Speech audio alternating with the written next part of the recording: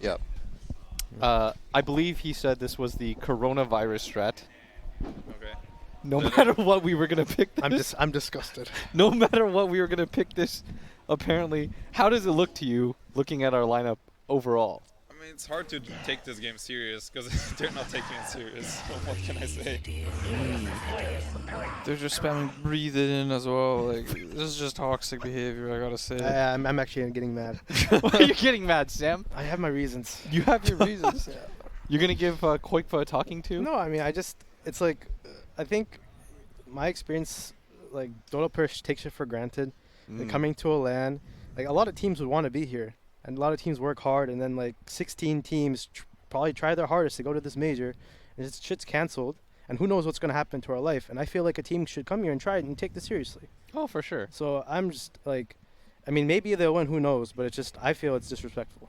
I would say that I don't necessarily disagree. I think our team is being a little bit sillier than they should be. But at the same time, I mean, like, you guys also, like, no offense, they didn't qualify to the major, and I feel like they should use this as damn, practice. Sam's really getting in. I mean, I just feel like people take things for granted, and right now, like, our world, the world is like, you know, anything can go away at any time. I will say that Sam is pretty consistent on this. Whenever you tell me Artur, like, who cares, he always gets mad. I mean, I do care, because, like, you should care.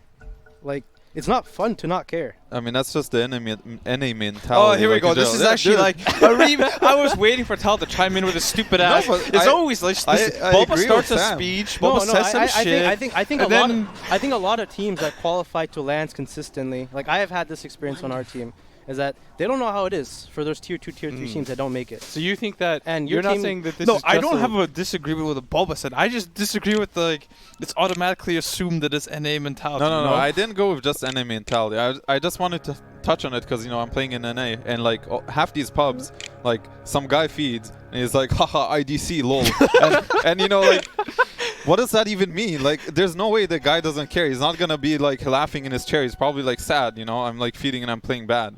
It's just like, it's a bad way of doing things. It's like it promotes toxic behavior. But what Sam said is true. Like, especially in a situation right now, you could say one thing. You know, maybe they're raising awareness with this strat. I don't think they're trying to raise awareness. Putting a positive spin on it. You know. I mean, I think, okay, so the one thing about our team is, like, I will say I don't necessarily disagree with you, Sam. We don't know when the next event will be and stuff like that. But I do think, like, our team anyways, we're trying to have fun because I think for a little bit we got really serious for every single event, and we felt a little bit burnt out. And so the guys just wanted to have a little bit of fun. At the end of the day, we are in the entertainment business. Yeah. Like, I mean, of like I course there are said, it's high-priced just ones my and stuff opinion. that. Like, Oh, I 100%. want I to don't, share it. So yeah, I see there's complete validity in I'll it. get shit for it. Who knows? Or I will not. No, I don't give think a people will fuck, disagree with you, if I'm honest. Yeah, but I don't. It's like it just, you know. There things. Great, you want to come? No, dude, Come here, trust me. If there's anything, Crit doesn't want to enter this shit show. He doesn't want to enter this shit show for sure. I mean, the thing is, like, Guys, having. coronavirus is not a laughing matter. Oh, Crit's here. Oh, And here now we he's go. out. Crit drops his official statement. Now that he's that laughing he as he cannot. walks away. There's no bad angle of what he said. You know, there's only like, wow, Crit, that was very mature of you. Like, that was truly like. I mean, the thing is, Artur, you're a lot to blame for this. What did I do? Because like you people want to be you, you know, and you know, and I know you. I've already told you this before, but you know, Artur stream guys, and this was you a few years ago. You've definitely like matured. 4 years ago. Yeah, but people have not changed, my friend. People have not changed. Do you think So, Artur's like, haha, lol, end the game? Yeah. Not as much, I think. I always put my effort into the game, and then at some point, like 27-minute mark, if I see if people don't listen to me, I take it as they don't want to win. So I rather just go next. That's how I look at my effort from my. He's very far. No, he is very far, and Like, he's gonna sell. If people are throwing in the game, they're not listening to me on purpose. I'll take it as like they don't want to win. So why would I want to win? Like if this guy doesn't want to play, then just go next. Oh, they actually Liquid got first blood. Yeah. on Looks the like they're Morphling. owning They're actually owning. They surprised them with the strategy. What can I say? the coronavirus. I mean, I strategy. thought there was some. You can't stop the coronavirus, man. You can't. You can go with the memes along. We can play along with the memes you want. Nah, I don't think we should meme about it, Boba. Bulba, you got to take these things seriously, Oh, yeah, like you yeah. just said. Yeah. Well, Sam, you're not staying very consistent. You're not keeping a real cash I mean, money I'm right now. saying, like, what? You want me to be grumpy here? I won't. I might as well play along with The them, only right? thing I think is like you should. Can you really judge people for how they behave and like their perspective on things? Like maybe they think it's the last Dota tournament they'll play together for months, so might as well enjoy it, you know.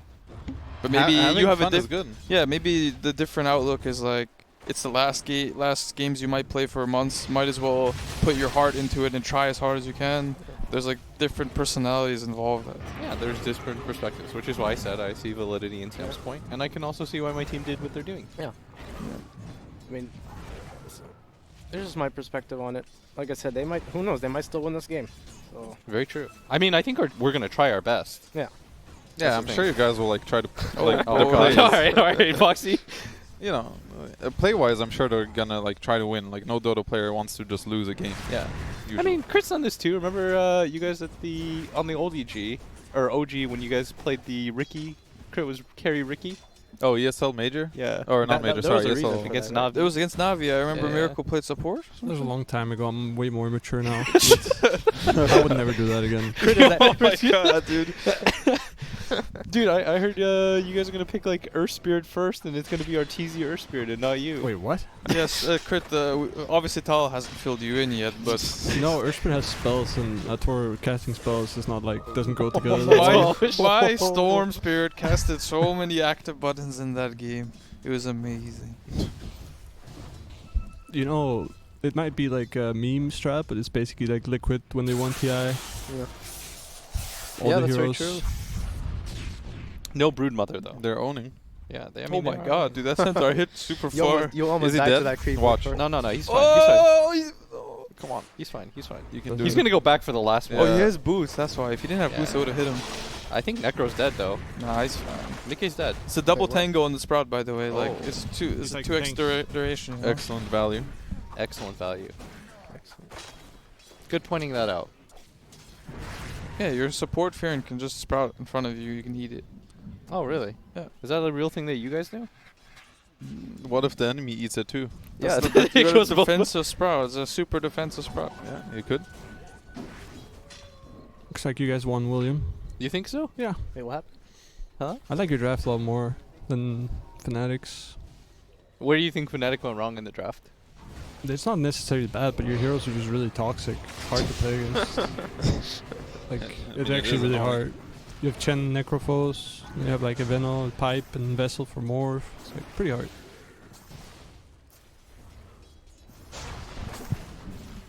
Sure. There you go, Sam. Well done. All right, so we are how many minutes in? I have bad eyesight. It has to be past 5, right? It's It's like 5. 5:37, 5:38. What do you think so far, Sam? I mean, I think the lanes might be a little bit rough, but they have no stuns for the storm. So, and they just have no real stuns in general.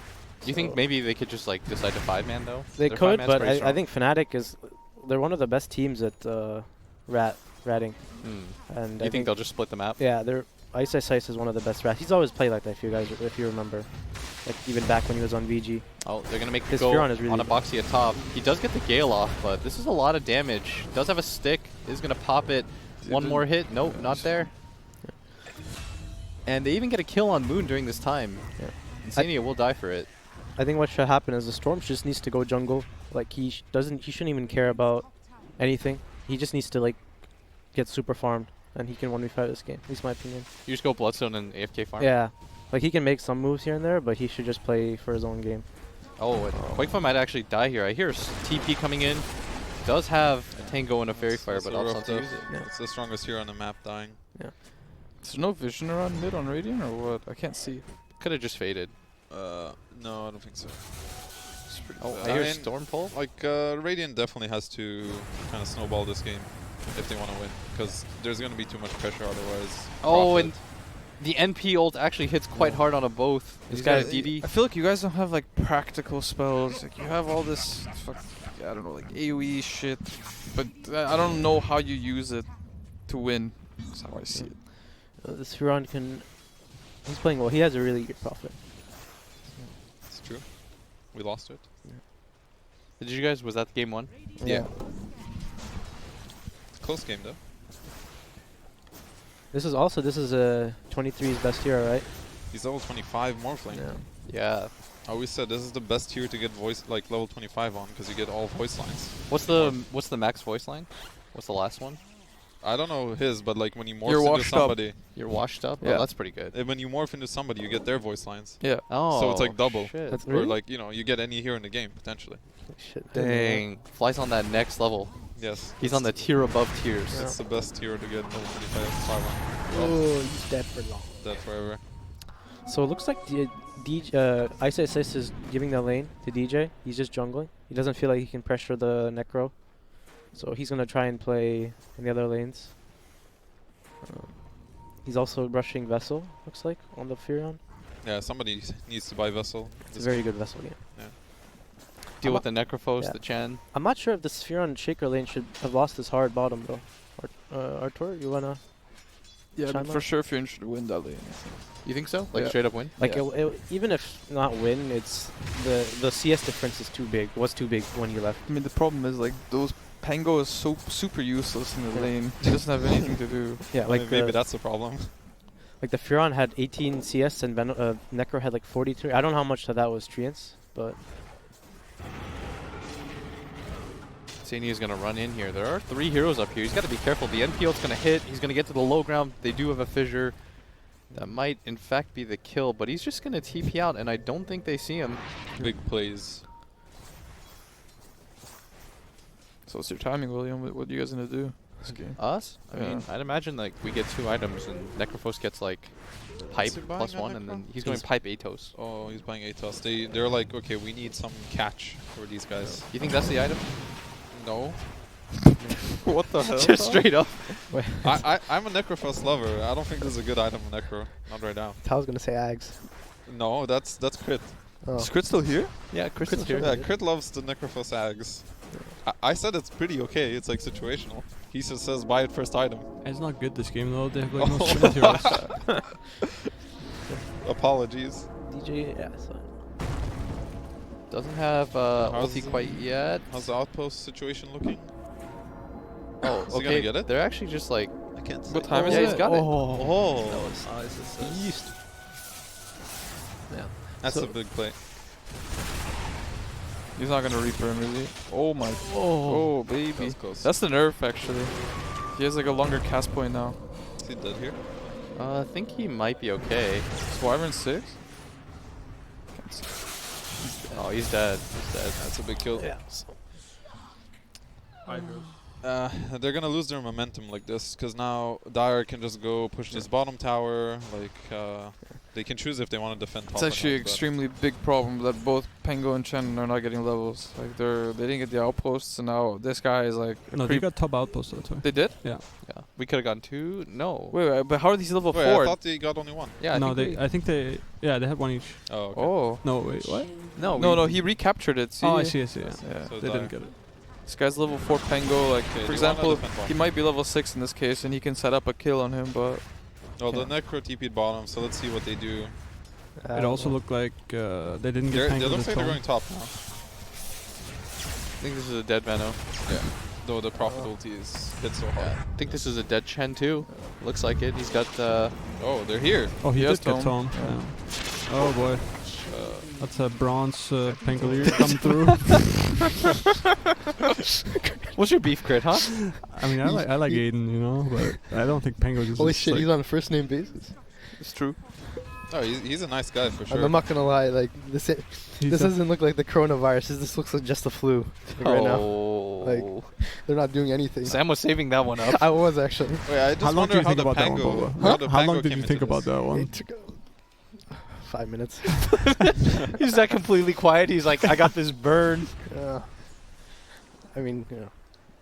I just didn't see the Pango in the virus strategy. Like, how does the I mean, Pango come? you gotta He's have the some one who's- stability in there, you know. Like Chen is Is like it stability though? What's- I mean, if the Pango was a Rubik, you know, maybe it's. We banned Rubik, dog. Ah.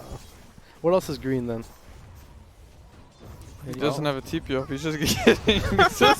He's getting slowed. to Get him, death. Boxy. this is a real Corona coming through. Let's go. What, did he have treants up? Oh, did he have himself? Yeah, he did. Would that have been like the 8D play. It was actually not that hard to do. There's only a Chen and a Veno hitting him. Yeah, It's like, it wasn't that hard. it's It not was- that it was hard not to that do. hard. It's just in this It's situation. super easy actually. Just make sure to knife. So Yeah. like, come on, what you doing? Yeah. So I don't know. Dire has to, you know. Do you think Fnatic is making this game harder for themselves than they need to? I mean, I think they, like, I mean, I think what they're doing is like not the worst answer. They are just farming, like they kind of can farm. But this Storm's net worth is extremely low. I don't know if he's like not jungling. Maybe Morph and Storm are both just jungling, so there's not enough. Yeah, creeps. they've both been on the southern side of the I mean, map. the thing is, the Shaker's taking one lane, and then the Wyvern's nuking the other lane, kind of, and then the Storm is taking half the jungle he's because not- Morph is jungling. Is he Yeah, going you have Nature's Prophet ulti too. Yeah, Box is there. He has no ulti. No, sir. No one. Well, stick. But most if he kind had of Chen ulti heal. and like Vessel, this guy, he'd die for sure. Oh shit. Oh, he's alive. We got the salve. Yeah, they kind of have a little bit of a damage problem on Fnatic until later on. Like the Storm and Morph need items for them to have damage. You know, Wyvern Shaker, it's not a lot of damage, and then Prophet is like he has an ult, but that's all. You know, unless he has a Vessel. I mean, they want to slow the game down. Like, it's fine if Liquid gets some things right now, like this when they're really strong. So Fnatic kind of has to recognize that, and Morph is doing the right thing. He's ratting bottom, right? So I guess Storm's not a really deep push at early points in the game, right? I mean, they need 'Cause to. they split. only have like a Wyvern Inferno. They got 2 tower tier Yeah. ones for that. That's it's not bad for I think Fnatic. bottom two. Liquid might actually just pull like a really early high ground push. You know, like the Shaker's he's nowhere near Blink. Like the Storm is gonna have like maybe a Kaya, Morphing spying like Yasha. They won't have anything to fight them. It's gonna be pretty close because they do have like Wyvern and they can push, and then Prophet and Morph are gonna rat the other two Yeah, lanes. they need to rat. they have Vessel now. Do you think the passive auras of the Chen can heal the wave enough? Does he have a mech? No, not if there's like more nukes coming in. Oh no, Aiden! He wouldn't have made it, to be fair. I don't think so. He has 1k gold, 1.1. What's he gonna buy with this Javelin? gold? Yeah, Oh, we've got a probably mech now too? He's got a should. Yeah, a lot of sustain. I If don't he know gets like one little centaur for the Chen, and then they have a mech, and then they run down mid. if they get pipe like soon on Radiant, I actually think they can just run it down. They But could. I don't know if Necros. Yeah, he's not. Their buying their pipe. Roche is fairly slow, maybe with a wolf creep, so they might just want to run it down like bottom lane right now and go for the 2 Oh towers. shit, he has Ags? He's going Ags? And they really need a pipe actually, like really badly. Wait, on don't Liquid. buy Ags on Venom, my friend. Please. The ATOS coming into play. Oh my goodness. Vessel. He might be dead. Where hero's that? No, he's fine. He's fine. He's more. Is he? I don't know if he's fine. They're gonna chase him down. This is so Shaker? much slow. The little centaur is here, boys. The little centaur. The Body little block centaur him. that could. it's creeping. Oh he my got the stun. goodness. He's no He's- Vessel. No Vessel charge. Yeah, he's perfectly fine, guys. Oh. The yes. Atos? I mean, he's getting. Oh yeah, well, This is crazy. Yeah, yes, yes, Andreas. Can't escape the virus. This Morphers Viper matchup. Eventually, you can bring Viper and become him. Turn into Viper. Yeah. And then Is that the break. ideal target when you see the other side? Yeah, I think they Oh. can. Oh my god, that's optimistic though. I Oh, respect he has a that. javelin too. Yeah. I mean, eventually he's gonna Shield buy crush. Ags Shield crush. for Shaker. Okay, that the round green- two. Oh my Is he gonna God. get him? No, oh, he's not. No, No. you have to do blind if you're gonna do that shit. Yeah. 23 Savage. He had a ward actually. He could have put the ward down for big plays. There it Okay, is. there it is. He's like the Hector of South America. He just puts all his items on the quick buy. He's Southeast Asia. Right. Southeast Asia. Sorry. Oh, You know, Morph Shaker. Right? My favorite Hector thing is like when they're losing and he queues up like 4 bloodstones as like a passive aggressive. Like I hate this game. Oh, yeah. Actually, I saw PPD tweeted at 23 Savage something about like 23 Savage was saying something about getting 10k, and then Peter said like Morph Shaker's not in meta anymore, so good luck. And now they're playing Morph Shaker. It's true. Passive aggressive comment there. I like what Liquid is doing though. They're they recognize they have to go for Alright. these towers. Is he gonna press his mech or what? Yeah. Oh, that's a long zip in. Should be a kill though. In fact, His it is. arcane. Ice might die for this. Trees. No quelling Ice blade. No calling. And he's fine. And now let's see what happens bottom, because they know Necrophos TP'd out. Are they gonna do anything about it? Yeah, they've got to be careful, but They they have can Chen Chen. TP. It's true. It's true. They can Chen TP. And he has an arcane rune on Storm. Moonmeander's waiting. You say Moonmeander? Moon Meander? Moonmeander. What was his name before? Nana? Yeah. Yeah. Good old No, warrior no, no. gaming. Is Oh, unit. they've got Shaker? Blink. Alright. Vessel. This might be dead. If they have Vessel, it's very He is safe. 100% dead. Didn't even need it. Looks like the virus has been quarantined. Damn, Sam, you're really Sam coming out with actually these has things. Thank you. Okay, well, Crit laughed. this is the problem, right? They can easily split up the map, like, and Radiant is gonna lose momentum. I mean, if they don't take a Rax in like 10 minutes, I'd say they lost. I mean, I don't know what Koik was doing right now as well. Like, what is he doing? Can I they haven't just like seen it for a Foxy's while, dead? can they actually. just go down mid, please? And the creeps have turned onto the Chen. This might even be a kill right here. He is quite low. Here's Insania Storm died during somewhere. this time. Storm's gonna Oh, zip and get the boy. one shot. Looks like he's gonna go for more. Might even find Taiga here, but Oh, does not Viper get the right angle. Koik was here now. got 1 kill. He probably will die for this. Where's Morphling? No, Aftershock doesn't work. He can't get stunned. Yeah, that's gonna be a double where's kill. Morph? Morphling's coming though. He deals a lot of damage, and Quickfoot doesn't really have easy way out of here. No pike. The Storm's gonna come in, get the last hit. All right, William, pack it up. Back it up. Next. You guys are so annoying. Sorry, I mean, you guys can still win. It's Yeah, you guys can still win. Hashtag, yeah, are doing it. You played on Liquid, you idiot. That's why I said are doing it. You should have some pride. What I'm saying, you guys can still win. That was Am I like being the- sarcastic? The was like- Wyvern got a dagger. actually, I see Jabs. He always gets the stone, like every game. He Yes, gets the this. dream. He actually gets it every game. Does it make you mad? Yeah. What's the stone called? Okay, we may have named some stuff different names, but the Philosopher's Stone, you know. The Yeah. Philosopher's Stone? We have a different name for it, but it's I okay. see. We I- don't have to share It's these. the We Harry don't have to- Potter stone. The Harry Philosopher's Potter Stone. Stone. Yeah. Artur, I know you're a big fan of Harry Potter, It's true. the movie series. You fancy yourself to be Harry? I would never have that item. The only time I've ever had the item is when I'm Lone Druid, actually. Do you know who? Yeah, you might as well take it on the supports, boys. Do you know who the Philosopher's Stone belonged to, Artur? Quiz question. Who? Do you remember? Nicholas No. Flamel. Holy shit up. William knows. Artur, for being a Harry Potter fan, you don't know many of the people. I in mean, the I story. don't. I really don't. And Are you're- you a Harry and Potter fan? He's a Zoomer Harry Potter fan. He only a watched the Zoomer- movies. Yeah, exactly. He didn't read the books. He actually is a Zoomer Harry Potter fan. He is. Can't mean- make Roman a day or some shit. Okay, I mean, Arturo has a lot of like problems because he hasn't seen like any movies. He hasn't Dude, seen Dark Knight. He hasn't seen Lord of the Rings. He hasn't seen Dark Knight. I tried to watch Dark Knight, but the quality of the movie was so bad. Like, What? it's like it felt like The Dark I Knight don't is know. like one of the best movies ever. Oh, this is the high ground attempt. Okay. Question mark. Do they have pipe or anything like that? I believe there is a mech, and he does in fact turn into Viper. Oh, it he's looks actually like. going Ags. No. Who? I don't think you can go Ags Who? on Benno. Oh. And looks like the push might end here as they don't have a creep wave. but the tower's low actually though. Yeah, somehow. that wasn't too There's bad. tornadoes here, boys. It's Idaho. The Wildkins. I love the dance they do. It looks very peaceful.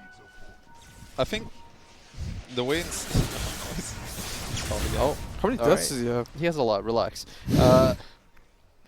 Why is he going Maelstrom? yeah, I was about to say like I'm not sure if you go Maelstrom. Fly, but- that's your dream right now, to go Maelstrom on a 5 Pango. I mean, I don't want to play that. I'll be honest. My dream is playing Void Spirit 5, and that sounds more fun. Have you tried your, maybe you guys could do a next game? No. So why would I do that? I was waiting for Artur to I'll say. say, like, you know, like, playing and winning is more fun than losing, right? Like, disregarding of the mentality beforehand, I have more fun when I win. So that, like, comes first. But you can make it more like a relaxed Who do environment. you think is the most boring 5 to play that is usually meta? Like, who are you just like, get me Lich? out? I think Enchantress actually. What? Here's fun. Huh. That's a good question. You just throw spears at people. The thing is, I like most of the 5s. Like, I enjoy playing a good amount of Warlock is boring as fuck. I feel like Warlock, you get a lot of gold on him though. Like No, Warlock is cool because you Yeah. get this one rock and you feel really cool about yourself. What about Ogre? Ogre I don't particularly enjoy, Oh, but someone is mad right now. they Oh removed my the GPN. God. God damn it, Aiden. It's having a rough. That's just life. He is also like their designated wave pusher, so I'm reporting Aiden after this.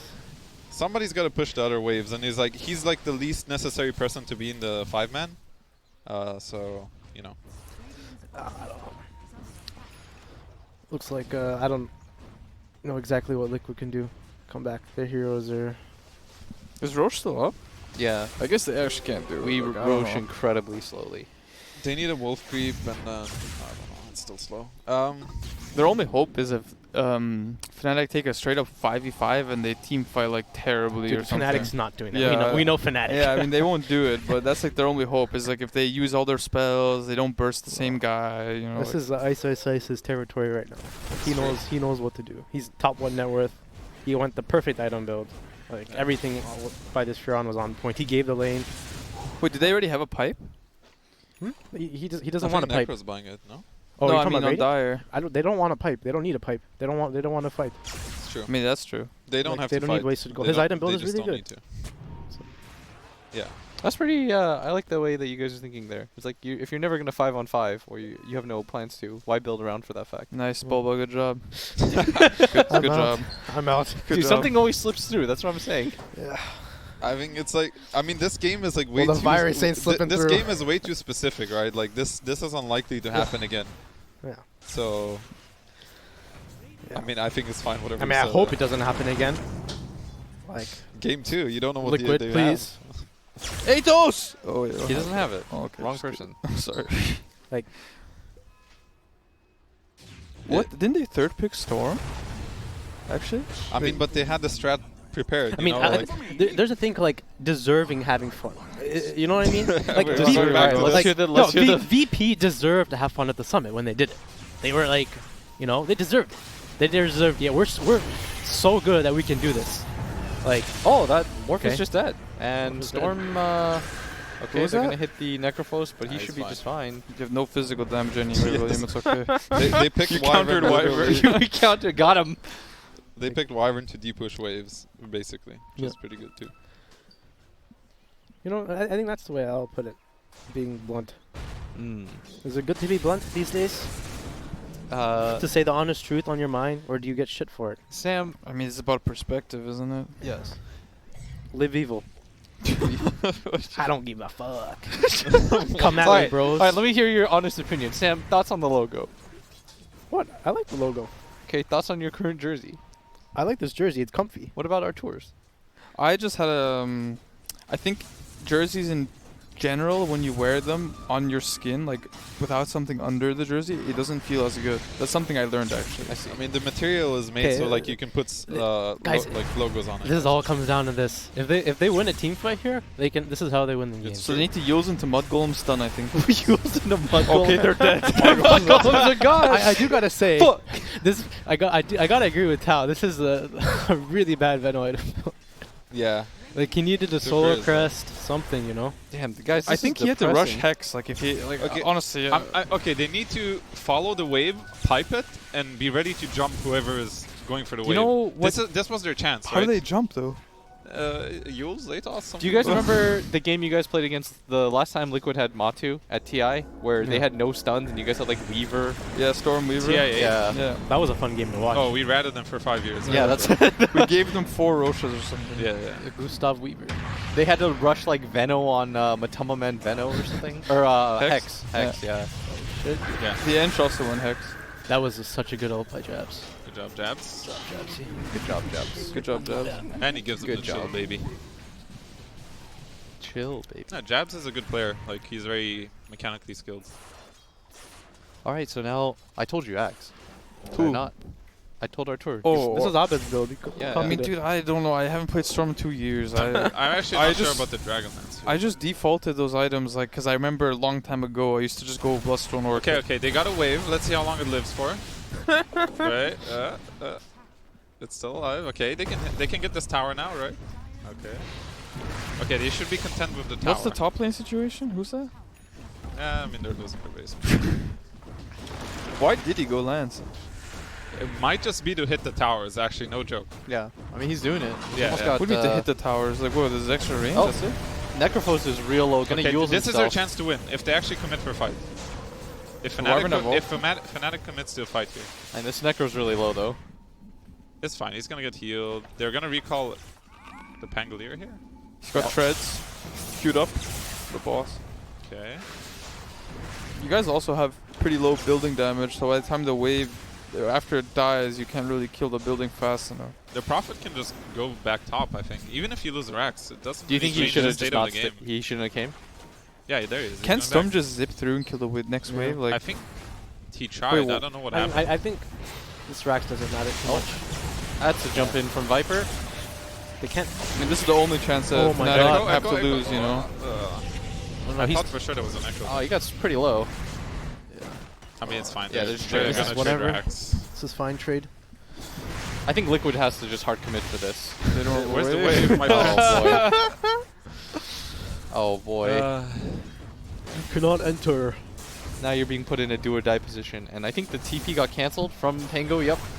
It does. And it looks like the Echo Slam comes in. My sound got messed up after the echo shit. That's good. And it's getting kind of low. They're not killing their own. The Pango's alive. As long as they're buying time, the wave is dead. This doesn't matter. If Profit He buys got BKB, Rax. they can't cancel it because Reaper doesn't go through BKB anymore. Ice is playing so well. Yeah, Ice is playing. Do you think I he's salvaging this game?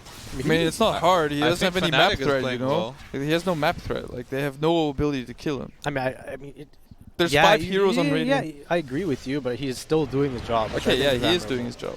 Like, Because I think this way of playing is not like Liquid at all. Like, this is never what I would think they're good at playing, you know?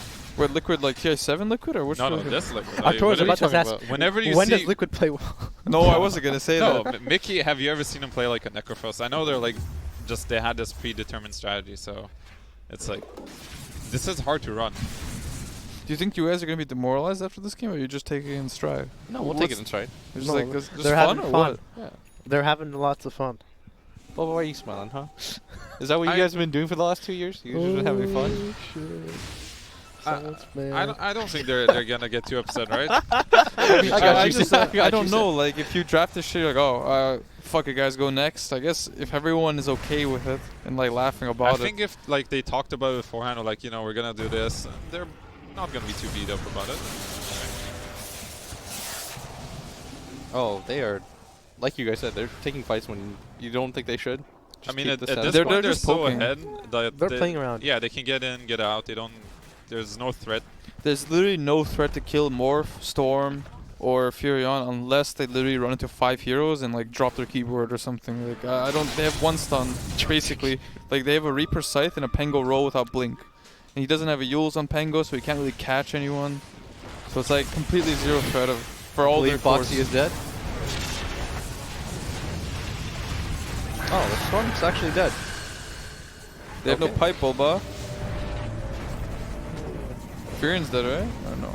Nice, man. That was okay. He almost died. Could have been a decent fight if he. Oh, the Shaker Morph is coming to play, folks. Holy shit, that's a lot of damage. Oh my god.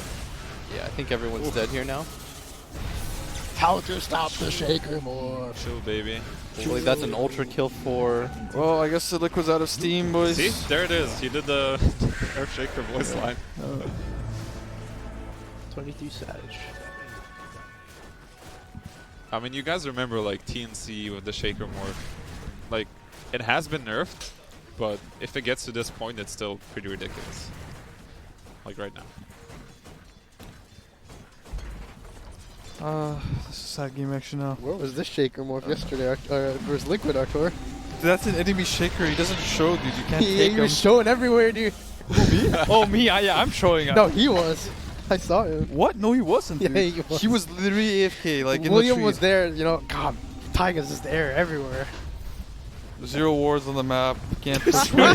You're really gonna play oh, Talon in that what? game? 0 wards? You had vision when you jumped in through the game. Did I? Yeah, you had a ward. Wait, Dude. jumped him through where? When he jumped on the cuddle and he didn't BKB. That, and that he game was died. so clowny. Oh, Let's- did I had some lag. I couldn't. You had some. That was a rough game. You got hexed by the Zeus. How do you not go on the Zeus there? Dude, how did Quick even have 1 death that game, dude? He died like What? 5 times the E-Blade combo. Wait, He has a he had Yules more and than shit one too. death. What are you on about? He had 5 deaths. Yeah. How does he die 5 How do you have times? 7? How do I have 7? Yeah. Because We- I'm playing we ran at aggressive. him. Yeah, I'm playing aggressive. That's what I'm doing. Yeah, you were throwing. You were an aggressive player, though. I I'll say really that. was. Oh, there's a refresher. Wait, what? Does he have mana for this? Yeah, wants he the- does. He can't do anything else, but he's gonna double dunk the shit out He has of double us. arcane ring. Yeah, here we go. That's true. Here's one. Here's another one. Damn. He's gonna just pop it and use it on the ground. GG, Insomnia. Thank you for that amazing, entertaining There's game. only one Earthshaker. Actually, there's 2. Nice one. Let me see it. All right, so that was game 1 of Fnatic versus Liquid as Fnatic But takes what it room in. are you guys in? He only cares about Look, you getting can the look right better- now. They're in the small room, right? Fnatic is in the small Oh, room. that's so good. Nice. Did you hear about the NBA player that just coughed in everyone's mic on purpose? Yeah, Rudy Gobert. Yeah. That was a dick move. What an idiot. Yeah, that was not cool. No, I just thought of that because there's mics in front of us. I So. see. I mean, Just I'm don't sure touch you it. guys are. From what I hear, all of EG's very healthy right now, so it seems like it's going to be okay. You know, it's going great over here, guys. Don't worry. Going great over here. Yeah. As we're going to have a quick break. You guys going to join us for game 2? Or are you just going to chill? How are we gonna join them for game 2? Or we just We'll chill? have a press conference. To Yeah, talk we need to about go it. to the All right. business. We have So a at press least, conference. at the very least, we're going to go to break. See you guys here. Thank you for joining us, EG, on the couch. Bye bye. Bye-bye.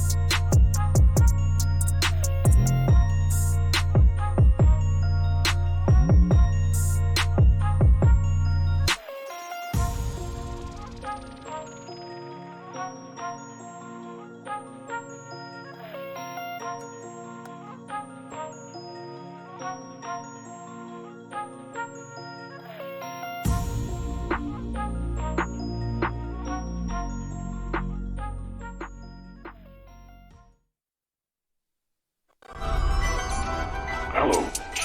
Do you want to play a game?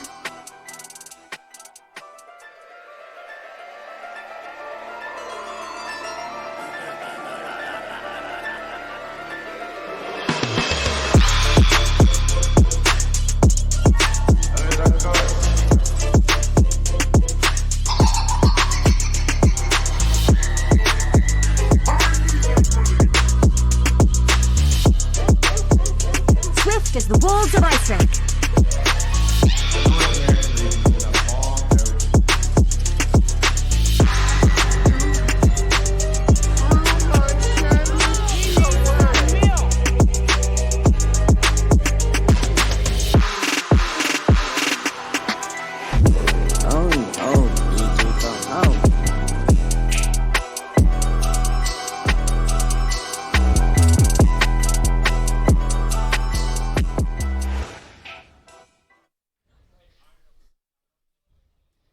And we're back. It's the LOOT.BET Dota Summit 12. It is Championship Saturday. No, just kidding. It's the bracket.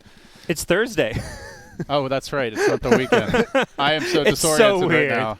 Really It's well been done, a crazy hosts of this event. Really crazy, 24 hours. But fortunately, we have Dota here to keep us all grounded and focused on what's truly important, which is our loved ones, which is you guys. So thanks for joining us. Oh, thanks for having me. And Fnatic's looking pretty good, gotta say. Liquid, obviously a very, very good team. They tried their best strategy. Went for a little bit of a meme strat, perhaps a little pandering. What do you think? I mean, I think it could have genuinely. The funny part is, I think it could have worked if we picked like one more stun. Having no stuns is So very not hard one to more, win. just picked one stun, Yeah, period. just What any. about one more? A stun. A stun. Insania. Pengo for him. Is that something you thought you'd see? Really wanted to do it before the event. He fancies himself a Pengo player.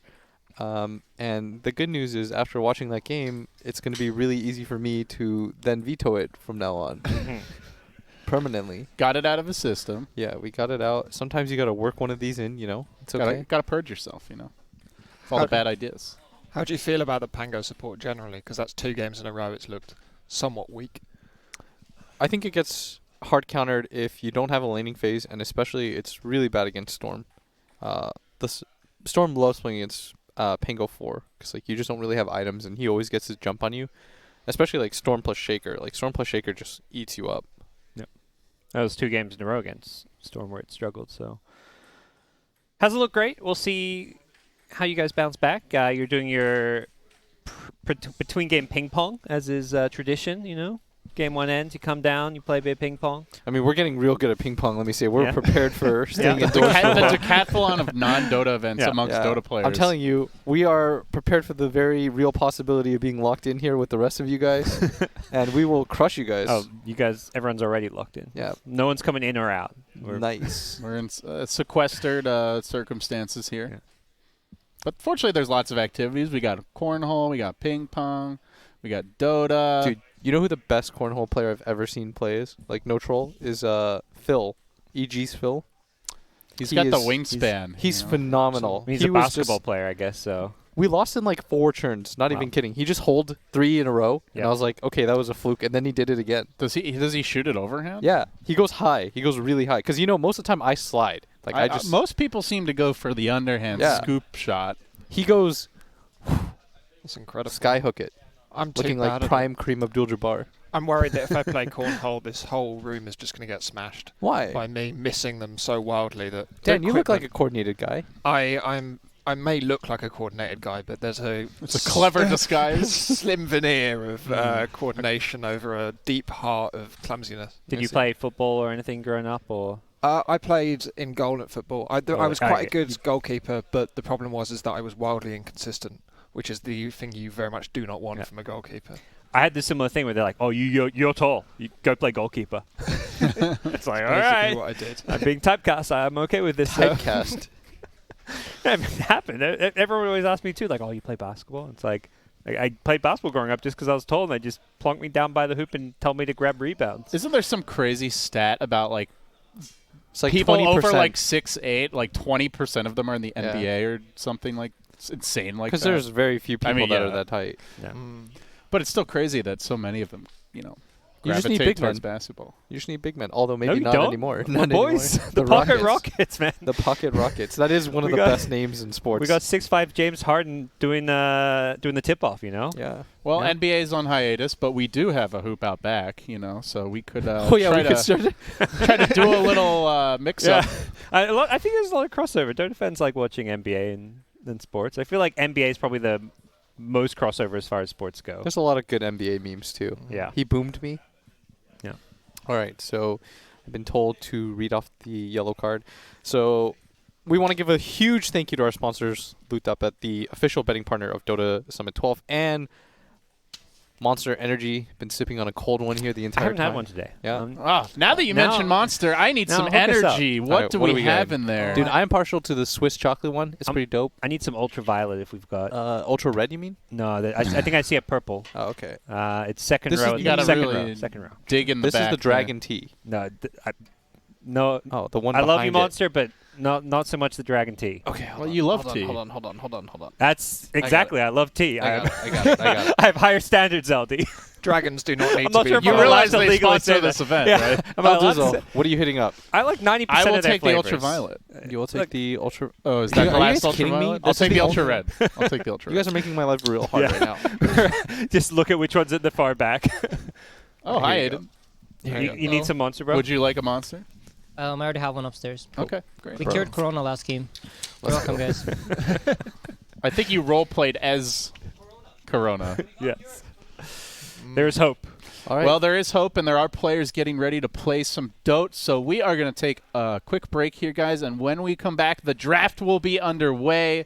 It's Liquid down 0-1 against Fnatic. Stick around. LOOT.BET Dota Summit 12 continues in a jiffy.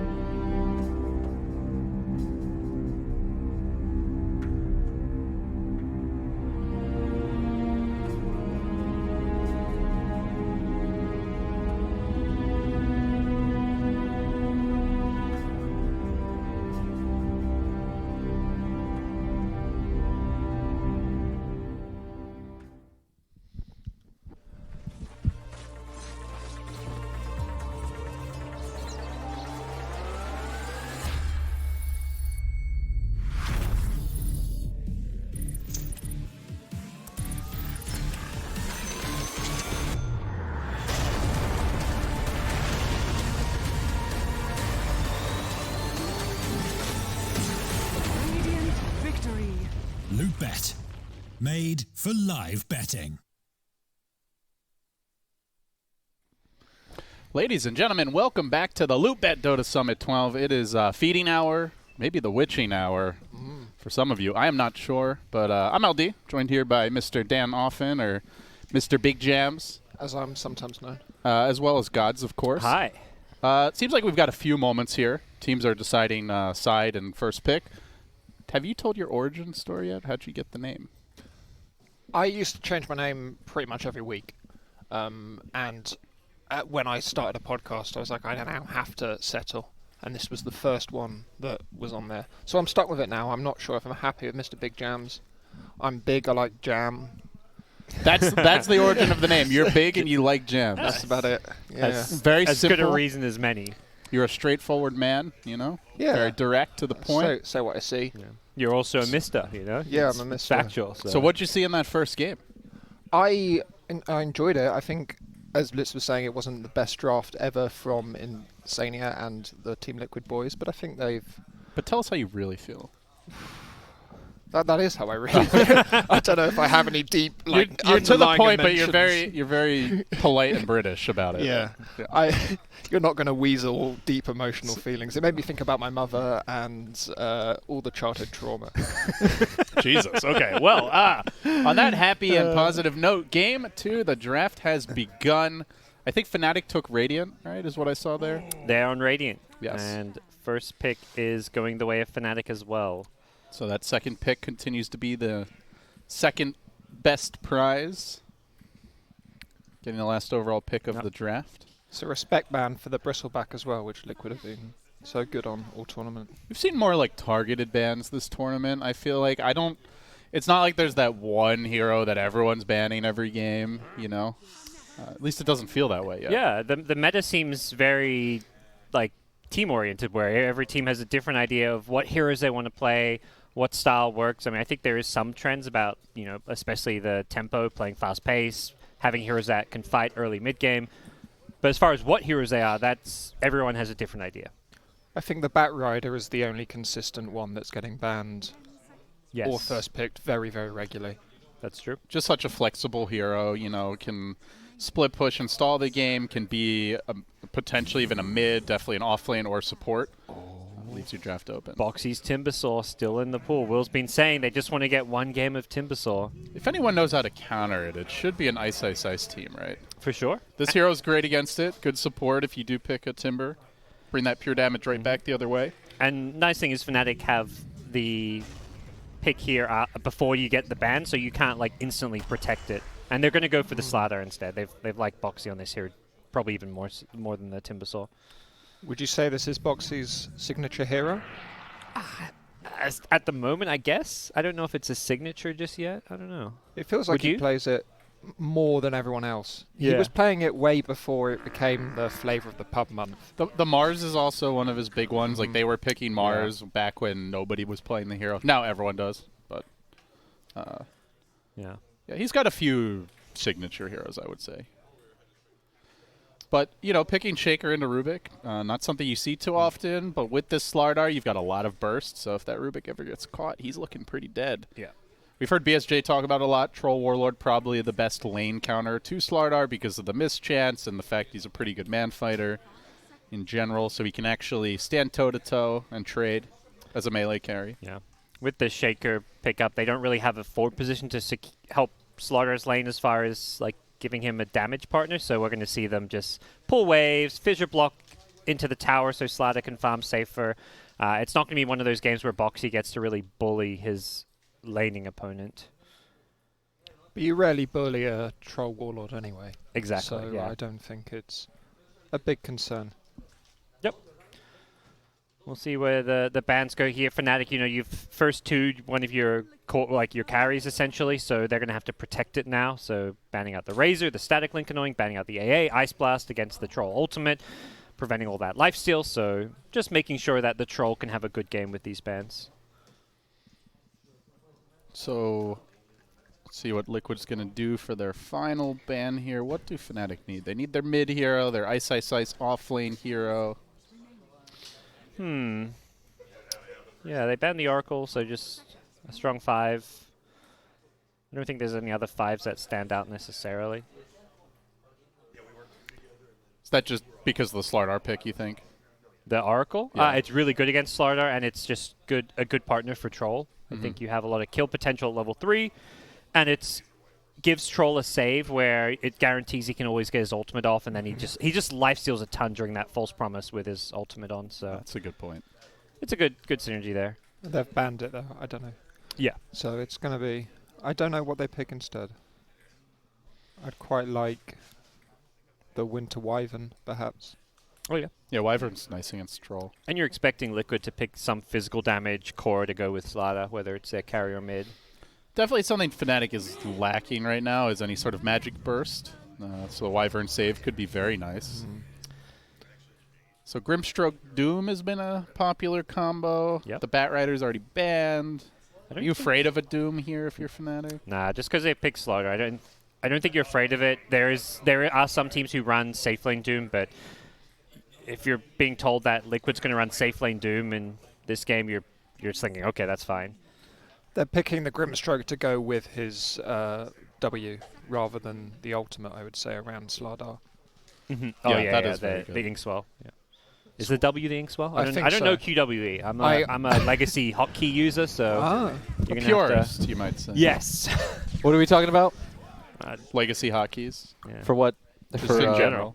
He was talking about the Grimstroke He doesn't W. know and what I it- don't know what his W is. Well, it's Oh, a second Inkswell. skill. Okay, yeah, I know what Inkswell is. That's what. I know the other hotkeys. Oh no, I thought it was the brush. But The- Q is 1, W is don't- 2. You I know, don't know. it's just left to right, David. I completely. I don't know. I don't What, do you read memorize right the to skills left? by. I don't look Okay. at left to right. So Usually the stun is on Q, the silence is on E, and the nuke is on W. Is that true? Actually, the only one that's Wait, the false nuke for is on Storm's nuke is on Q. The yeah, orb it's- attacks are usually on Q. Yes, the That's orb true, attacks too. are usually on Q. That's but like Nyx, Lion, all those guys are Q stunners, right? Slardar's stun is on his W, W, which yeah. endlessly, I'm always jumping in and then sprinting. Yes, I do So that I too. do that at least 4 times every All game right, I play. Death Prophet. We gonna see that big 4-position DJ Death Prophet coming out again here, guys? Or is that Fool's Gold? They did lose that game, I believe. Sounds like Fool's Gold. I'm starting to Probably realize mid. there's no rhyme or reason to Dota. Like I thought that was true, and then I started going through all the heroes, and I was like, that is wildly inconsistent. Yeah. You know, Dota is a mystery, just like life. True. All right, but orb attacks. Is there any hero whose orb attack is not their Q? I feel like there's going to be an Huskars exception. is W, right? The spears. It's R, but yeah, is R is It's first. a second Yeah. skill. Okay, there we Is go. that an orb Oh, attack? oh. It's not. Yeah, it's there are no it is an orbs orb attack. anymore, Yeah, yeah. though. Well, like well done. Not in the traditional Well sense. done, LD. Yes. there you go. You figured it out. All right. Okay, There's no there's rules. literally no rhyme or reason to anything. Is that a spicy? Spicy chicken sandwich. Dude, me and Grant were just talking about it. They're Like so good. originals are just so much worse. But easier on the sensitive stomachs of the world. Means more spicy for you. That You is should zero, embrace the That is fact. like 0 spice. On a spice from like The spice. 1 to 10 is like a. This is 1. flavor. The Some- spicy yes, is flavor. yes. Sometimes and then the Chick-fil-A spices can be a little spicy, I would say. I agree. It varies from batch to batch. By the way, Chick-fil-A, we are looking for a food sponsor. Just saying. What happened to? You guys had one. Only ongoing Dota 2 tournament. Yeah. We're not going to promote the ones we don't have, Will. It's true. But the previous one, It's pretty dank. yeah, that was nice. All right, so what do these teams need here, guys? We've got one more ban to go from Fnatic. Looking at the Liquid draft, need another core, it would appear. Probably a Mickey hero. Liquid need. It's going to be a Quake for Storm, right? Okay, so what's good about Liquid's lineup, first, is they have good jump. They have some beefy boys. But I think they might lack for, like, oomph. Like a little bit of damage. That's, it sounds really weird, I know. Like, when you see Earthshaker, for example, you're like, that's a lot of damage.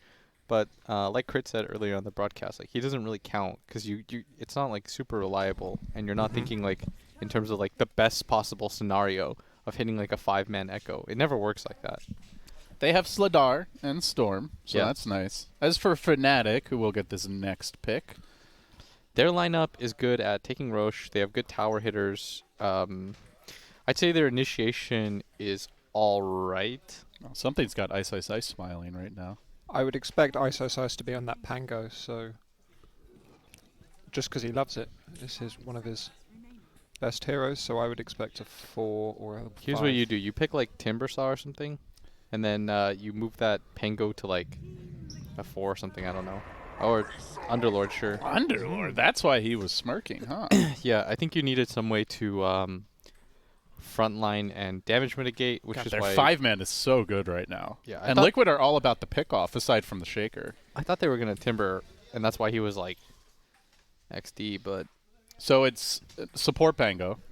And I imagine for Fnatic, the game plan is basically you just start deathballing and try to take objectives at some point in the mid-game. Yeah, Underlord's really good against Storm. Like, that route is so annoying to play against, because you always zip into it.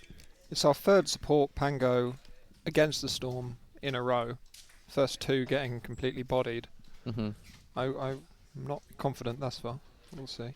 Could do like a Timber yourself on the side of Liquid, and then move that to like a carry or like a offlane boxy. It's not a terrible Timber game.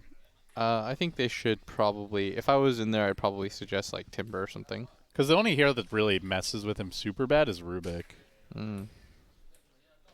But they kind of lack for damage in the mid game against it, and you can buy items to like... It's a little scary at the same time, though. You know, you're running like a greedy kind of lineup. You've got triple melee versus a DP Underlord. Sure. It doesn't feel great in some ways. That would just be, without looking at the hero list, yeah. What I might suggest. What else have we been seeing from other teams? Could they move this Storm to a 1 position? Would that even be good versus Underlord? I think do the something lane different mid? is probably a little bit annoying. You'd have like Storm plus Shaker. Yeah, And like Grimslard are in the offlane. Yeah, I think that's how you'd probably do things.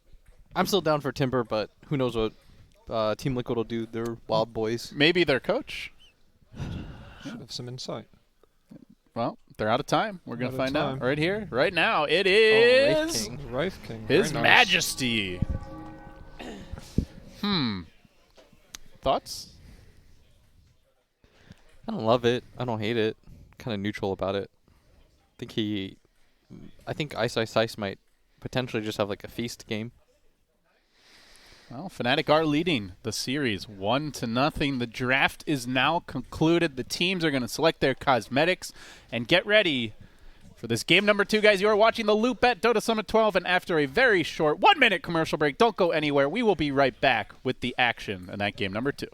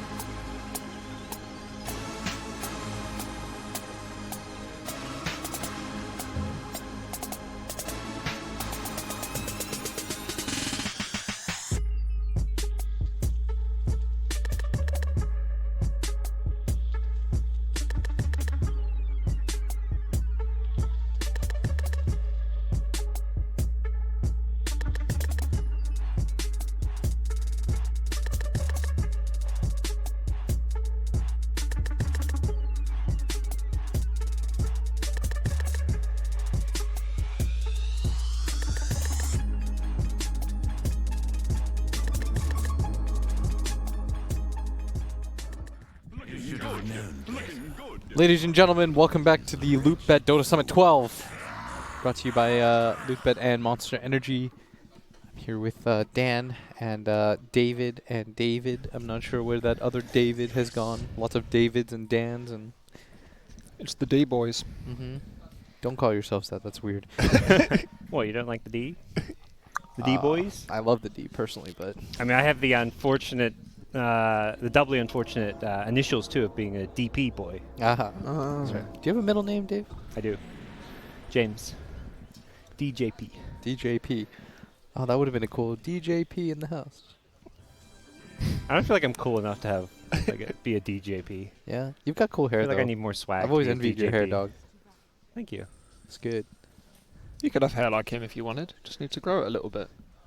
You can I hate when it's in my eyes. It's genetic. I have a double cowlick at the front. Oh, and a really? Cowlick at the back. There's a lot of weird things in my hair. Genetic things. It's all good. It looks fashionable. Were you licked by a cow in your infancy? Yes.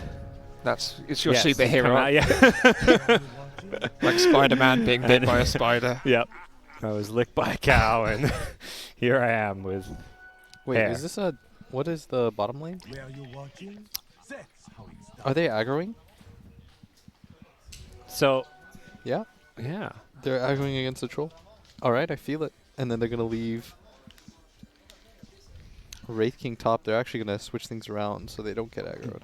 Back-to-back 5-position Pango. I mean, seeing as a 4, like Z-Freak playing it, you know, that's been done for a while, but I feel like this is the first we're seeing 5-position Pango. Mm-hmm. I mean, I thought they were going to swerve based on the lineups.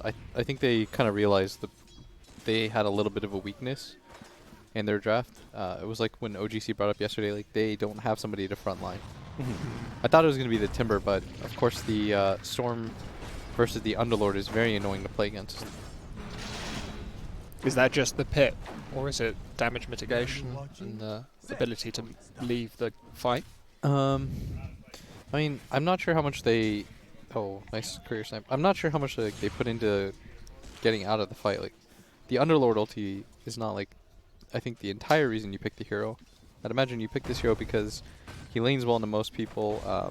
You look at Liquid's lineup and they have to run into you, and they pretty much have to fight you. So this is pretty different than what our Fnatic normally does. Oh, we got LD back on the couch when we're... Hello. Oh, I'm back. I've returned. Just had to eat a couple pieces of chicken, sustain myself through what could be a grueling game 2. What'd you get, spicy? I went for regular. You know, I'm feeling like a basic human being today. Just trying to live in this this world. LD's not about it. I have spicy sometimes. I like to mix it up, you know. If you eat spicy all the time, is it even spicy? No, that's the problem. Yeah. Your tolerance builds up. There's always something spicy. And variety is the spice of life, as it turns out. Got him. This is why this guy's so wise. Oh, Jabs, I don't know if this was wise, though. He's going to get caught out, and it will be a quick and easy first blood, and it goes to the King, Mickey himself. Fantastic start there. Mid lane, though, not so fantastic for Koikva. He's getting bullied pretty hard by Moon. Gets some help now, though. Actually getting a little bit low. In fact, a lot of help. Okay, he's All just right. dead. Now it's great for Koikva, too. Let's go, Liquid. Liquid winning 2 lanes. So far. Yeah, so far so good. Yeah. How's the Storm matchup against DP if you don't get the gank there? It's pretty annoying because no matter what, you'll always trade favorably, and you have to think about Storm as kind of a melee hero in a sense, because you have to get close to be able to cast your Remnant. And even you're your always gonna attack pop range in. is not that long either. Yeah.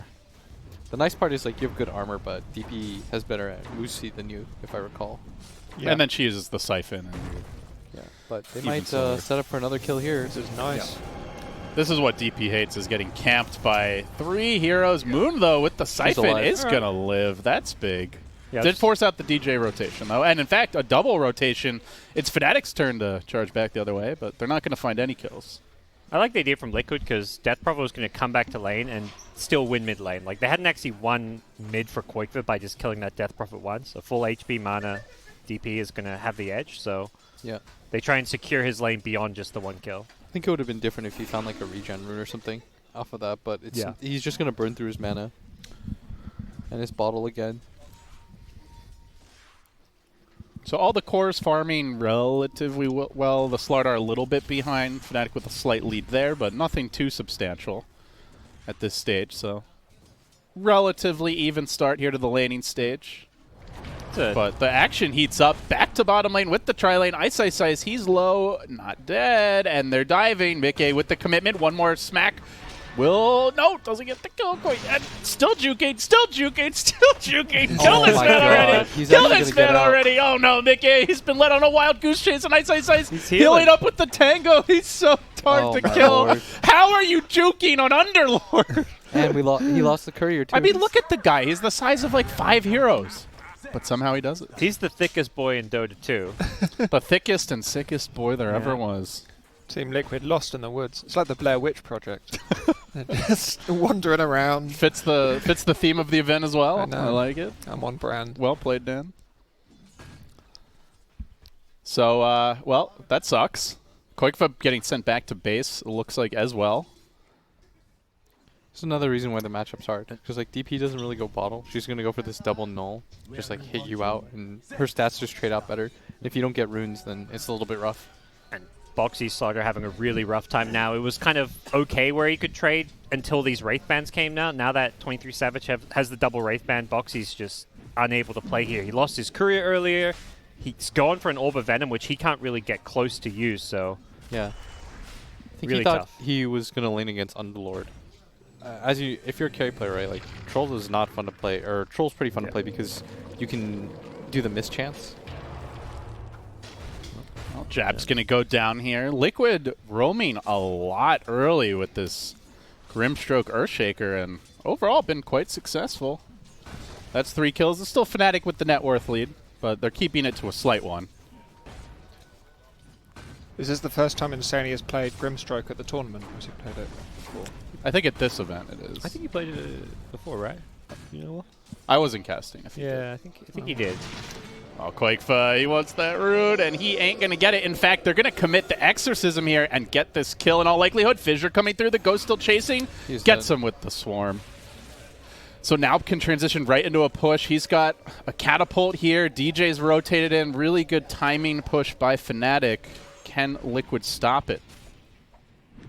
I mean, who's going to rotate? Wraithking's not going to stop it. Slardar's not going to stop it. It's really only Shaker who can do much.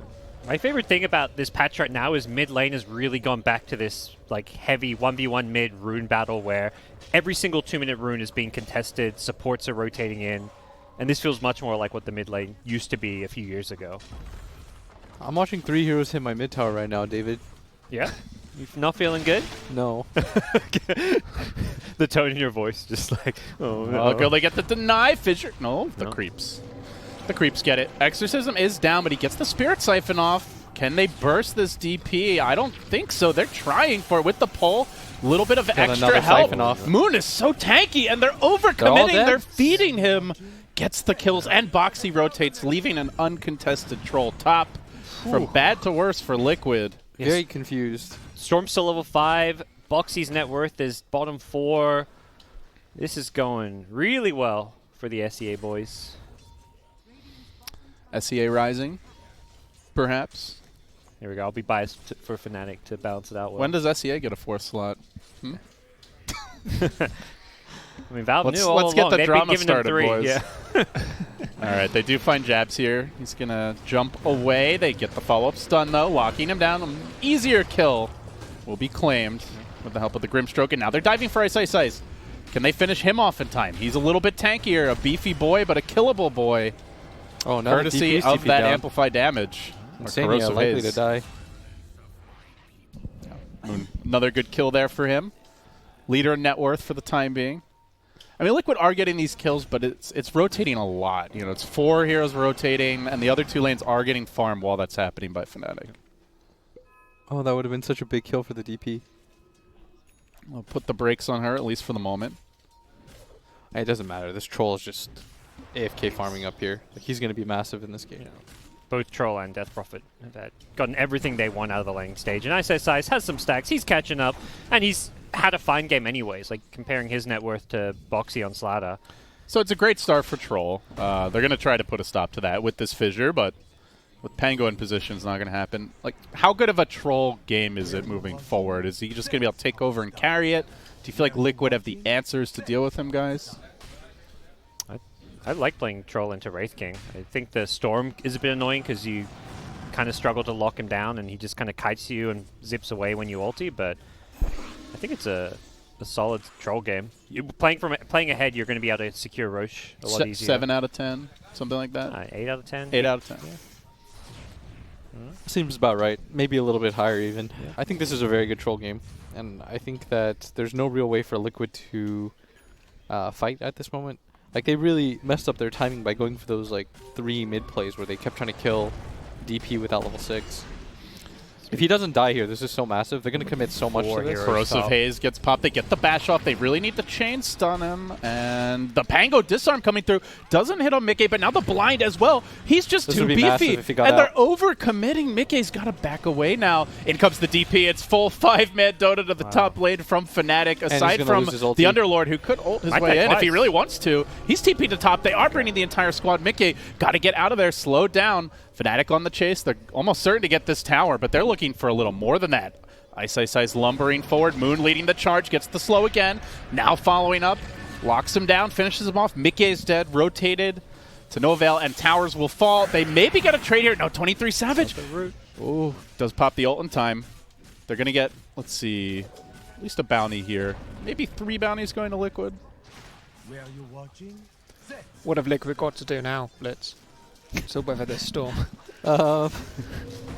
Better. Don't do that. Is that your coaching insight? Guys, better, please. You're at about a 4 out of 10. I want you to raise it. It's a bit difficult. Like, after the game, if you're to have a talk, you'd probably say, like, we're chasing ghosts too much. We're trying to, like, get kills where they're not really happening. Is that like a Death Prophet pun? Yeah, but... Very nice. it was like more of a Sam Darnold reference, but... I think right now they're probably forcing kills a little bit too much. Like when you see really high class Dota, everything feels like really natural. Like the moves make sense, and as you see them on the screen, you're like, oh, okay, that was a good play. But right now, I mean, we're trying to do like level 5 storm ganks into a DP with wand and 2 nulls. Like it's probably not going to happen. You have to assume that because she's so tanky, like it's not the easiest to gank for her, but it's really easy to counter gank for her. So if like you don't have a lot of burst damage, which they didn't when they try to go on that mid play, it's difficult. And now you've given her such a free game. And that troll death was really big top, or like the non-death I should say. Like you wasted so much. Mickey died twice, so now he can't play aggressive. Troll lives. He doesn't even slow down his farm. If anything, it actually hurt the Storm because he uses his DD rune. And then he got his ulti popped on. He did get the Pango kill after that at least. Yeah. But yeah, out of mana, had to go heal sooner. They're going to chase. Look for DJ here, pull him back in. With the help of the Slardar, they should be able to get the kill, and they will. Nicely done by Liquid. He grab a Rubik. He died to save Moon there. That would have been the real big kill. 23 Savage, those roaming around in Viz. Oh, okay. Looking to contest here at 12 minutes. Very aggressive post-up. And now the Rolling Thunder comes through. Jab's looking to connect. Will crash into the Shaker. Gets the 1. Unstoppable for Moon. That's almost the Yules. Just needs the recipe. Are giving time to the Wraith King, and Mickey is going to change it up. We're not seeing that Radiance Rush from Arteezy. It will be the Armlet first build for him. So they want to get the Wraith King more involved early, looks like. Yeah, I guess playing with the Slider on your team, you're looking at a more physical damage-based build, but... Oh, I haven't seen this very often, the phase boots on Slider. It feels like everyone goes like treads, often drums on him nowadays. Like, get that attack speed, you know, proc the bashes more frequently. Well, Moon now getting gone upon again, but he just double Spirit Siphons Liquid, and I gotta back off. The fact that he gets to do that by himself and none of his team even, like, runs over, they're so confident that he can't die. I mean, how many Death Prophet games have we all seen where the DP just gets jumped and just dies? Yeah. You know? Moon is one of the, I'd say, best Death Prophet players. You go back to when he was on Mineski, they were one of the few teams consistently running the hero. He really understands this hero's limits. Oh, they stole Corrosive Haze, I believe, on the Rubik. They could just, like, roach right now, right? Yeah, with DP ult. It's doable. I think they're going for it. Yeah, he's moving into the pit. All right, and they've got Troll. Free roach for Fnatic. Troll's coming up to his Diffusal as well, which is going to make the Wraith King's life very, very difficult indeed. Man, stealing that spell is like a DD spawning outside the pit. That's rough. Can Liquid even contest? Doesn't seem they're going to try. They did at least use Exorcism. That's the good news for Liquid, so... Fnatic may have to be a little slower about their push for the next couple minutes. But Age is claimed by 23 Savage. And Liquid running for dear life. They have abandoned their woods. They are now farming up bottom, and they are looking to play some keep away Dota.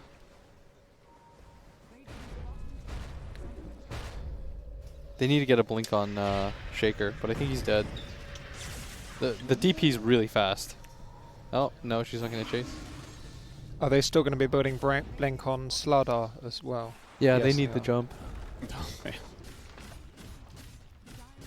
What a steal that is. Now Slaughter doesn't even want to go near the tower. 23 Savage, he'll mow it down. That's 1 tier 2 down. 3 outer towers to go as Fnatic just keep on applying the pressure. It's 7 kills apiece, but it really feels like Liquid have no plays. Fnatic's in complete control, and all those early game, like 2 support rotations, just those kills didn't really amount to much. Yeah, they're like all of their kills are on supports for the most part. Wow. Well, the odds are even. Yeah. This doesn't feel even. Even. Check your eyesight, LD. the loop bet. Oh, that's one. That's a 10. That's a Oh, 10, I thought that was 1.01. no. Okay. No, Yeah, the that's odds are not even. Yeah, Far from even. I'm probably taking Liquid just because I can put $1 down and win 10, right? Hey, they had the Spectre game the other day, guys. You know, anything's possible in Dota. You know, look closely enough. He's kind of there. He's like Spectre and a Wraith King thing. I feel like the story of this game is Will's posture. You know, you guys can't see it, but he's just like reclining more deeply into the couch. He's now virtually horizontal. He's thinking about that lower bracket series already. Is that what it is? Oh, did he just die? Yeah, he he's ran got out of that mana. defusal now on 23 Savage. It's a painful death. Jikes. Will's going to end up at the end of this game just in the fetal position. He'll be on the floor. Middle of the couch. Which is exactly where Fnatic are looking to put Liquid right now. Get the Yules off on the Grimstroke, follow up from the Pango. Quick and easy kill, and this is officially a stomp at this point, it feels. Like they do have the Shaker Blink. Maybe that can turn things around, but everywhere they go, Fnatic are getting kills and objectives. Liquid has major damage issues, I feel. Like, they're going to have these blinks, and then just there's no real follow-up damage to go with them. Yeah, that's kind of why I wanted Timber, because I felt like he leans well against all the heroes in this game, aside from like maybe DP. Probably doesn't even care about DP if you want to do it in a pinch. And you wreck the Underlord. But instead, like with this Wraith King, I'm not sure what like our timing is. Kind of just chilling. Big chilling. So he went back for a buckler and a headdress on the Wraith King. Let's get that old school mech. Yeah. But now he's not going for it, it looks like. As much as like you feel like you need to come online early, I think the Radiance was going to give you more of a win condition this game than the Armlet. Yeah, Wow. It at least puts pressure on Fnatic to like think like, End oh, the we game, probably yeah, have do to. this. And instead, they're just like. So they lose most of their creeps, but they are sticking around. They've got Ice behind, Moon up front with the Yules and the Ogre Club. Very tanky. They're going to commit onto this Troll Warlord, try to pop that Aegis. They look to pull him back. Ice did use his ultimate. He zips away. This leaves the Troll on his own. Oh no, 23 Savage. Where's my team? Where's my help? Well, they have left the supports behind. In comes the Pango with the roll. It's a bait. It's a trap. It was a bait. Ice. The next level plays. Fnatic. Fnatic making he stole the think echo. he's gone, but it might not matter. 23 Savage staying alive with the ultimate. Can they burst him down? They finally do. The trap maybe sprung the other way. Fissure coming out, blocking them off a bit. They do keep their racks alive. Dude, I was like, where is this team? Oh, I love how Box even tips Daryl, like, oh, Yeah, you that messed up, deserves dude. That was so sneaky. And now Boxy Yeah, gets he's the getting the counter tip. double counter Yeah, tip. You gotta. That was so smart. That's some Ice Dota. Damn, I can't. I'm not even mad at that. Wow. So they get the tower. They do lose the Troll and the Aegis. Liquid holding for now. But more team fight items, it looks like, on the horizon here. Underlord now going into, I believe, a pipe. Vlad's soon on Pango. Like, they get even more unkillable with each of these items. And a lot of that damage for Liquid, it's the amp into right clicks from the Wraith King. But you have so much armor at this point. How do you burst anyone? It's going to be uphill sledding. Do you think it's possible that the last game made them slightly worried to pick a no hard carry lineup again? I'm not sure. I guess if I had to speculate, I'd say they thought they just had to fight all the time. But Fnatic's not like a dumb team. Like, they're not super one-dimensional. They're not going to look at that lineup and say, hey, you know what we should do? We should just split all the time. Because you'd get run at and killed non-stop. So instead, they swerved and they said, like, okay, we're going to pick... We see the weakness in the draft, which is they have no damage, so we pick this tanky frontliner that just builds auras and just sits there. And what can you do? Because if you crash into Fnatic, that's exactly what they want at this point. Which is why they also, like, they picked a ton of counter initiation. They have Underlord, Pango, DP, Rubik. Like, they understand that Liquid is completely went the other way. So Mickey trying to close in on that AC as the smoke comes through. Oh, off the mark there. Jab's not going to chase. Fnatic went for the smoke, didn't pan out, so Liquid by a little breathing room, but what are they up by right now? Going to lose the outpost. They won't get that outpost EXP at 20 minutes. 7k gold.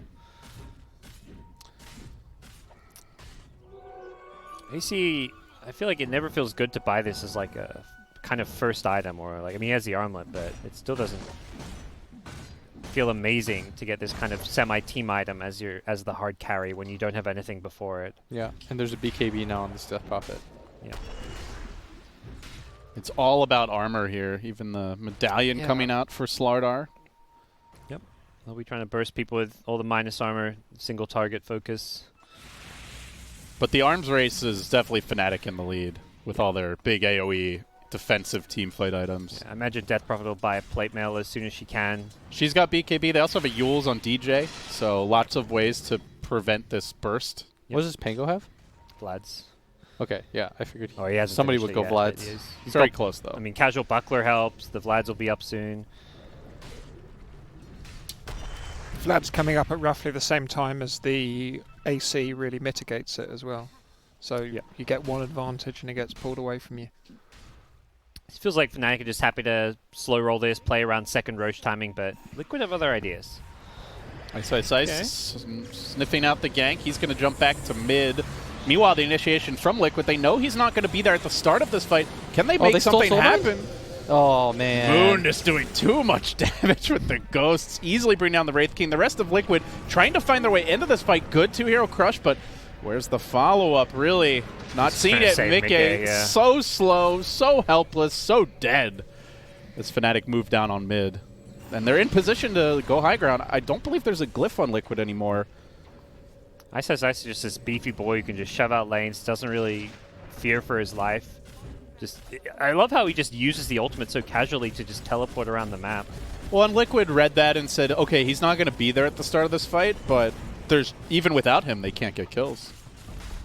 So now a lane down. Fnatic mowing through these racks. Looking to make this series a 2-0.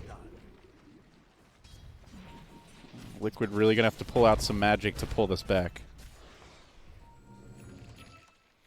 It's so hard when you have the items that like Fnatic does. Like you saw even killing the Rubik there. Like he still stole a spell, got his lift off. Like they don't really have that burst. And no one really has items. Like I don't know what the item timing is now for Liquid. Like for EG, or like when you have a Spectre or something like that, when they play like Wraith King, you have a Radiance and you're like, okay, this is probably the time we feel pretty strong, like just continue to farm and we'll eventually win. For Liquid, it's like you get that AC. It's nice, don't get me wrong, but it's not like a game-winning item pickup on like a game-winning hero. I'd feel more hopeful if they had like a Radiance Halberd type build on Me too. right now. I agree. If you get that, then suddenly Fnatic is like hesitating and they're like, okay, we probably need to take a few more Roches before you end the game, and when a game goes long, anything can happen. The other thing with AC, it's a pretty expensive item relatively, you know, over 5k, and he still doesn't have it. He may not have it when they walk down mid for a second lane. You know, Halberd obviously a much cheaper buy. Yeah, and Vlad's completed on the Pango means this Roche is easy. Don't have to Exorcism, so we'll have Aegis and Cheese. Exorcism coming up soon for what will be a second lane of Rax attempt. So Pipe, Mech, Buckler, Plate Mail. We're going to have a Lotus Orb coming out momentarily. Yep. Even more saves for a team with so many already, and the Monkeys are out in force. This game is spiraling. The loser will drop down to face OG Seed. Winner moves on to play EG in the upper bracket finals. So Liquid, one last hurrah. Can they somehow get a hold here? Quakefa's looking for a DD that could turn the tides, and, well, he does grab it, but the Yule's coming through. They think about the Rolling Thunder forward. Quakefa's trying to kill off these backline supports, at least keep them out of the push. The push is happening up top. In the meanwhile, he TP's home. Is it enough? diving the fountain. Moon getting pretty bold here. Now they're going to ball back the other way. Koikfa thrown up in the air. The burst is there. Can they finish him off? Coming through with the dunk. He's dead. Huge kill by Liquid. But is it enough? Is it enough? Troll's still alive. He's full HP. He's got Aegis as well. And it seems it may not matter. Brings down one, looking for more. Storm balling back into the fight. It's a double buyback from Liquid as they look to hold the line. Desperately trying to, but disappearing away and bringing 23 Savage back to safety is Ice. Yeah, save the Aegis there too. Yep. It was not the cleanest push from Fnatic, but 2 buybacks get used. Aegis saved. I think they still have the cheese on Death Prophet. She got chain stunned, so couldn't pop it. So, yeah, if she got that cheese off, they just turn that fight and get racks, but that was like the perfect thing Liquid could do there. You know, get the 2 supports out of position. Koikfa gets back home. At least they have a power play, but even then, still in trouble. And they'll lose more. Mickey dead. Out for 45 seconds. Do they even wait for the Ghost to come back up? They want to go top, it looks like. I see some you things. can just go. I think Moon was feeling himself a little bit too much. Yeah. He was diving like his team's probably telling him that there's no Storm, that's probably part him, part his team. Like, they're yelling like, Storm can't TP and stuff. You always have to learn that lesson of how fast you can die in Dota once. Yeah. There's a medallion Slardar with a bunch of people hitting you. You will die. But I don't know if they'll get fooled again. Nor do they have buybacks this time around, and they're still in Aegis. It's going to be another melee racks down. Fnatic keeping the momentum going here. Liquid don't have the Echo. It really was the key to that first kill. 15 seconds till Exorcism. That's when defending this gets very... I mean, they may not even need it to get racks, but... There's no Echo for 40. How are they possibly going to fight this? Koikfa's going to try to go on the back lines here. Rolling Thunder, though, interrupts that combo. Jab's looking for the lockdown on the Slardar. He's getting it, runs into the fissure. Zip, zap, see you later. Storm has to run, and Taiga is getting the suck right now as Moon is looking to finish him off. Blink forward, blink out. Nicely done. Buying some time. That Echo cooling down. Not too long. They're going to buy back on the Slardar. That's 3 buybacks used now. Only the Grimstroke buyback still available. Koikfa trying to cut the wave, but there's creeps in the base. It's not going to matter. Melee is falling rapidly. Echo any moment, but Troll still holding the Aegis, even if you kill him once. Can you kill him a second time as Mickey gets deleted once again? No mana, no reincarnation for you. And still Koikfa cutting the wave. But again, to what avail? Get lifted. Do they have the follow-up lockdown? Doesn't look like it. I believe I heard an dive as well on the Grimstroke. Storm trying to zip and finish off DJ, but with his defensive Yules, it's not happening. Ball's back in. No, Bally back towards the well. They're going on the base. They might even be going for tier 4s here. 23 Savage staying alive for now. He got the Lotus defensively. They're chasing out the Earthshaker. He does have Echo Slam. He does not have buyback. This is going to be a dieback. He won't get to use it. Out for 70, and the GG is called. Liquid gets spanked, and Fnatic 2-0 into the winner bracket finals.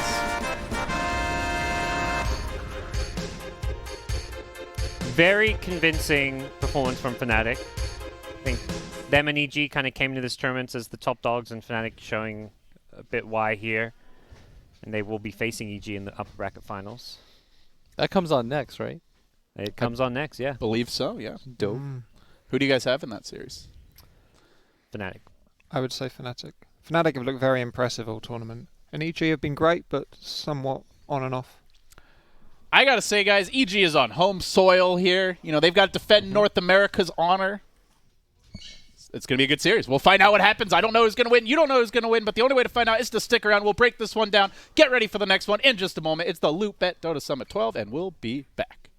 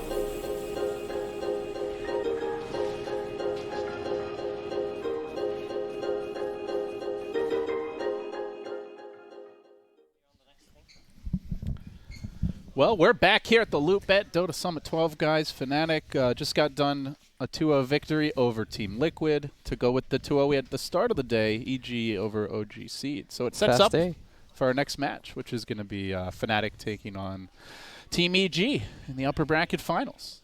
Winner gets the rest of the day off and the start of tomorrow off. Loser will await their opponent. So, what do we think? You guys were leaning Fnatic, thinking they're a little stronger right now. Yeah, I think EG, when they have won, haven't looked like world beaters. I felt like OGC could have definitely beat them. And Fnatic, on the other hand, like when they do win, they look so good. It feels impossible to do anything against them. Yep. Like they suffocate you. I think they seem to have more options with the draft as well. They just seem super flexible with some of their players and picks, and I don't know. There's some swag that Ice sold out of there earlier. Yep. And then Liquid, they thought it was their time to go, but he came right back. I think it depends on how much EG are now taking it seriously as well, because they've mentioned that they now see this almost as a major. This is all they've got for the next couple of months possibly, so I think they could be really dialing it up, and maybe they were holding a little back. Yeah, they pulled out their Arteezy Storm. That was always nice pocket to see. Strat number 1. How many more do they have? His Earth Spirit, I heard, was the next terrible. one. It's so bad. He doesn't cast spells. Like, he doesn't know how the rocks work. I'm not even trying to troll. Like, it's so bad. What does he do then if he doesn't just walk around? Yeah, he pings us like crazy, and he thinks, like, for whatever reason, he always messes up the, when you roll, and then you put it in front of you. Yeah, so that he you doesn't know roll how to do it. It's so bad. Surely there might be someone who could teach him the art of Earth I don't Spirit. think Chris wants to share that knowledge. Then Arteezy might actually play. I'm going to be real here. I don't think you want to see a carry Earth Spirit on your side. I don't know, man. When I've watched Crit stream, he goes mid and he carries pretty hard. That's Crit. That's that boy's a spellcaster for sure. He likes to click a lot of buttons. He makes some space. He's a button pusher. Yeah. Bulba, what's your pocket strat? Nothing. Nothing. Sometimes nothing is something, though. Exactly. All right. Think about that. It's all out in the open. Bulba is now Fort Knox. He's been given a talking to by the team. No more free tips and handouts of information. You just got to know how to wheel it out of him. Like it just you got to make sure no one is here to protect him. Do you ever worry that he's acting like an idiot, but he's playing you and feeding you misinformation and stuff? I know he's not. He's not a secret genius. It's worked too many times in my team's favors. Okay. That, too many years of history to draw upon. I have known Sam. I love the boy, but you remember, for example, when who was it? The IO player on Empire that moved to Na'Vi. It was Fnatic. Fnatic, yeah. Fnatic, Bulba instantly knew. He's like the biggest fiend. He loves sharing gossip and information. You want to say a few words, Daryl? How you think this next match is going to go? You want to give us some predictions for the next match? Some thoughts? I have fever. You have a fever? And a cough. I haven't seen you coughing. There's fluid in my lungs. Oh dear. This is why we didn't ask for the post-game interview. All right. And that was Ice, guys. Nothing to see here. Everything is totally fine and normal. This is why events like TI they delay the mainstream so they can censor out stuff. It's like he starts to answer the question, just cut, go to the next question. No joke. Yeah, we're the TI in China. They had that. They were ready if anything unforward was said. You remember when he interviewed Burning at Star Ladder? Yes. That was quite an interview. They didn't do that shit at Shanghai, let me say. The good old days. You mean the major? Yeah, I wasn't there for that. They learned from their lessons, and they're like, all right, we're ready to cut the talent whenever we need. Yeah. So EG Fnatic, we think is going to be a good series. It's going to be beautiful Dota. Yeah. I believe it will go 3 games. I hope so. Yeah. We've had a lot of 2-0s today. We need a third course here, a little dessert. Are you on the couch again later, Will? Or are you done for today? Me donezo. Yeah. I might try to get some of the homies to roll up again. Yeah. I think if EG wins this, which I don't know if they're do, but if they do, maybe I can wrangle another Artur couch visit or something like that. What's your thoughts on your guys' series against OG Seed then, while you're still here? I mean, if we play like that, we're probably going to get bounced in 4th, but, top 4 in the last event of the tournament. Let's not talk Top about how 4 many at participants the there LA are? Major? Yeah, it's just like my mom asked, like, how'd you guys do? Top 4, baby. You're in the money, though. Let's go. That's what counts. Everyone's actually in the money. Except for Cloud9? Cloud9. I think I had to win a map to get some money. All right. Well, anyway, we've been told to shut the hell up because we have something very special for you guys. Coming up in just a moment is some content.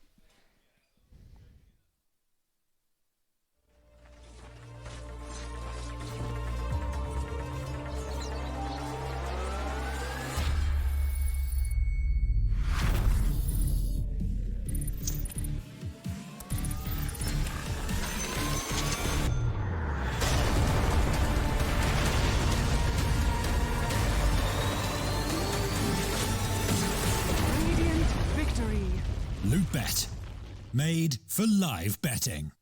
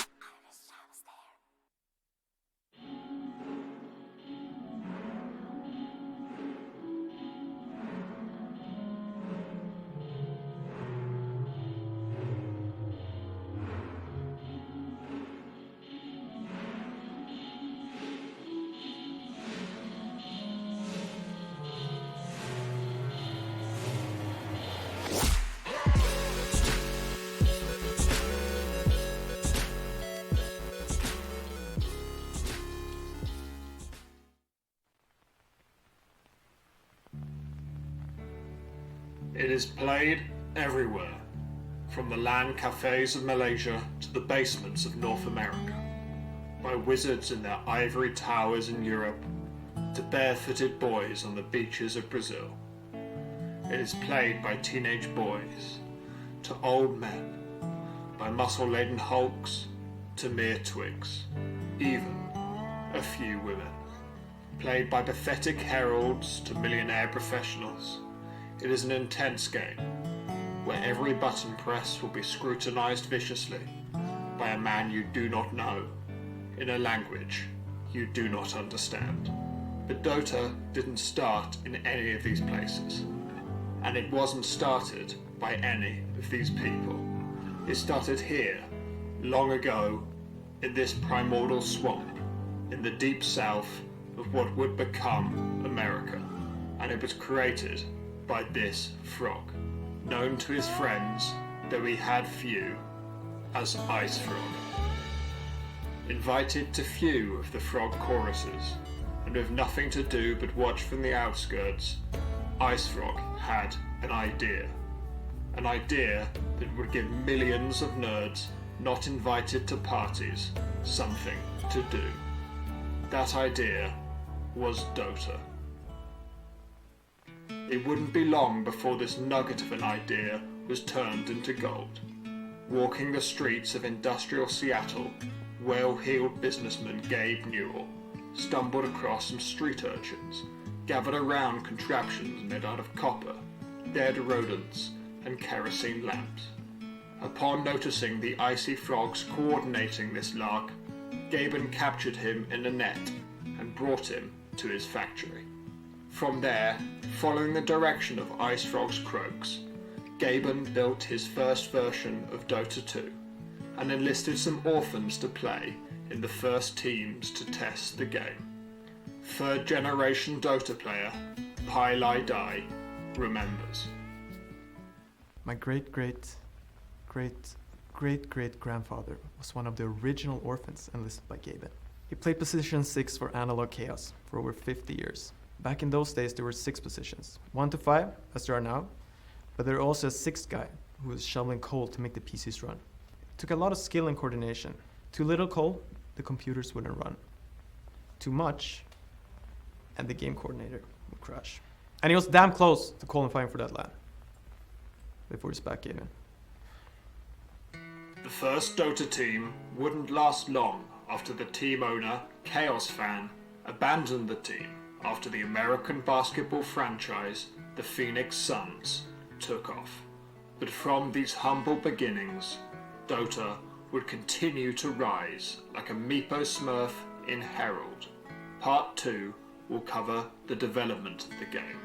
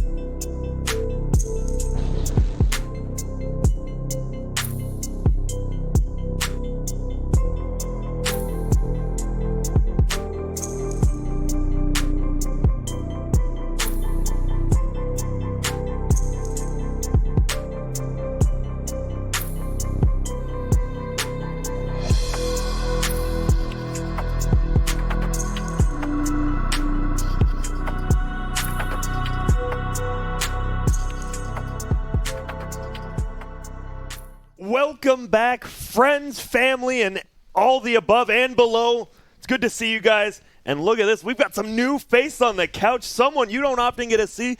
Weppus, also joining us, a new face, Purge. And on the end, BSJ. Not so new, but... Not so new, and people don't really want to see you. But you're here, so it's good to have you. No, I'm just kidding. How's it going, guys? Going pretty good. Yeah, pretty good.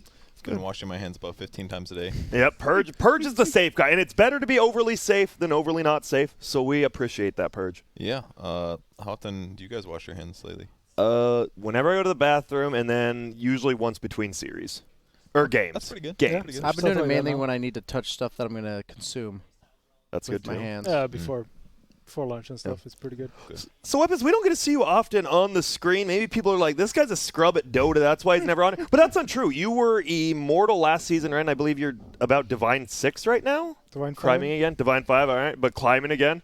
Yeah, so I lost my Immortal, actually. Did you? I didn't know you could do were? it, but I actually lost my Immortal. They took it away from you? Yeah.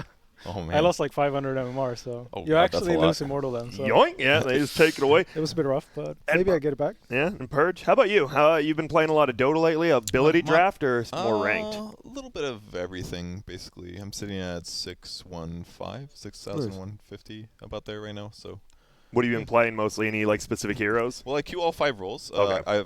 From my perspective, I've got mostly off lane actually. Dude, same. I do the 5. I'm like, I'll play whatever, and you think you're gonna get support like every game. I got middle once, and I'm like, this isn't good. I was just kidding when I said this. It hasn't been too bad. It's got to be like at least 30-40% off lane, maybe like 30% supports or something, and then a tiny bit of mid, and the rest like carry. There you go. Yeah.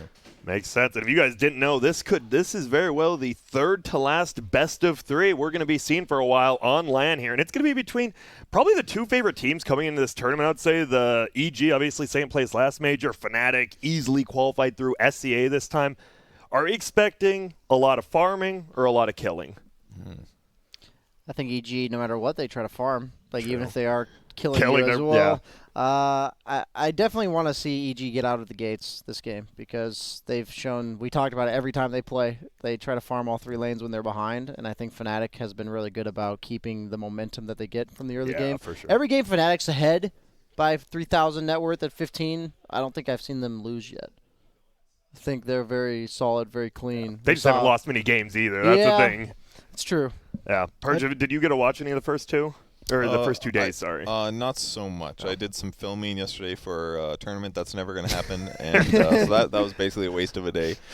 You bastards still better pay me, though. Other than that, I missed a couple. Saw a little bit today, though. And Weppus, you watch a couple of the games here. There. I mean, you a couple of the morning ones. Honestly, you're like the perfect person to ask because you actually watch the full game. The perfect person. Okay, not the perfect, but I mean, you're up there. What are your thoughts on like Fnatic right now? They are fast. Is that how you win? Playing pretty aggressive. I just hope we get to see EG from like game 1 today. Yes. Just run at Fnatic. Like, not the farm bring stuff. it to them and just keep fighting them. That would be pretty fun to see actually. Yeah. And see if they can make that work against Fnatic. I think so. I think, well, you know what? Thinking is pretty dumb. Why think when we can see we got the draft Evil Geniuses versus Fnatic winners bracket final game number 1.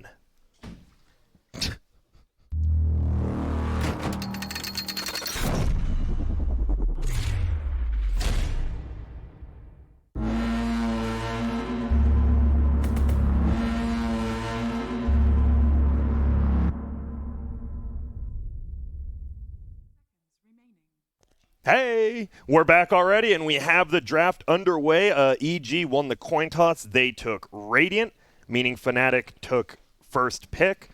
And that's a little different because Fnatic in the first day chose second pick every time they were allowed to take a pick, so maybe it might be an EG thing, but we're right into it. And any specific bans coming out? You think we're still going to see these Timber Saws, any Chens or anything? Omni already out. Those lane win heroes definitely seem very important to get out of the way. Just because I don't know, I guess Enchant has been nerfed a little bit. Timber got little bit baby nerfs, like to reactive armor. I think is that what it was? Yeah, it was like 0.1 per stack per level. Yeah, so it matters a little bit in the later. I mean, you could still kill him at 1 potentially if you have like a trialing, but it's just such a pain in the butt to have to worry about that. And then if you like leave him alone for the first 2 minutes, it's like, oh well. well, we can't win that lane anymore. We could just do our best, you know. So it definitely helps to get them out of the draft if possible. And there's the Rubik ban on the other side. We're seeing a lot of different bans. Razor and Omni in the first phase. Have we even seen one Omni night this tournament? I have not. I've not seen any Omnis. First I haven't ban. seen any of my games at least. Yeah. Done, so. It does have like some laning issues at times against the right matchups, but then it facilitates other heroes just so much better. And even like some of those fights that feel good, he can turn them with his ultimate or with a good dispel. So it's pretty annoying in the right games. It's definitely one of those heroes that Ramses has played a lot though for EG. Yeah. Kind of similar to Abaddon, where you just kind of bully the lane matchup you go up against, and then you're just sitting back, making sure Abaddon or TCG just kind of do whatever they want. That's a good point. Like in some certain 1v1 situations, he can actually be really, really abusive. If you can say, oh, it's just me and this other guy, I can get way more points in my aura than I normally would have at this point in the game. Run him down. And then you can just run him down. And if anybody comes to the lane, try to zone you, all of a sudden they don't have boots yet, and you're running like 150 movement speed faster than them. Just get an Orb of Venom, just hit him. Yeah, it's really, really annoying to play against that. And I'm not completely dumb, but it does slow attack speed as well, right? Degen aura now? Yes, it does. It does. Okay, I thought attack so. speed and movement speed. Which is just crazy because then you can't trade. You can't run. You can't trade. You just kind of get bullied. And there's going to be the Clockwork first pick. We've seen Ice play. We have seen it played 4 on other teams as well, so they'll just scoop it up. Yeah, they always kind of tend to put Ice as a sacrificial 3 position. They make DJ more of a core, and Clockwork fits that bill really well for them. I don't even think it's possible they'll run it as a 4. Damn. I don't see them run it as a 5, first though, yeah, I was going to say, it might be a 5. It's could a be bit of a a 5. stretch, but it could definitely happen with Jabs just going boots first or something and then running at people. Yeah, yesterday we saw Clockwork get picked by Fnatic into Snapfire. I personally think, from my experience playing Clockwork, that Snapfire is really good. You just cookie him out, right? Yeah, any hero on Snapfire's team just gets cookied. So it felt like my early to mid game was kind of hard to get any kills because you'd try to walk behind mid or something, and the Snapfire would TP in and cookie them to safety. So, but yesterday, like I said, we saw Clockwork picked into the Snapfire. So the other side of that coin is that you can hook the Snapfire when she ults. So it kind of goes both ways, but you definitely have to adjust your play as a Clockwork player when you're playing against Snapfire. And the Void Spirit here, we have seen this hero first phased a lot. I believe in the first series, Chessie just played it both, and it was overall first picked once and then just first phased once as well. The hero just does a lot with... He doesn't really need many items, honestly. Yeah. Items are good, like you get a Ewel's or something, but you just do a lot of damage with your abilities. What always, and even your right clicks, what always shocks me is that I look at like a level 10 or 12 Void Spirit with like Treads, double Null Talisman, and they have like 150 damage, and they have like... They hurt. Feel like they have 1500 HP somewhere around there, and it's just like, this is an int hero, and you don't actually have that many items on your hero, and you still are very mobile, you are very diverse, you can disable heroes, you can escape, you can initiate. It's just really a pain in the butt at times, unless you have a good route. Are we seeing an Ember or a Storm here? It seems to be what everyone follows up Void Spirit with lately in this tournament. Now, a Morphling, 23 Savage. I've seen this hero do quite well against Void Spirit in game as well as lane as well, but I was going to make the bold statement that now that there's no major to prove me wrong either way, that Void Spirit as well as Pangolier are, in my opinion, trap heroes right now. I think these heroes feel way better than they are. Like, whenever I play Pango, I feel really powerful. And then you lose, like, one fight and you lose the game. It always feels like the hero doesn't do quite enough to win the game. I think the same thing for Void Spirit, where you always feel the impact of this Void Spirit, but from what I've seen this tournament, the Void Spirit generally has struggles to keep the farm going. Like, they usually run into a wall around their like right after the Ewel's, it took Chessie like 20 minutes for a BKB. Right after that, they always hit a wall. And then I don't know what the win rate of Void Spirit is, but every game I've been seeing it hasn't looked great, that good. Yeah, it's definitely not comeback heroes. I mean, you really want the levels and at least 2 items. I mean, if you go for the Chrysalis, it's pretty good, but you kind of want something on top of that, either a Crest or a Deso. And if you go for the Ewel's build, the same kind of thing where it's like you're just halting yourself in a bit, and then you hit a point early on where you do a lot of damage, and then it kind of drops off, and then you really need to hit that item. And if you don't, then you just try and come back, and that comeback style doesn't really work on those 2 heroes. It feels like Well, how you do a does, lot, but nothing happens. How does Void Spirit feel in pro games compared to pubs? In pubs, it's like the perfect hero for like being better than your opponents, never dying, and you just ride that wave. Does it work as well in pro games when your opponents are good and they draft the right tools? Or yeah, I don't think so, because usually in pro games they'll draft at least 1 or 2 clear-cut ways to kill you, like a puck we've been seeing a lot. And Void Spirit is heavily countered by roots. I don't think that's really anything else that owns him. But most notably, in pubs, I've seen even players go like 1-4-4, where they're prioritizing the dissimulate as well as the resonant pulls, just to clear waves and farm. Yeah. And then they'll get to that next item. But in pro games, I've been seeing him more used as a 4-1-4, where you're trying to roam and threaten people, which means you're not farming nearly as much. Yep. And then by the time you're supposed to be farming, you're killable. So it's kind of like this weird. Yeah, he feels a lot more powerful in pubs to me than he does in professional. Gotcha. I don't know if you guys saw. Did you see the tweet 23 Savage made and the PPD reply? I did not. It was I'm trying to get, it was 9 or 10K MMR, and then Peter's like, well, this isn't 2 months ago with Morphling Earthshaker, and then they just won a game last series with it. So just hitting back at him a little bit. He's a sick Morphling player. I mean, he's level 25 Dota plus, plays the hero all the time. Yeah. He knows which voice lines to use when he uses it on the perfect one. Yeah. The most value 25 level yeah. voice line to have, because you can do whatever hero you're morphed into, you get to have their voice lines. All right, Bat Rider gets banned out. Pretty strong offlaner. Good catch as well. A lot of offlaners go down there. Beastmaster as well on the other side. 10 seconds remaining. More than likely looking for supports for both teams again. 5 seconds remaining. What do we want to see on crit, do you think, since EG has this next pick? I think they should plan for a puck coming. Okay. So a support such as Earth Spirit that threatens puck. Okay. That's banned. Earth Spirit got banned. Wow. Shaker already got banned too. Rubik's been banned. Yeah. I know that Fnatic plays puck against Void Spirit as well as with Clockwork, and a lot of the heroes that insta stun the puck are already out of the pool. So Lion maybe. Oh, they could go Lion. Yeah, that would be it's good against Morphling too. That'd be a nice pick. We'll see. Using most of their time here, under a minute now. You see Sunvi intently staring. Abed, hey. Oh, I was like, he's not cleaning his glasses, but he is back. Purge, this is the man after I really respect this team a lot. I mean, I see a pack of Clorox in the back. They've clearly been wiping down their keyboards. Yep. He's getting all the virus off of his glasses to make sure he can stay focused on this game. Yep. They're in the zone. They're ready. This guy's priority straight. Stretching, too. Do you guys, honestly, when you're at home by yourself just playing games, do you stretch? No, Yes. I don't move enough. I try to make sure I stretch. I usually make myself go do something between every other game. Yeah. Like whether it's just walk downstairs or something. Because otherwise I sit still and I noticed it was hurting my back after a while. So good. just sit still. Stretch up. Yeah. Being hurt is the best way to realize you need to change your ways. Yeah. I mean, you're not wrong. That's your body's way. I'm telling you. You're Please not, help not doing me. it right here. Yep. They take the Tiny. Tiny's kind of interesting. You can toss people into Clockwork if he catches like one of your supports. That can be one decent way to spread the damage out. The heavy burst damage is great. It's decent against Puck if you can catch him with a toss first, or against Morphling as well. Lots of burst damage, so I think it's okay. It's a good hero to combo with Snapfire too. You could potentially do Tiny 3 with Snapfire in the lane, because like having some like melee hero ideal with burst damage or stun is always just makes that lane combo so much scarier, which is one of the big reasons that Snapfire's win rate was good, because she was so dominant in lane. Yeah. So I think it's a decent opening. It doesn't have to be off lane, but it gives them a lot of options. Yep. And then BSJ, you were right. The Puck just pretty much snap pick there afterwards. Yeah, I mean, Fnatic's already done it all tournament. I think it also alleviates a lot of the problems that Morphling has, because Puck's really good against PL as well as Naga, and those are crucial cores usually. Being picked in the Morphling. That's a nice pick.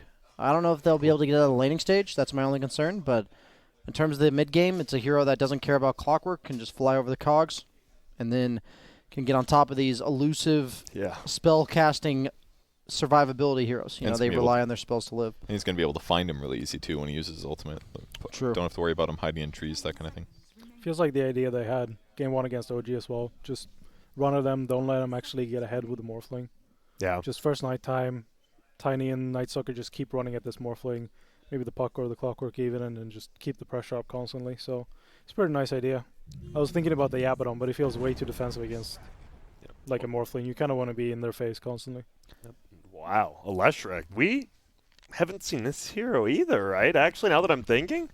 This might be the first one. I like it a lot here. EG's lineup is like very Magic Burst right now. Like they don't have a lot of like single target physical damage outside of like Void Spirit ultimates basically.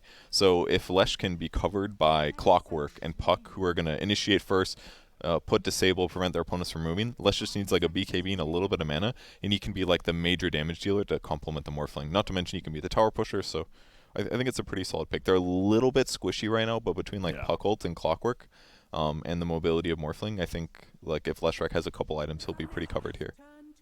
An Undying ban. I didn't remember that was a hero. So they're doing that just to, because otherwise you could lane Undying against like Night Stalker or something like that. Lowers damage by like 8 to 12, and then he's gonna have like really hard time laning against something like Morph. The Tombstone's also really good because it gives 1800 night vision. Oh, so you can lay it down on high ground. I forgot about that. Yeah. Yeah, it goes with. It's 100% about the laning stage, like Purge just said, but it's also like an in-game counter. So usually you'll ban something that does both, if there's one, and I think that's why. I think that I like the Lesh just because Lesh is generally really good against these low damage strength offlaners that want to run at you, because he just can kite you while also killing you. So it's really hard to play these up-in-your-face melee strength heroes against Lesh, because his Diabolic Edict plus his ult is so much damage on top of you. When I sidelane Lesh, sometimes I feel a little bit vulnerable, though. It's like if my support ever leaves and I'm just killable, you know? I think how do you solve that? I think he's mid because the Puck is usually played by DJ. And Moon usually plays Leshrac for him, yeah. They could be side lane, but I agree with you in the side lane. Lesh can be... I think Lesh kind of needs to dual lane all the time. Yeah, I agree with that. Because otherwise, like you said, he just gets ran at. All right, Wepis, if you call Fnatic's pick right here, you can replace me at the next 3 events I get invited to right now. I'm curious if they're going to go for a Jabs hero, or they can still put Jabs on the Leshrac here. And then just have Moon on the Puck if they want to do that. They might just wait and see what happens with the mid lane, actually. Because I feel like EG still has it open. They can still put RTC or Abed on the Void. Abed on both the Void and the Night Stalker. Yeah. Question is if their core lineup is, or like if their 2 cores are strong enough then to pick like a more defensive offlaner or a more aggressive mid laner. Ogre or Wyvern? Ogre's like laning stage. Wyvern, I think, is better for their game. Oh, wow. Wait. We've seen a lot of new heroes here. So it is 5 o'clock. Yeah. It is 5 o'clock. It could be 5x. We actually did see that in a qualifier. We have, Puppy played it a while ago too, but yeah. All right, so you see their lineup. You have the overall last pick here. If you're like Arteezy or Abed here, maybe, what's looking good? I win the game with what hero? Is there one? Well, Arteezy's standing up, so it looks like they might have a clue. Do you think the Night Stalker and the Void can be strong enough as a 1 and 2 to warrant picking up a more defensive offlaner here? Just to get more auras and stuff? I think it's just Ramsey's Night Stalker. Yeah, most likely. I think they need more carry potential. Oh, they go with the TA again? I was actually going to... Yeah, all right, Brian. No, that was like the only hero I could think of as like a win condition as your last pick, but I also... I thought they might need to put Night Stalker solo safe lane instead of putting him into the Morphling. I just think that sounds rough. So my only concern is how EG is going to get out of the first 3 minutes of this game. Yep. So we will have to see. Everyone, you now have 1 minute. I'm saying 1 minute. Grab a monster, grab a snack, and get back here. Don't be late. We'll see you then.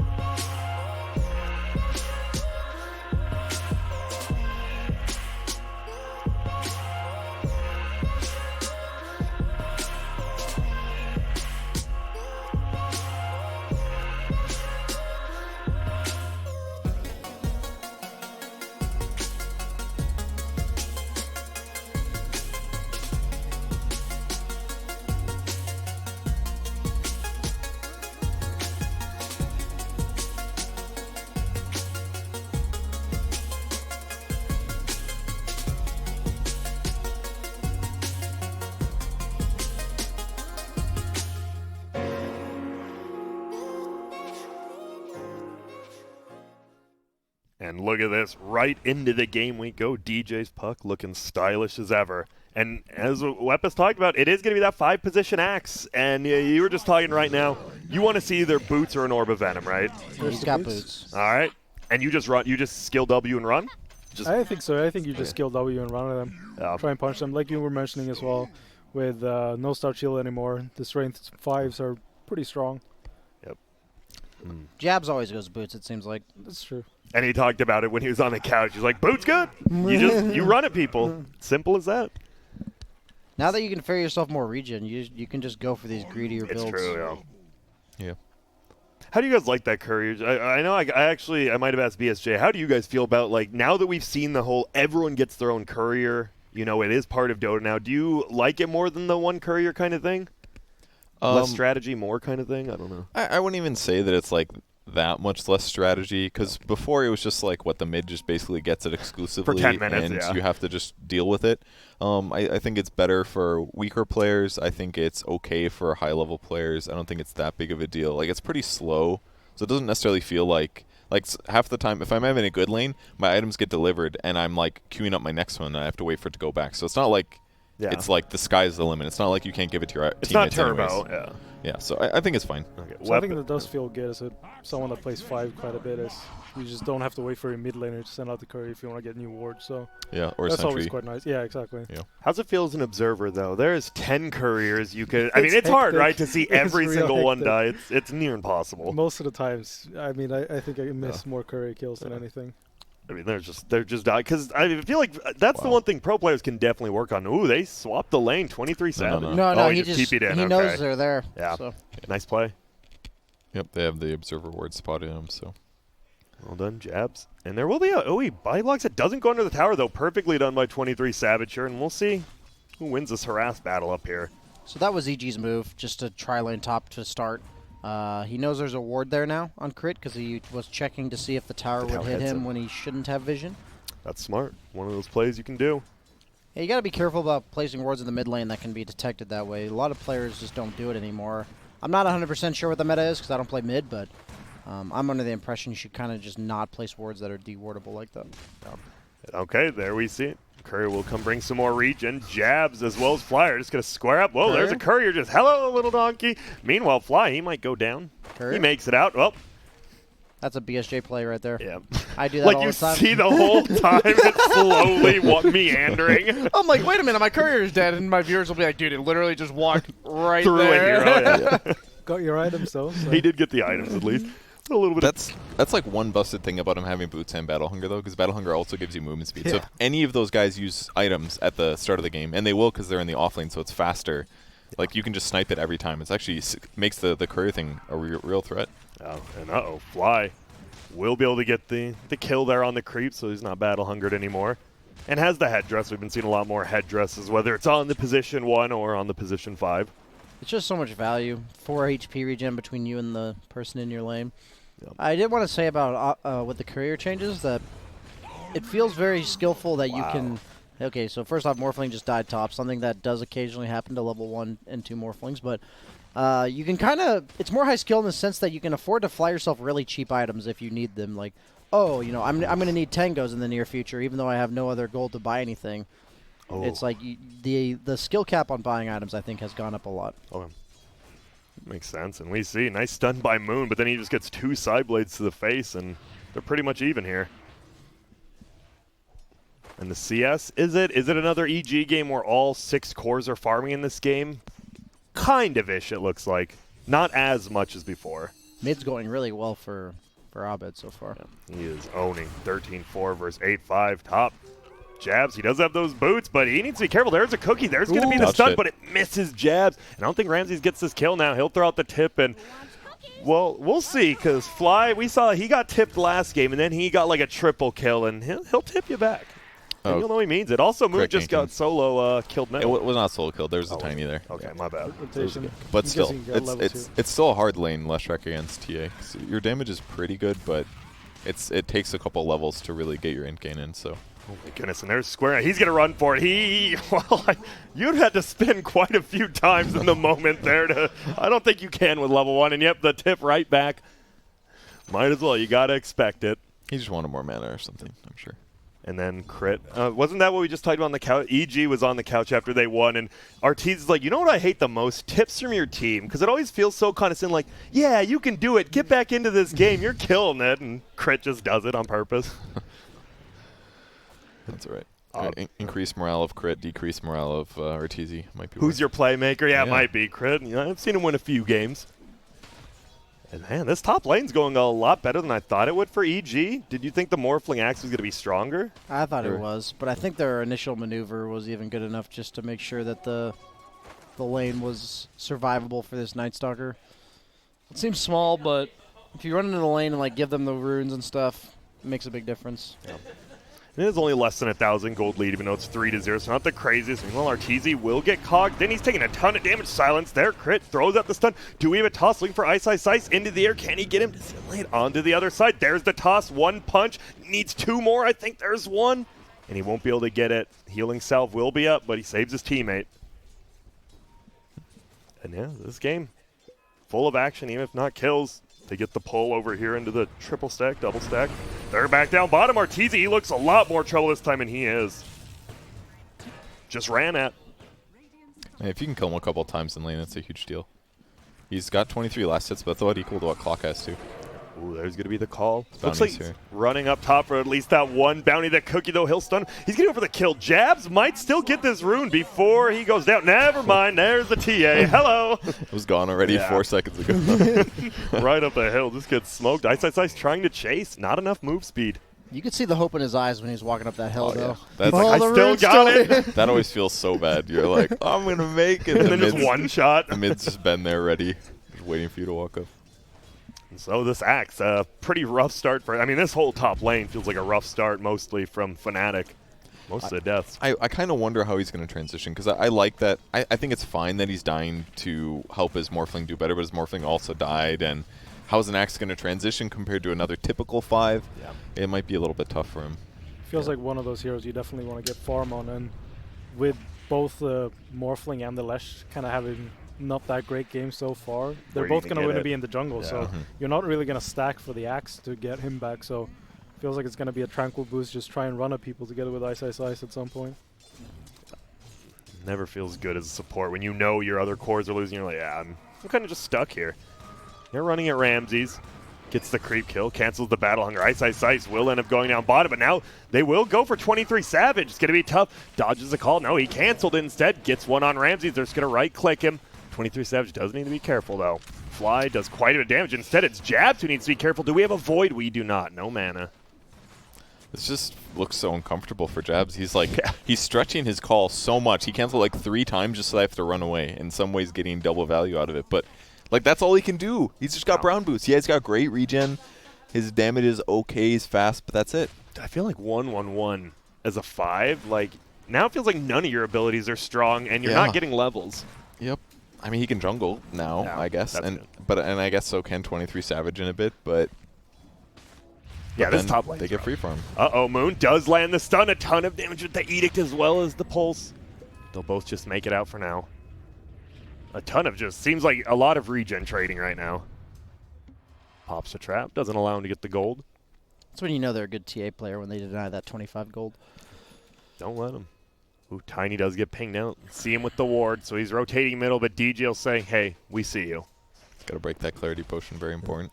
Does. Get a square up, just throw the orb at. Dodges the next right click. But they're moving forward. Uh-oh, Moon. Ooh, one more attack and was dead. Gonna throw down that same trap to slow down Jabs. Crit accidentally blocking Abed a little, but slows down Jabs. No coil, and looks like just a wasted TP there from the Axe. And now they know. They saw the TP. They can just dive this young man. He's trying to morph strength, and he does waveform over. Needs about 2 more hits from the Night Star. There's one, and there's a second. And that's just heads-up play. Whoever makes that call right, you know the guy TP'd middle. It's a free kill. And this game kind of changed in like 1 minute really quick with like 2 rotations. Yeah. I mean, the lane was already really tough, right? They just peeked over to 2K net worth advantage, but it looks like it's been worse from my perspective. And what did this well, we're doing a little bit of experimenting with this Axe, and right now it has not been too kind on him. So much of it comes down to like whether you can get a kill in the first 2 levels, honestly. Like when you play these weird heroes in weird ways, it's like if you're ahead, it can be fine because then you can transition and you can pressure other lanes really well. But if you're playing behind, that's when you start realizing like, man, I should really just pick reliable heroes. I should have just not picked this one. And now the toss back, and he dodges the stun. There's going to be a hook shot, and he dodges that as well. Gets pushed back by the cogs. Crit's going to be in trouble. It's cleaving it. He goes down. He does. Ooh, farms up some of the cogs as well. And Crit's like, hey, that's perfectly fine. My mid got a kill. I don't mind. Jabs is like, yes, free experience. Yeah. Please, I need this. At least 50. I need level 4. Still blows the trap on him. Gets it. I do think this entire strategy by EG has been enabled by this Void Spear carry, because they were able to put the Snapfire, the stronger lane support, with the Night Stalker as opposed to this Void Spirit. And now, since he's super survivable, they can just play around the TA as much as they want. Ooh. And that's really enabled them to get the good start they had out of all 3 cores. So now they're actually trying to play around their Void Spirit. Maybe for the outposts, is they think this is going to be like a move by Fnatic. But Clockwork already taking that outpost. I mean, they could definitely kill Morph here. Avatos plus the cookie. They're just trying to figure out how to initiate it first.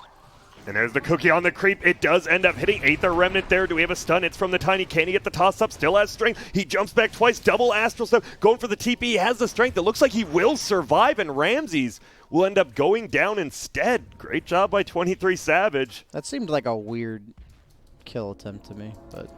I mean, it was there if close. They could land the stun. I think what ultimately was the problem actually was Fly was on the right side instead of the left. I think on the left he could have done Cookie from Fog maybe, and then maybe catch him before he starts morphing, but... That is a level 25 Morphling player, though. You know, like, yes. To rely on him not morphing...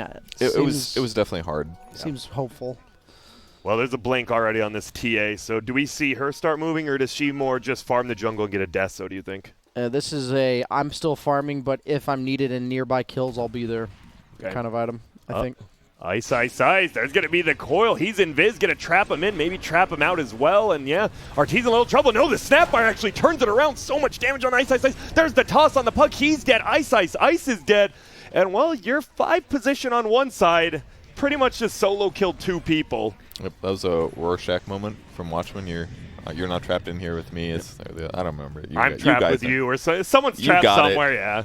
The person who didn't think they were trapped is the one that's trapped. He's the one, yeah, exactly. And they're going to go for another kill on Moon. And I know this is what Weapons and BSJ said. Let's see that game 1 they had today. Just continue to run at them, and they're not slowing down. Keep the aggression up. Yeah. Oh, more fling. And here again, finally getting a little bit of farm. Arteezy actually the one taking the big chunk of damage. DJ does get his level 6 now. Well, he actually had the coil last fight, my bad. It's okay. Thank you. So if you are Fnatic, what do you try to do? Just buy 23 Savage time? It feels like he's in a bad spot down there even. I'm just not sure. When you are behind, make a move on the opponent's safe lane tower. Yeah. That is what they are doing. So you have to open up this part of the map for you. But the thing that I'm scared of is even once they take this tower, EG has really good wards. One in the bottom lane and then the other one also in their bottom jungle. I guess those are expiring, but they can maybe use those to still make a good smoke play onto Fnatic, because Fnatic pretty much said, we're going to control this bottom half of the map, and EG knows exactly what they're doing right now. And they know the battery assault's on cooldown if they want to see That's a big deal. Ooh. For the immediate future. There's a lot of heroes in this mid lane, especially from Fnatic, a couple from EG. TA's just free reign farming the top half of the map. Tiny working on a Blink Dagger. Almost Desolator already on TA. That's pretty scary, I'd say, because that just opens up Roche, like, immediately, right? Mm-hmm. They'll have the next nighttime. Really nice smoke pop by Crit. He knew this was happening, too. Yep, almost gets killed in the bite. He'll get solo coil. He probably won't break it. He's going to die. He'll just sock him one time and goes down. That's so much information for his team, though. They're making sure they pressure top and defend mid, and because he's giving that information, they can do all of that. Nice. And the ward. It probably gives away this ward, but as you said, it is getting close to expiring. Will he get the kill? Aether Remnant's actually pulling him out, but no. Arteezy jumps forward, gets hooked, avoids a little damage, but the jump forward with both of them and gets it. Top lane, Abed, he does a lot of damage. Moon needs to hit this. He hits the stun, but he still dies. He's taking a lot of damage from the Edict. DJ's here. We know he already used his ultimate. Oh my goodness. Almost just gets killed. He still might. Throws down the trap on the backside. Arteezy's looking for jabs. Jabs is going to be the next one to fall here. I'm not even seeing. There's a spin, finally. And he lost his courier. Man, having the fast Blink Dagger on Abed here was so useful, because then he pushes out top as normal, but it doesn't feel very safe at this point in the game normally to do this as mid, because someone's going to gank you, right? But if you got Blink Dagger and you've got Refraction, how are they going to chain stun you? they'd have to like basically the only way they could do it is like puck coil into follow-up stuns, pretty much. That's why most people are prioritizing Blink on TA as opposed to Deso first, because you're still farming, but you're allowed to farm more aggressively, which means even though you technically kill creeps a bit slower, you're allowed to basically take away farm from the opponent and apply more pressure while farming. And you can still kill lane creeps super fast without Deso anyways, so it's like you're not really that vulnerable. Like he got to sit top that whole time while Crit created that space from the breaking the smoke, and he just keeps getting creeps. Now he's like 2,400 gold ahead of the next guy. Yeah. 200 gold away from his Deso. 150. And then they'll look to take Roche with that. They've already taken all 3 outer towers in the top half of the map, meaning usually you don't take that tier 2 mid before Roche, so they see this Leshrac. And they're running down. He knows. He's like, wait, am I the one in trouble? He just starts running immediately, and he was. So nice game sense there. EG does have the Deso being flown out, so they might be a bit hesitant because of the fact that Night Stalker just popped his ultimate, but they also have complete control. Oh. I don't think he saw him Don't move melded. the courier in. It didn't go into the pit, so I don't think they saw it deliver. Wow. Oh, they know they're there now. Will they be able to make it here in time? It is daytime. Like you said, no Night Stalker ultimate. Do they have the damage, the AoE, to even do this? And it doesn't look like they are rotating over. Seems to be free. Ice. They're just trying to block the hook, not let him steal it, and they do. Yeah, he did the cool little trick where Meld Strike minus armor stacks, so he waited for the first meld to be off cooldown.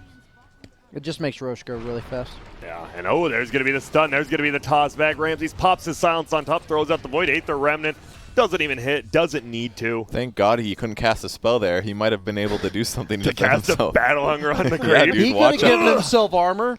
That's true. Could have Armor, disabled. Battle Hunger, just run away. Oh, level 2 call, dude? 2.4 seconds. That's the 2-2-3 build. Jabs is a real innovator here. It's the reverse 3-2-2 build. Yep. 23 Savage. Oh, the rune. Oh, he wanted to get in front. Couldn't quite. 23 Savage. Oh, there's going to be a cookie. Nice dodge there. Scatter shot. We tried and to he morph. can't wait for him. And now it is nighttime, so the silence does last longer, but he can make it uphill. He does. That was really close. He used his animation to try to morph so he'd get full HP, but that got canceled. Hold on. And they will end up taking this outpost. Still about 4 minutes till it truly matters. And the siege unit will just die to a tower. Poor guy. That feels bad. I'm surprised TA honestly just didn't tank it for a little bit since you saw 3 heroes middle. It feels so good tanking towers for catapults, honestly. Like, because even if you're the carry, you're like, this guy's the true carry. Like, this boy does like 100 damage a hit to a tier 1 tower. He's going to carry you for the next 30 seconds. Like, if you're you just keep him in the alive. tower anyways. I'm not calling you out, I'll bet, but I am. But you are. I am. Kept the catapult alive. Yeah. Ring of Aquila for the morph, so probably the best one he could get here. You know what item I've been getting really into is Nether Shawl. Nether Shawl I like really appreciate these As long days. as you're not against a TA, that item is nice. Yeah, if they have like a minus armor hero, then it's a bad time. But like in almost all other situations, I'm like, yo, this is a free hood. Yeah. Especially for like carries, especially if you have like a BKB, you just don't have to feel bad about popping BKB against magic damage. You can just tank the magic damage and save the BKB for the choiciest moments, you know?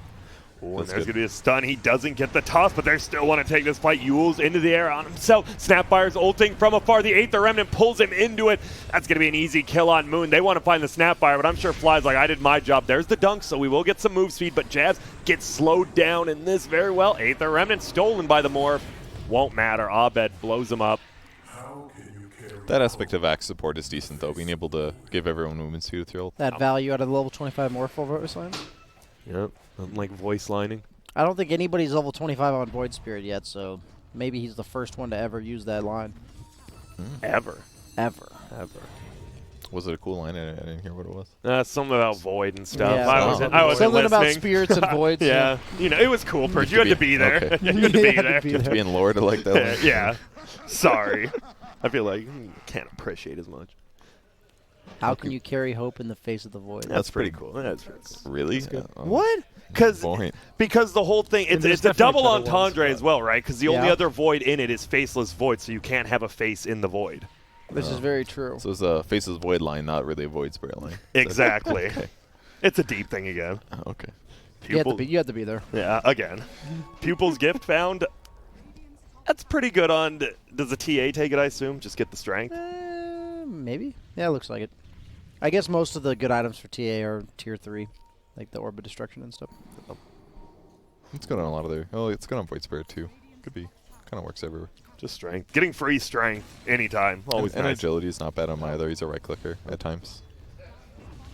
All right, going for the S-Blade next, but the Morph, did he get the Morph strength up? He did, like BSJ said. It's a level 25 Morph. Even if you come right from that jungle, just 0.1 second is all you need. Morph still wants to be like farming, and even though they aren't killing him, every time they run at him and he's forced to defensively morph and sit back a bit, it's just slowing down his timings. TA's further extending the lead. You kind of have to see this cute stuff that Fnatic's doing to try to scrap for farm on EG's side of the map, and he gets the Yules off. I was going to say that those creeps are blocking the Aether Remnant, but yeah, Jap's just doing some scouting for his team here. And Flying gets a counter observer ward, but they need to get out as a team. They know 2 of their heroes are missing. This is really important. The hook shot whiffs. Fnatic has to try to punish anytime they can outnumber EG, and knowing that 2 members from EG were chasing after jabs, they knew they had a small opening there, but EG correctly recognized, our team just showed on the other side of the map. Let's be a little bit careful here, and they're good. And like you said, they're not going to kill him here, but he's gone again. Oh my God! I never said that. I lied. I was like, speak for yourself here, Grant. The Ghost Scepter was so funny because he gets slapped twice and takes almost no damage. He's like, go Scepter. And then all of a sudden Tiny shows was like, I'm going to deal 1,000 magic damage to you, and now it's going to be 1,500 instead. It's going to be an extra 40%. Yeah. It took 1,400 magic damage from Tiny. And now this game feels pretty rough here for Fnatic. You just lost the one guy who is actually farming. He was your top net worth, and now you just lost both outposts and possibly all 4 bounty runes. I think 2 are still in the map. Even though he just died now, almost every single time we see action happening, it's them pressuring Morphling. Yeah. It's like halfway through killing a camp, and then he has to leave and walk somewhere else and try to work on that, and they just keep doing that. Yeah, you're just kind of scared of wherever you want to try and farm in the Morphling. You can't be on the other side of the map where you usually want to spend time. For how early this Void Spirit was picked, he's pretty unkillable this game. His only way of killing him really is Coil, right? And he can Yules during that? I just feel like it's one of those games where there's so much going bad that the people that counter him are like, we got to stabilize, and they don't have the time to focus on doing beating the heroes that they're really, really effective against, you know? Oh, he might get the He does. He was spam clicking that W or whatever key he uses. That's why you use Quick Cast, boys. Oh, and there's going to be the Aether Remnant. Pulls him down. Tons of damage being put out. Moon, he's hurting them, though. They're nervous. He's weak. Little safe. Lesh will get him. And Snapfire ulti on the bottom side. Spear Vessel there. They will kill Jab, so a quick 2 kills, and you have the Aegis. I believe you have a BKB. Is he going to get it? 1 attack. There it is. Oh, his little top hat, no. Oh, no. It's on the ground. Don't do it to him. Not the top hat. No. You could have fades worn into that. oblivion. Do you just push the base? You have an Aegis still, right? On the TA? No. Yep. Doesn't matter. Yeah, Doesn't matter. Got one. It's Refraction. Yeah, Refraction and a BKB. 10 seconds. And there's no 2 fortification, so I don't think you go high ground yet. All right. I'm guessing next Aegis you want to try and I'm go pretty with it. sure they're going to do the move of let's accrue 25k net worth lead and win the game, just because Fnatic does not have any heroes that can naturally leave the base here. And it's not saying that they couldn't go high ground, but there's just no way for Fnatic to battle their way back onto this map. So instead of forcing the issue now, why not just do it with an extra 10k net worth lead? Fnatic has to chill in their base. You have so much kill threat. You have the Tiny, TA +1, Void Spirit +1. Pretty much every duo of heroes on EG kills somebody. Now they have a double damage. They almost have BKB. TA will get her items really fast, so waiting an extra couple minutes means a whole Orchid for TA. And Fnatic has to do exactly this. This is kind of their last desperation. Smoke to move on the map. EG is going to cower to their side of the map as a group because they know this is most likely happening because top lane's not getting pushed. And now I'm just going to let the fight happen, and you can talk about it, Grant. We'll watch. Smoke versus smoke. The tension, you could cut it with a knife. If it was butter, obviously. Cut it with Axe's hand right now. Yes, you could cut it with Axe's. Pretty dull axe this game, it feels like. Maybe you couldn't, actually. Never mind. As long as it's low HP butter. Yeah. Well, they're middle. Moon shows himself. They have to know they're all behind Moon there, and we might just have a full-on 5v5, or they might just both go opposite ways. Eblade just got finished by Morph as well. The question is how close Snapfire actually is to his guarding greaves now. Yeah, already have him. Already so has it. I don't know if that Eblade is going to be enough now. That's nuts. Fly's been getting some early. He had like Guardian Greaves at what 20 minutes on his Grimstroke earlier today too. I was like, with Glimmer Cape you don't as see well. that often. Yeah. He has been he's been richer than Crit in like a few games. Not this game. He's very close to it, but it's very surprising watching EG and seeing Fly actually get farm. I don't know, it's just weird to me. There we go. They jump forward. Arteezy has a double damage, and he dodges the hook from Ice. Can he get him? Nope. There's a BKB popped as well. The Snapfire ulti raining hell upon Fnatic. Moon's going to be the next one to die. Looks like no. He Bloodstone. He barely makes it out on the backside. The Tiny actually trying to make it. I lied. That's 23 Savage. He's gone. A bluer one. Throws the tree and gets the Courier, which had the net. I'm a little surprised he didn't commit to the Lesh kill. Arteezy was still BKB'd. Really low, like, yeah. I feel like he could have just walked with him, but whoa. Yeah, they just call GG on it. I mean, they're really far behind. They lost their lanes. They lost 2 lanes pretty hard, and their opponents had more mobility. They had easier kill potential. They had greater combos. Great team fight. It's just easy win. Is this going to be too much? Because EG looked pretty rough during the group stage, and they always, they're the lower bracket team, but they got through the rough part, and now they look clean. Because Fnatic definitely is probably the second best team here, it feels like, and they kind of just ran over them. Would you say it's a draft, a play, a little combo of each? Feels that I don't want to say that this game is all the Fnatic is, because Axe support is weird, and like the laning was okay considering that like the pressure, like Morphling is definitely a carry that you can pressure for sure.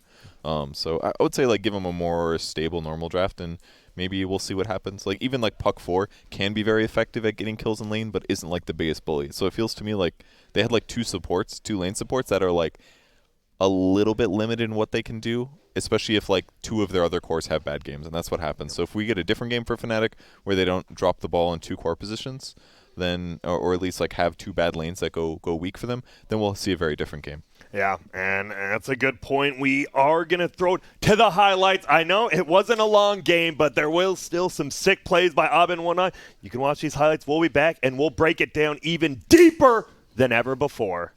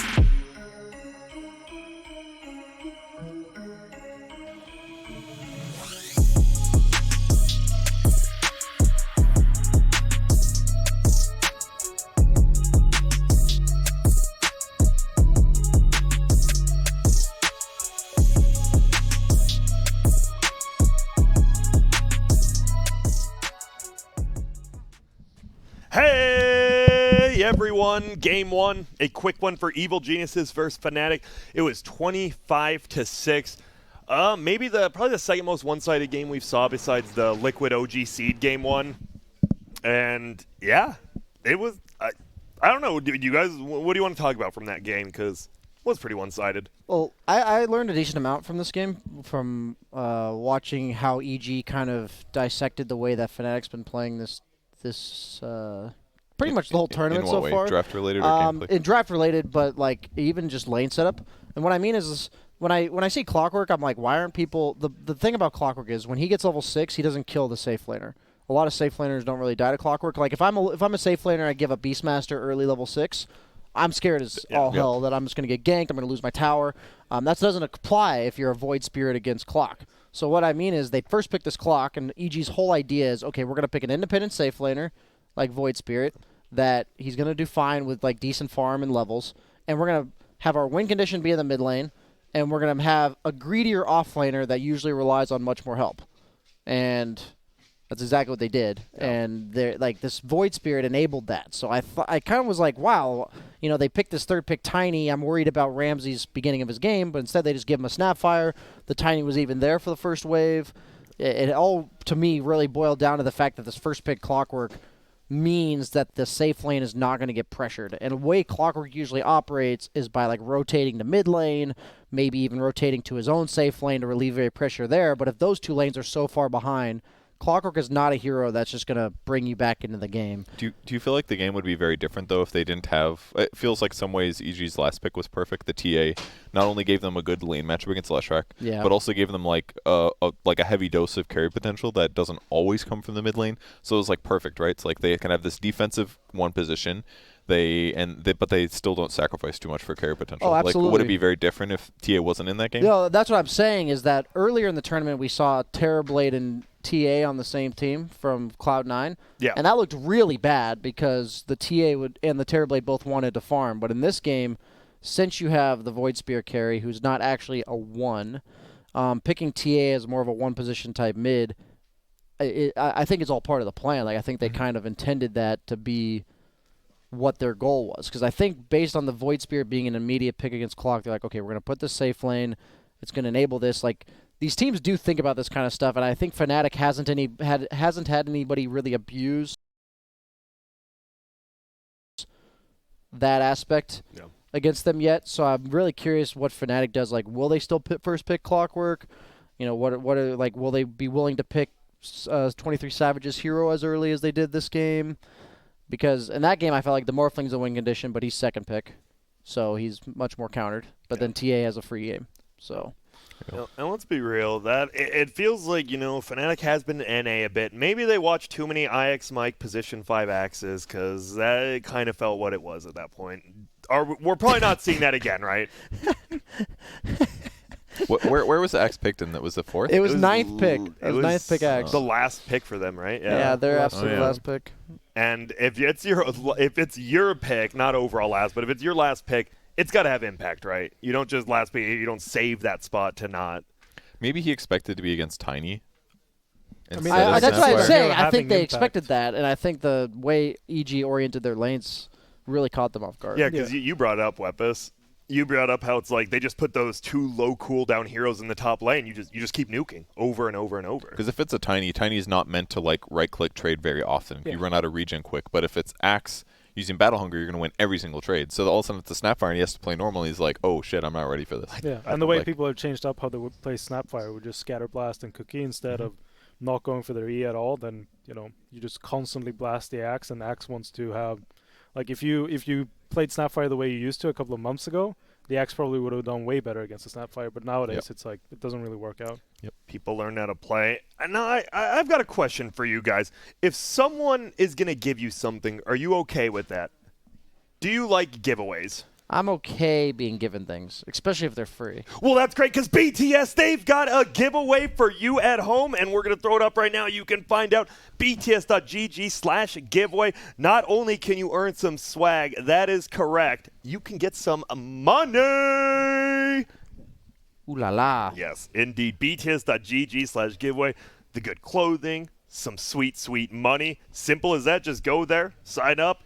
boom, you could be the one walking home with some money or a new chair. I could use another esports backpack. I might sign up.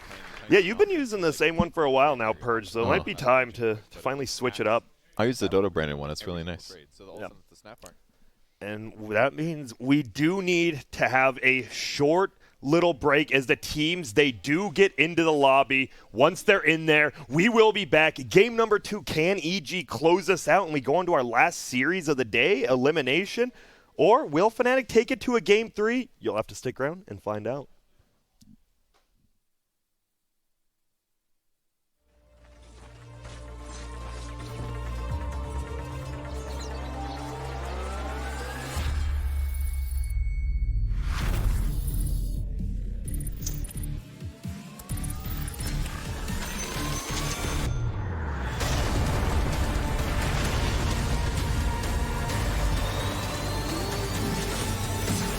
Radiant victory.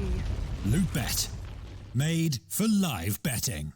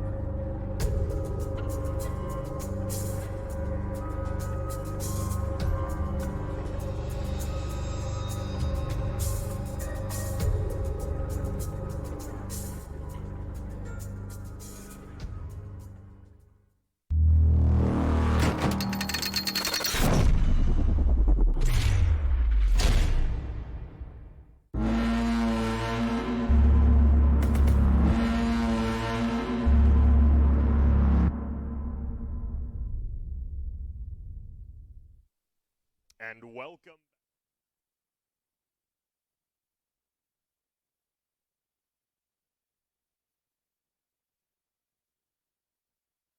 Is probably toss the Axe 5 out of the window and just play your own game. They already banned out the Snapfire. It's a good call. I believe Fly played it all 3 games today, right? Actually? Sure. I know he played it once in the first series. He played the last game. So we're going to go with it. No more 4 for 4 fly. Give him a new hero. Earthshaker on the other side of things banned out. Get rid of those like lane-winning heroes. Because that Snapfire, holy smokes. Did a lot. And it's also funny, right? Like, the Clockwork actually trapped his own teammate in that last fight, too, and when they got double killed. Like, it was some real anti-synergy God, that there. really was the last fight, wasn't it? Yeah, it was. It was like it was 15 sad. minutes into the game, there was another 10. Oof. We'll see what else Fnatic wants to ban here if they deemed any of those other heroes, like a Void Spirit, because it is a first pick, and I don't see why EG almost wouldn't first pick Void Spirit. I think we saw OG Seed overall first pick it as well. That did lose, but there's still Nyx Assassin, Bat Rider that were banned in the first series as well.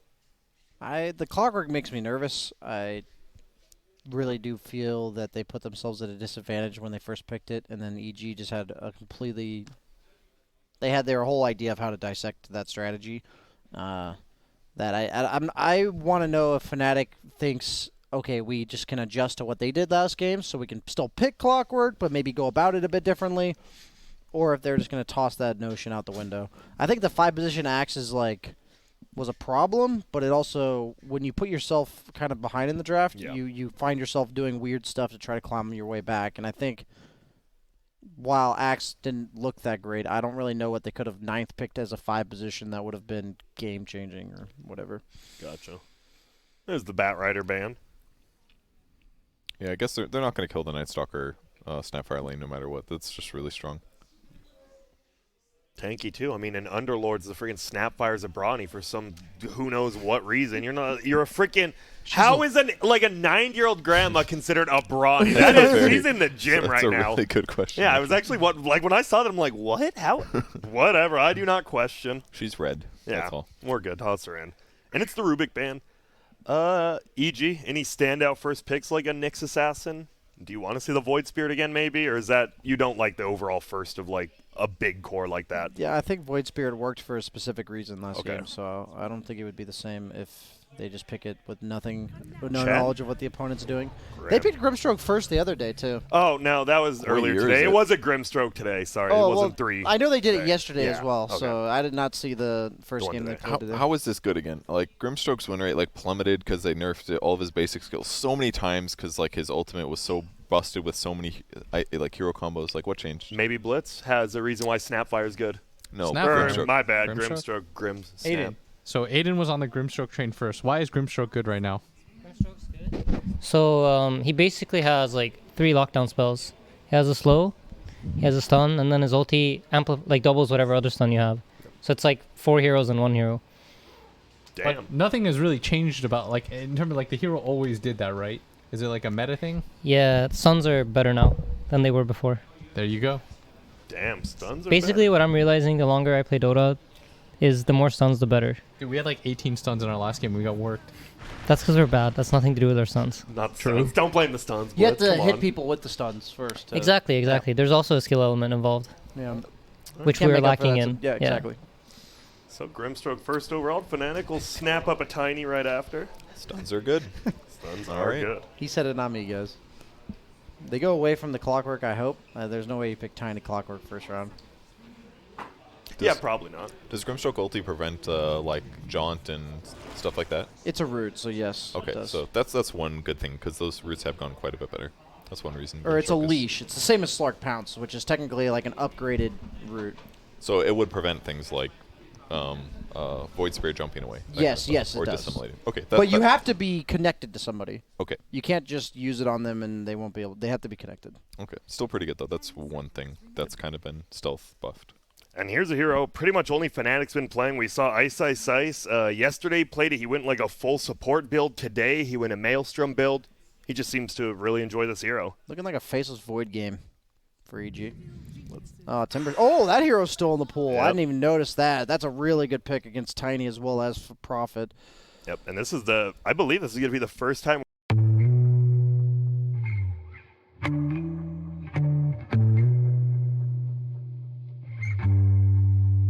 First round banned or second round banned. What if it just gets shit on? I personally think that this is already a good enough game where he'll do his job to make space early, meaning that because there's a Timbersaw in this game, EG's other 2 cores will probably have good starts. Yeah, when's the last time you guys saw Timbersaw do bad in the first 10 minutes? Yeah, it's as long as it just doesn't happen. You need very little information for Timbersaw to have a good game, meaning like they already see him against 2 good heroes. Okay, Timbersaw's going to have a pretty good game. It's kind of nice. You have this kind of weird initiation. You don't think of it either, right? Like you just ink swell Timber Chain on top of someone. Boom. Yeah. You're on top. I like the Inch Ban. The Purge against the Inkswell's nice. That's a good point.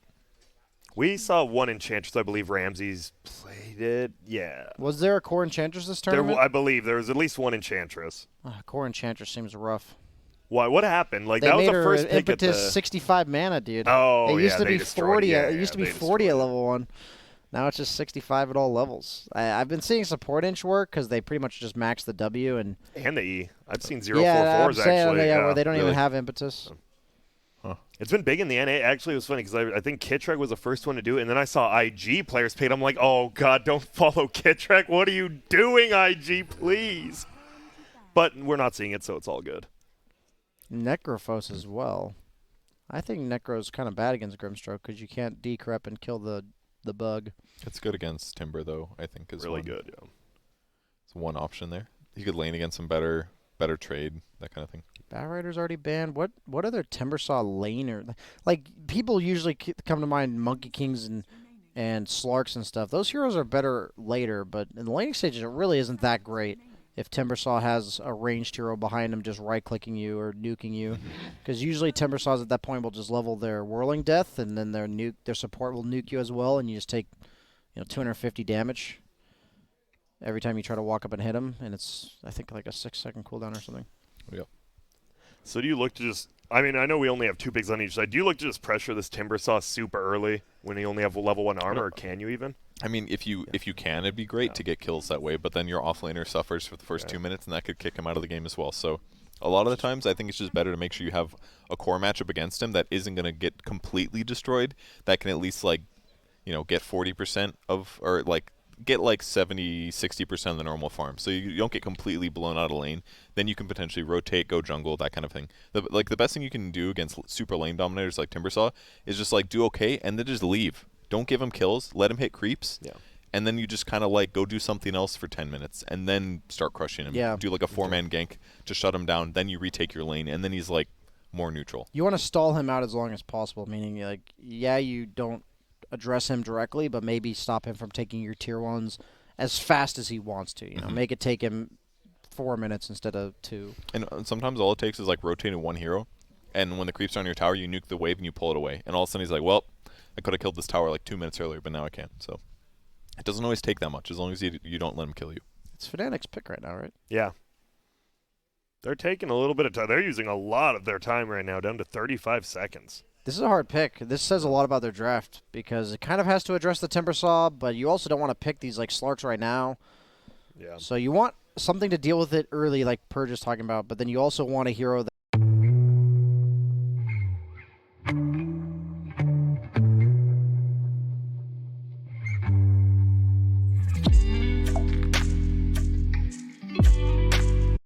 now because they need to scale well. A Lion's nice, just a raw disable.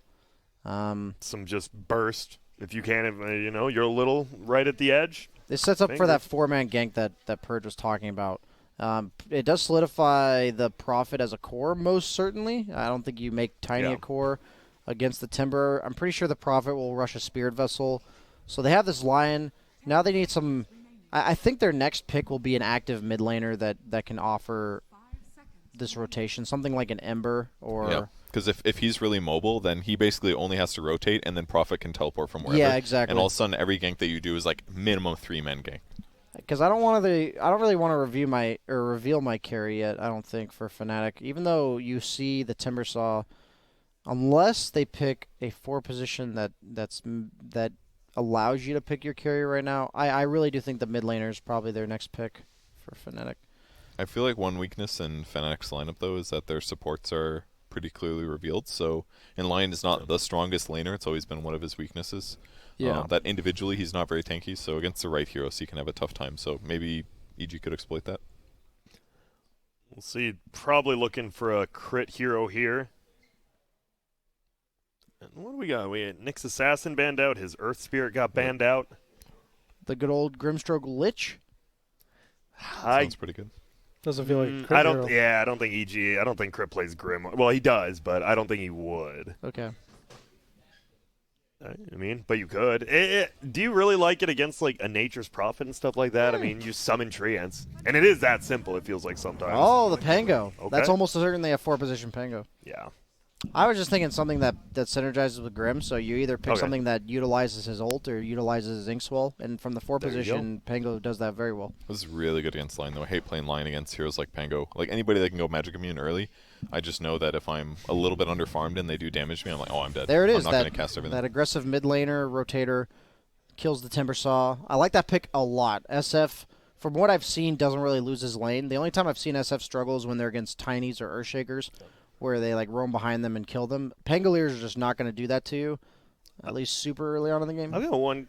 Don't they lack like any mobility? Like, I mean, like, when you're in a fight as Fnatic, aren't you just in the fight? Sure, Nature's Prophet can TP and stuff, but like, you have a Lion Tiny Shadow Fiend. You don't really have any way to get out or save. They have stuns at least, I guess, is the one thing. SF will but buy his I don't BKB disagree. and stuff. Yeah, I don't know. How do you feel about SF late game, though? Because I feel like this has been his long-term issue. Honestly, the games because we've seen a couple Shadow Fiend games all played by Thunder Predator, and Leo style looked like a god on the hero, and they usually ended the game around 30 to 35 minutes, and he just owned. I kind of like I'm leaning towards the Yules build that makes you somewhat like an Ember, and you're not meant to carry. You're not meant to carry the game. You're just meant to be that mid-game damage. The difference is instead of being quite as mobile, SF does offer physical right clicks for like towers and Roche because of the presence of the Dark Lord. They picked this Queen of Pain into like these Kunkas and SFs. I personally think that Queen of Pain doesn't do that well against SF if she's not getting ganked for her. So it's going to come down to how effective Crit is and maybe getting that level 2, level 3 rotation with Pangolier on the mid lane. We've seen from OGC did it quite. Z-Freak in both games he played Pango just got a successful like level 2-3 gank middle. So it's scary when he has like an Orb of Venom that swash plus if you get the disarm proc because it's slow. You're done. Yeah, it's rough. Bringing up what Grant said before about lack of mobility on Fnatic, the Quap could potentially, with combos with Timber and Pango and even Grimstroke, like their mobility advantage is ridiculous. Especially if like Grimstroke ults like Shadow Fiend or another important hero, and he's linked to somebody else, like, and then Pango Rolling Boulder comes in, it's like you're screwed. It's like good luck fighting, guys. Troll Warlord almost certainly for EG, I think here. Almost certainly. Yeah. Why? It made it more certain to me that because they banned the Razor, but it's either Sven or Troll.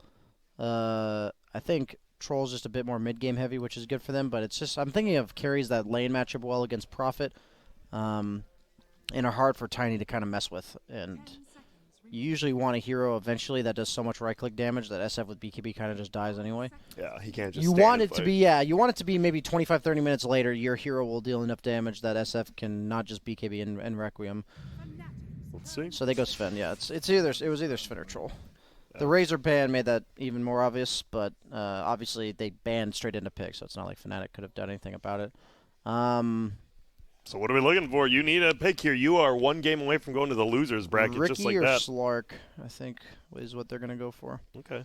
There's a lot of damage on the ground is my problem with Slark. They're smiling on Fnatic. They got something in mind. Headsets are on. Makes it almost feel like it might be the Ricky then. I don't think you smile if you pick the other one. What? Fuck. Oh, okay. Let's Carry SF? Yeah, it's Carry SF. Yeah, Right? Yeah. It sure is, my friend. That's an interesting take. I did not expect that. Side lane SF has been one of the it's bad. Yeah, I mean, and when people try it out, because there's like a really bad matchup middle or something, and you're nervous about it. You go to the offlane. You need levels on this hero, right? That's like the biggest thing. He'll be fine against the Timbersaw. It's no big deal, right? Yeah. He probably does really well against Timbersaw. Really? Why, just raising for creeps? Yeah, I think by the time Timber's supposed to be unkillable with reactive, your primary source of damage is raises. So maybe with Lion, Tiny, and SF, they can actually kill him. You know, let SF get level 3 to 5. BSJ, wait a minute. Oh, my goodness. There's some sort of alarm going off. We might have to get out of here. We're going to take a short 1-minute break. When we get back, if we do get back, Game 2, Fnatic versus Evil Geniuses. Whoa.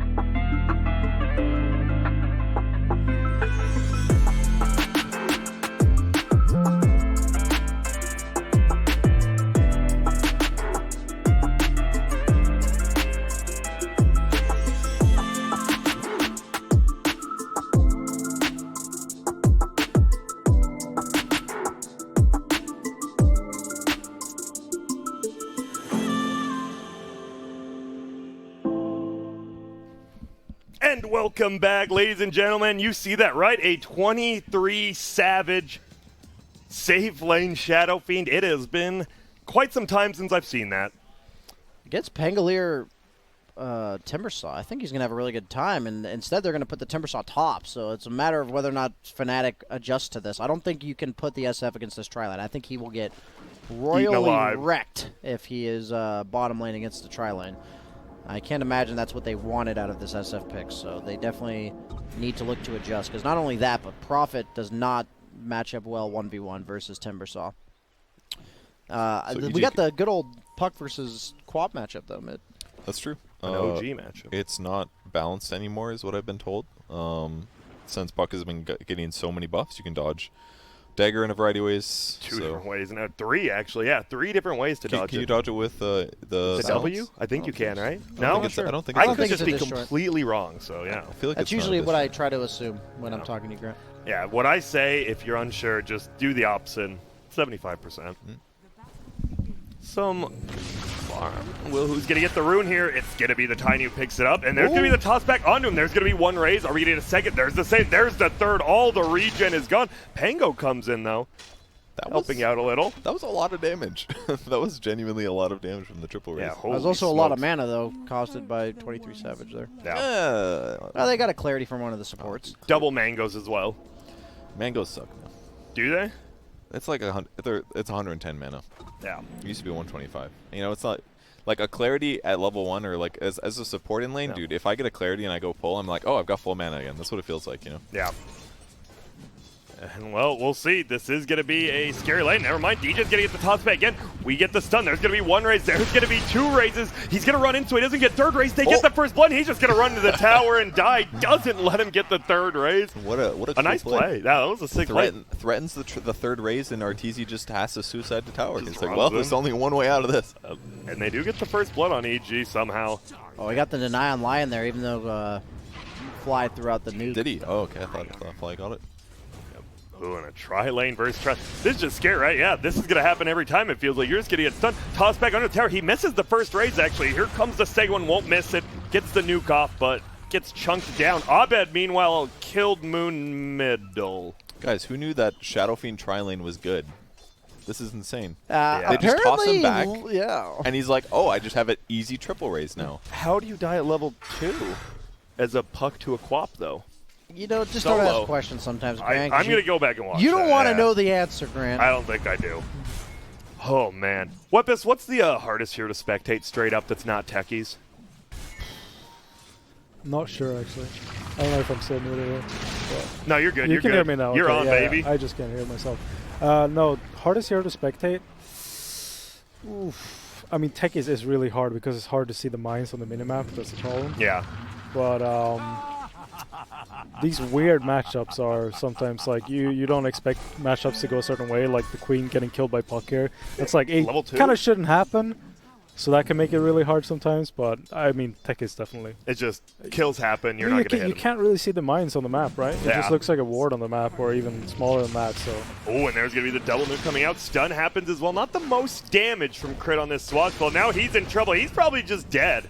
This is the future, my friends. DJ's loading. Yeah. Triple race. What, they nerfed the toss range level 1, but apparently that just doesn't matter. Yeah, well, you're not wrong. It looks like Shadow Fiend is part of the show here, but every time that he gets to do these things, because someone gets tossed back. Yeah. And we saw the line stun first into a toss, or just the toss first. These two supports are doing a great job. Double damage for the Puck. Now that's one way to catch up. Top lane, that means it is the 1v1. And ice. Body blocking him. Uh-oh. The Quap's in trouble now, and there's DJ. This will be a turnaround kill.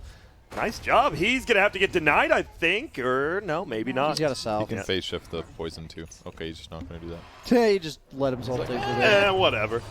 Uh-oh. 23 Savage was about to go down. Instead, it might be Arteezy. Gets double raised. One more right click from the line isn't enough. Fly, who we thought about sending the nuke out.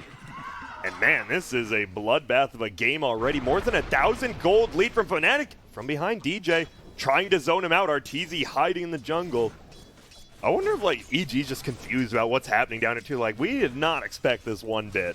My issue, from a spectator's perspective, is this is the kind of game that's getting decided by something we'll never watch, and that's the top lane. Like, there's just no reason to watch that lane.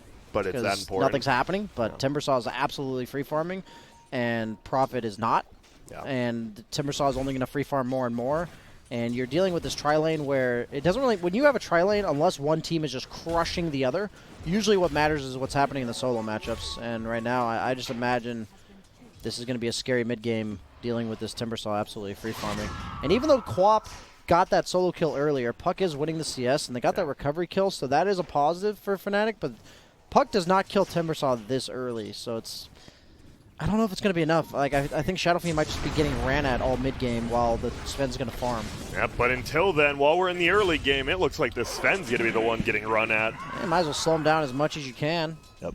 SF's scary when he has level 3. It's a lot of damage compared to most other quote-unquote carry heroes. Especially with stuns, because you're going to hit him. You should be hitting him pretty easily here. Oh, they're going to square up on each other middle. Shadow struck up. Do we have a phase shift? Has one more. Now Dude, he's just dead. He had phase shift. He's dead? It was... No, he had it. He did, yes, but... I guess he was trying to dodge both or something. The attack and the dodge Shadow neither. Strike. Yeah. And now, guess what? Arteezy's like, all right, I thought this was a joke of a tri-lane. It's not. I'm the joke. I'm heading up top. And he will. He's just going to try to farm. Uh-oh, Abed, though, he has run into a little bit of trouble. What is this game? That was something a else. sick play by Fnatic. Like, Jabs waited till the very last moment for him to walk up the hill. They even got like a right-click into each before Abed realized he was there. It's really cool to see like that extra skill that he waits so long. It's like that he gets all the way to high ground. Normally I'd stun like right before he gets there, but he just waited, dude. It's like, and they both right-clicked him once. That's like the cool part, because you get that extra right-click in, which makes the difference of whether or not that Quap can blink out. Yeah. But I like how they rotated this SF to follow Arteezy here, because he is not equipped to deal with this over-farmed Timbersaw. Yeah. And DJ, that is not your side of the map, sir. I don't think it's going to be that big of a deal, though. Yeah. I mean, he's got Tranquils already, I think. Dire's top tower is under attack.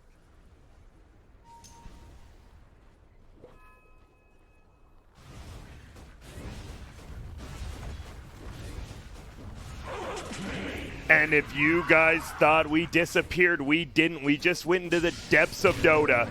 And now they're going to stun in. Here comes the Inkswell. But guess what? Just toss him away. No stun. Welcome to Tiny. Like, Tiny was just here being messed with. Yeah. And now he's doing the same thing again. It's just perfect. I mean, Arteezy is level 3 here. Maybe he's got 2 points in cleave, so whatever. He's going to hit some neutrals. But if they keep taking his levels away, it's going to slow everything down.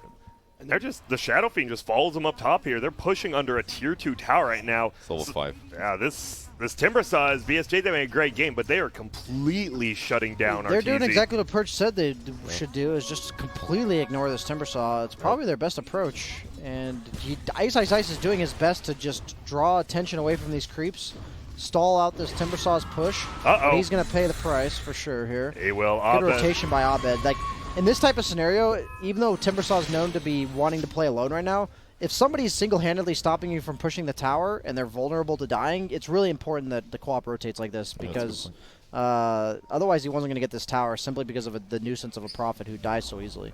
So nice tower taken by EG there. I mean, it is on co-op and Timber to do everything right now, because Arteezy is still going to be farming next year, according to the rate that we're going at right now. But man, look at 23 Savage's net worth right now after the tri-lane. 3,600. He's 600 above the free farm safe lane Timber. Having an amazing game. Timber will go mid now to slow this down because, again, he's kind of invulnerable, so putting him here rather than the bot lane is better for their overall farm level. And Arteezy, he's getting run at. There's the Tiny. Oh, the ulti from Ice to get a TP in as well, or 23 Savage just hit a long-range raise. He misses it, actually, and the Swashbuckle doesn't end up hitting, so Arteezy's still in trouble because there is man on DJ. Where does he throw the stun? Left, right, left? No, he's following him. He goes to the right. Arteezy goes to left. 23 Savage goes to the right. Arteezy's going for the TP. Does DJ have the stun? It doesn't look like he's gone, and now 23 Savage has to TP out. Ice did TP in, and, well, I think he might have just TP'd into his death here. He's trying to TP out. No, sir. Oh, this is a huge kill mid if they can get it. And it looks like they will, because they have the coil break. SF's so important as a draft pick for that, actually. I really like them actually rotating in the SF for that kill on the Timbersaw. It's like you mentioned, by the time the Timbersaw feels really strong, races are still very strong against him. So having both the Tiny and the SF there, stopping the Timbersaw, it's kind of perfect for them. And he picked up the the Faded Brooch too. So he's got 25 extra movement speed and tons of mana. It's so good for SF when he's ahead like this. You can kind of think of it similar to like Blink on TA in the last game. The broken part about Faded Brooch is it's not 25 movement speed because you count in the boots percentage and the agility percentage. It ends up being like 30. 30, like 32 or something. I don't know, man. That item's busted. How would you just tweak the numbers a little? They originally buffed it from 20 to 25. I think you just put it back to 20. Maybe lower the mana a bit, honestly. Yeah, that would be fine too. Oh, Fly is going to get nuked down here from Ice's ultimate ward for ward there. The raw amount of mana, what if it was like, mana regen instead of mana? There's a lot of other items that give mana regen already. Yeah, that's true. Maybe I'm overestimating a lot, but I'm thinking of like... You have the Keen Optic, yeah.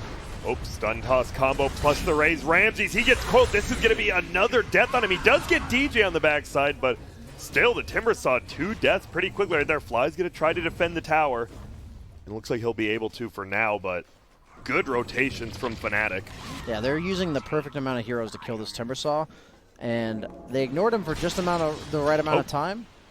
And Arteezy is not recovering the way you want him to, so he actually has to participate in fights earlier than he probably wants to, and if he gets out here, that's a disaster. Is that... Oh, yikes. Boy.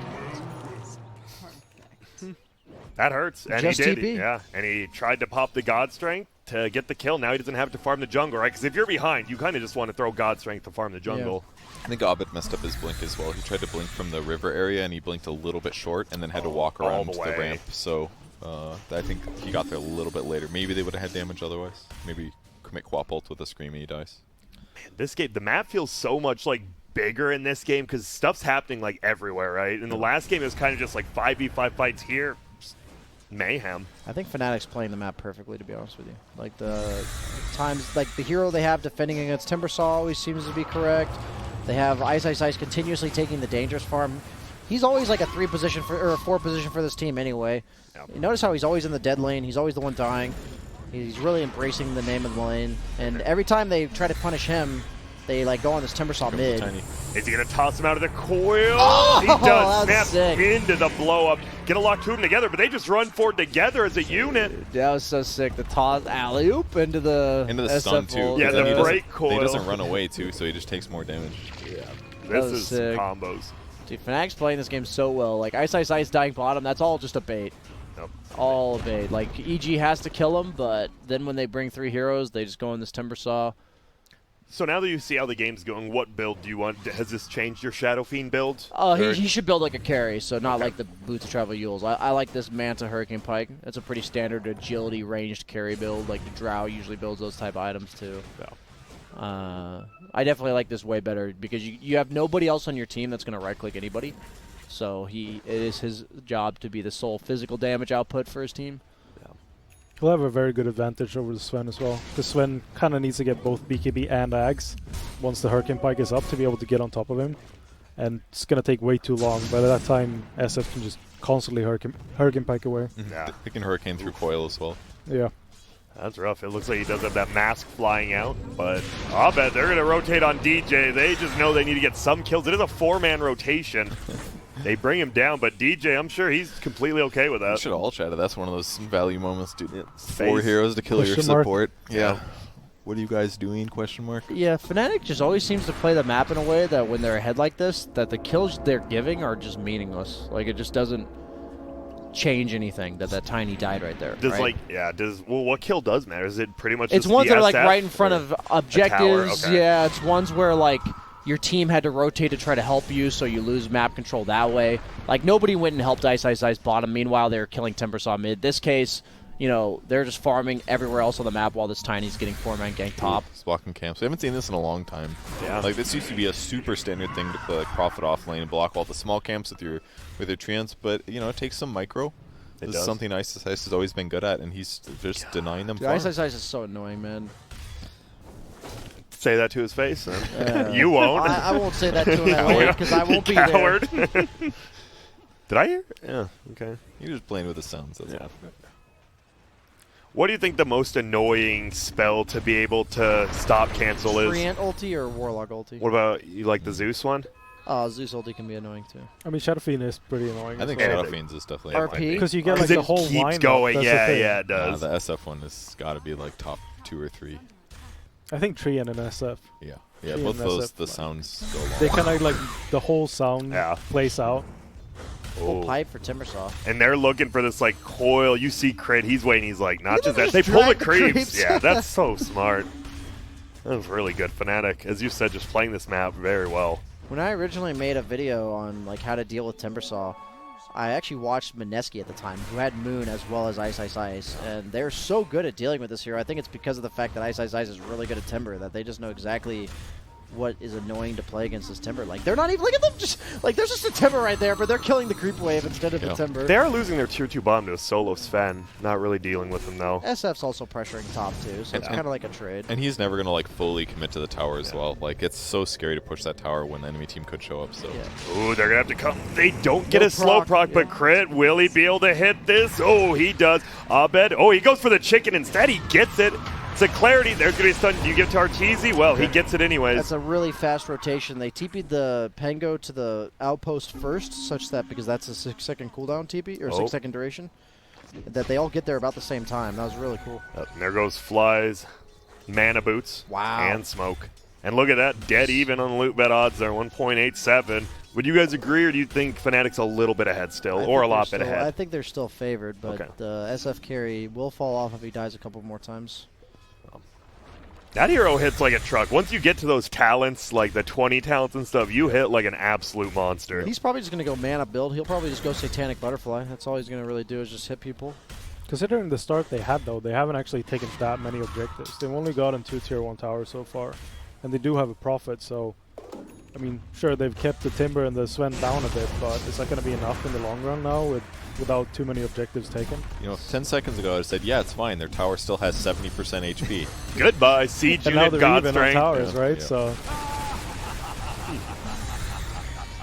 I mean, no Sven ulti fight him, I guess. I don't know. Possible engage, but they just run back as quick as they can.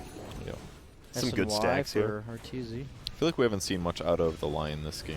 Like he's been in a couple fights, but he's got 8 assists. He's clearly doing well, something. and he's been here. He's double stacked these 2 camps with stun plus a right click for I think 4 minutes in a row now. So it definitely feels like Tiny is the one that has been around more. Doing everything now. He has the blink, I assume, based on the fact that he has 0 gold. Must be. Yes. Oh, and a poor man shield. Oh, I hear a coil. Looks like it is going to be on the mid lane. It's Ramses again. He does have the pipe, so he absorbs a little bit of the damage. They link him together, but once again, they throw him into it. There's the figure. Oh, my goodness. He ate all of it. Almost survived. Crit's rolling through. No, he's rolling on back. Will he make it? Doesn't it? Jabs, and he gets hexed instead. He's going to go down in the river as well. Nice toss into the air. Moon isn't able to get the kill, but a quick twofer. It's hard for EG to win that fight. There's no ulti on Sven, and they started it with like Timbersaw initiated on, and basically couldn't do anything. So they almost got they disrupted the fight a little bit, but it just wasn't even close enough. So they take a losing fight. Is it? I mean, it felt weird that Ramses was still there, right? Like you used the Godstring, you got the tier 1. He kind of just stuck around to clear out another creep wave.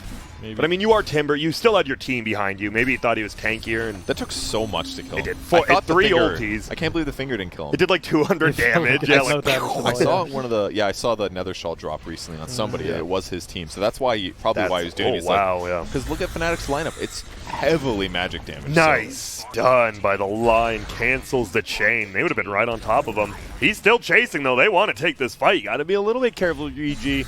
You saw him barely die to all the magic damage ults, so I doubt they're going to kill him now. Or they're actually going to try. It seems a bit dangerous. Well, there's the stun toss combo. Hey, don't aim him. Just aim Fly instead, and now he's all by himself. This is just 2 heroes here. The rest are rotating down, but you're going to be way too late for this. Goodbye, Ramses again. Didn't expect him to die there. I don't think he expected to die either.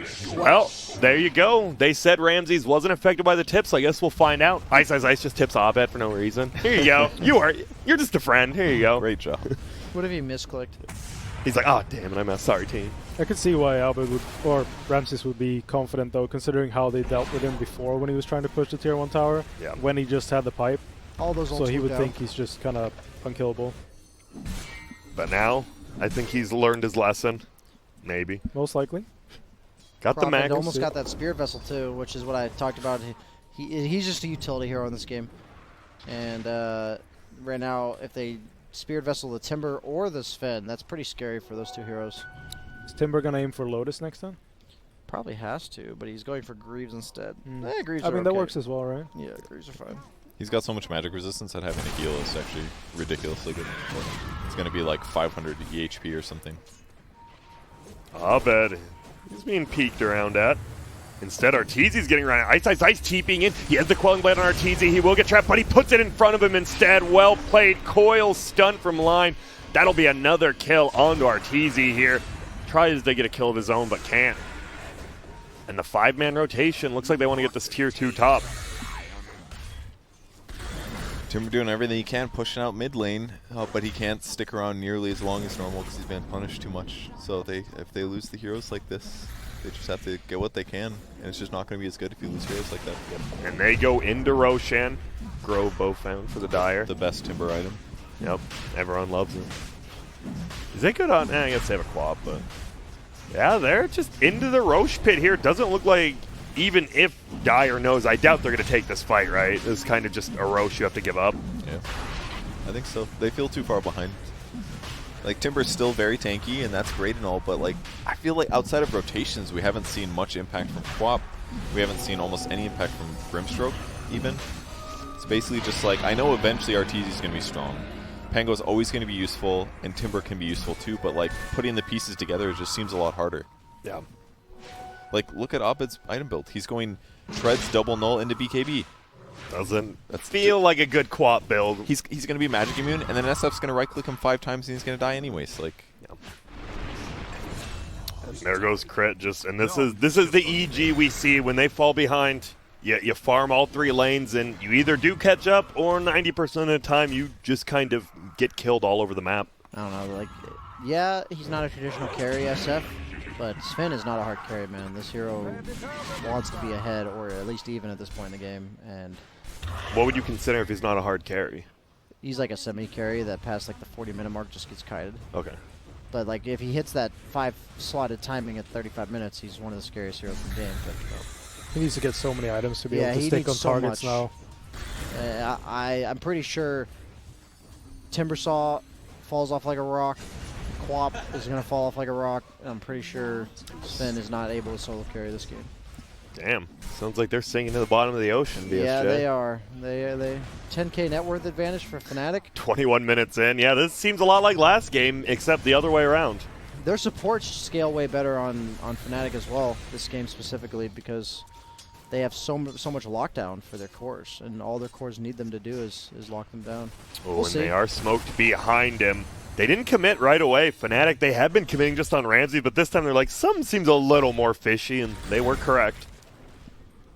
Yeah, it's going to rely on EG counter-initiating Fnatic and punishing them if they overextend. I think that's going to be EG's way back in this game. So they pretty much have to bait this Timbersaw over and over again and hope he eventually gets a bait that works. They bite basically. Yeah, the Daedalus coming up after the Hurricane Pike on SF. That's going to hurt. More than likely, might be when they look to try to end it, because you do a ton of damage with this hero. Level 20 as well. Coming up soon, there's going to be a stun toss into the 23 Savage. I believe that's the 3rd or 4th time we've now seen that combo. That was a lot of damage. Yeah. I mean, I know they have Veil, so it's being amped a little bit, but... Oh, and they get the coil on this young man. The Grimstroke as well goes for the Inkswell. He loses his Courier. He's going to lose his life. 23 Savage double kill. This is just it really is the opposite of last game, just a straight-up beatdown from Fnatic right now. There's the finger. Abed does make it away. Will he die to the Spirit Vessel? No, he pops BKB to take it off. Does DJ have a blink right click? No, because he gets some HP back on Abed with the bottle. But still, feels rough. You just used your BKB. Honestly, not dying there's rough, because you don't have a BKB. If you could just get blinked on by Tiny, you're dead now as the Quap, right? Yeah. You're losing a Rax 100% here. Yeah, I mean, still have Aegis. Yeah. And a creep wave as well, so. Well, here we go. Same fight. We hear a roll. He dodges the Shadow Strike with the Manta, but they run for 23 Savage. Really isn't taking that much damage. Crit only is able to hit those Shadow Fiend one time, and that's it. Arteezy now getting right-clicked down by the Shadow Fiend. It looks like EG, I think they want to back out. Well, Crit wanted to, but he falls. Clumsy net used on Ramsey's, Yules into the air. They're just going to stun him again. Silence comes out on DJ. That won't matter. Right click, toss, right click. Wait a minute. No. Ramses goes down. Double kill for Moon. And there's a GG call just like the other game. It's over. It's over 21 minutes in. Well, the thing is, these aren't like the best like even games, but it's an even series, right? We're 1-1 now with both teams kind of just stomping the other team in a game. I like watching back and forth stomps sometimes, and especially in these games when like it's not like EG did no moves. It was 21-9. They had some good kills. They had some decent rotations, but it's like it shows the beauty of the strategic element of the game with the draft and how you played in the game. And now we can pretty confidently say that Shadow Fiend in a tri-lane with a tiny support tossing people into him is actually pretty legitimately sick. Like, EG would try to go on him instead, and he'd be like, well, you just have a normal tri-lane. This is garbage. You can't triple raise, you know? I thought they were going to lose. I think EG thought the same thing we were. We're like, oh, this is a joke of a tri-lane to fight into. Lion's traditionally a very weak tri-laner. Tiny's not at all a laner. Yeah. And then you have SF, and suddenly... I did mention that like this 1v1s concerned me, but I think the game went so badly for Arteezy in the first 10 minutes that he was a non-factor in that game at all, and that was the big difference for me. Yeah, makes a lot of sense. You know, we got to get over it. You see Fnatic, they're talking over things. We need to, as casters, talk over things. We got to build up our talking points, boys. We got to know what we're saying. We're going to take a quick break. We're going to watch some highlights of that last game, you know, even if they're like 30 seconds long. But we'll be right back. See you for Game 3.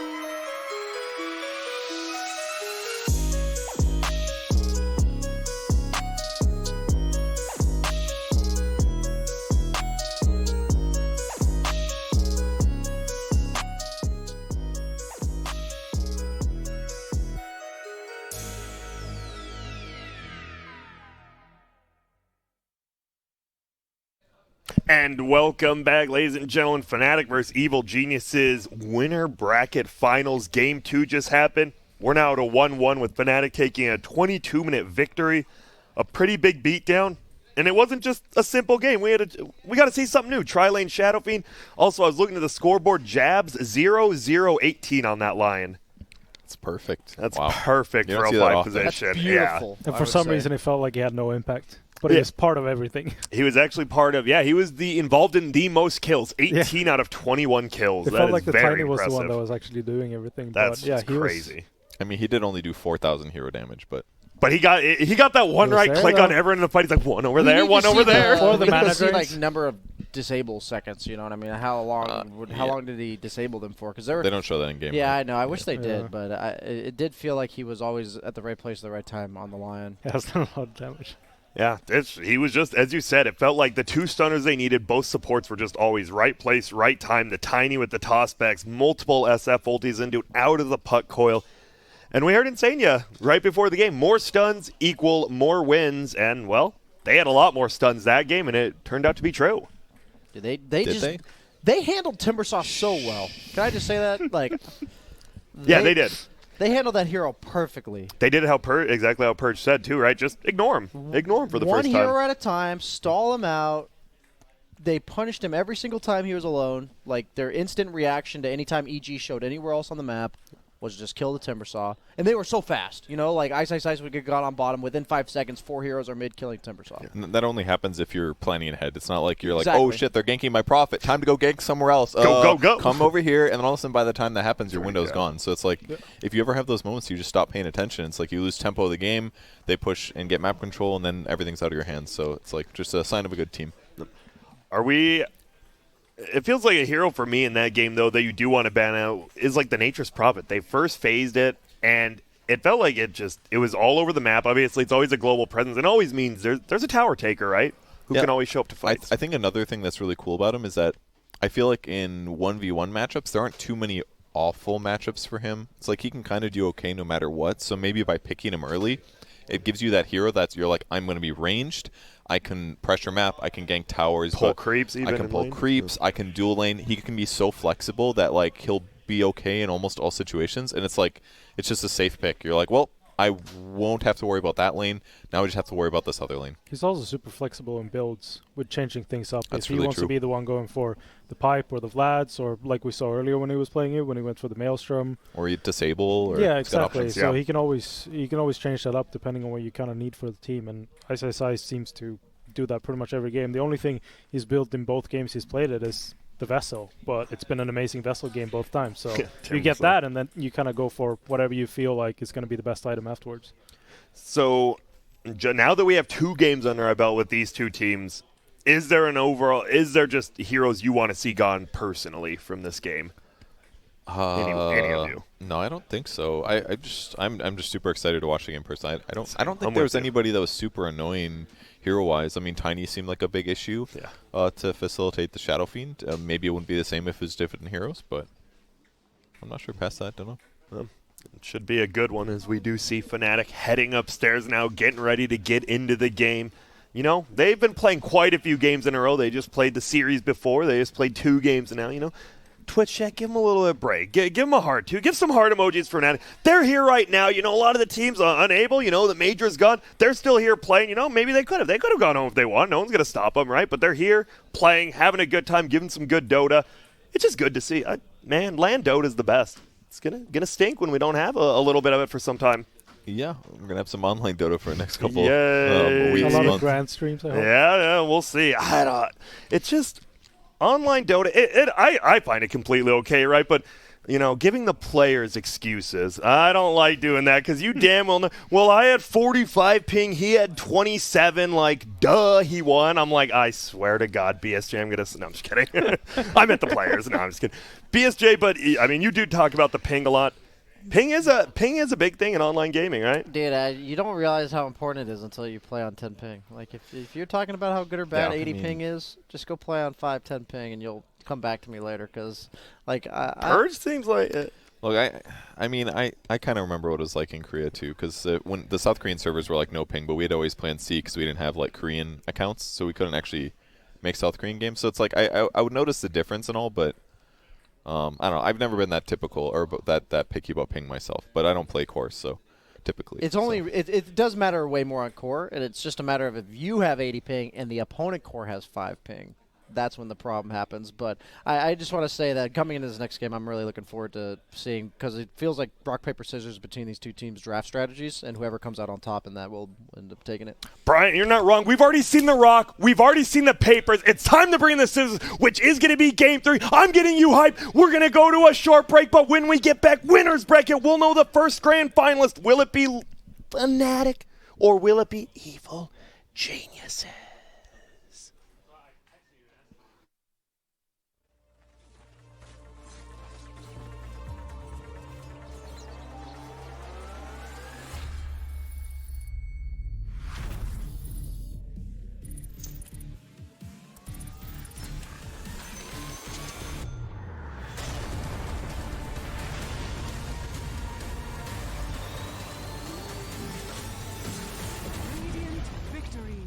LOOT.BET, made for live betting.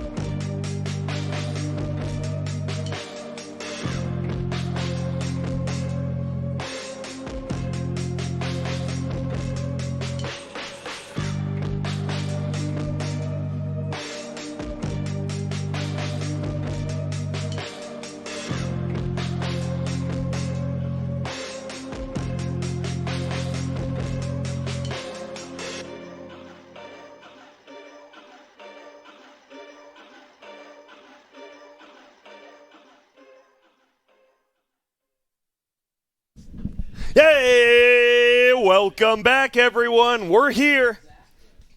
We are? That's all I'm going to say. That is a fact. That is a fact, and we're almost into game number 3. I believe I was supposed to shout something out, but I did not hear what it was. A GSI draft. You get that? Yeah, I got it.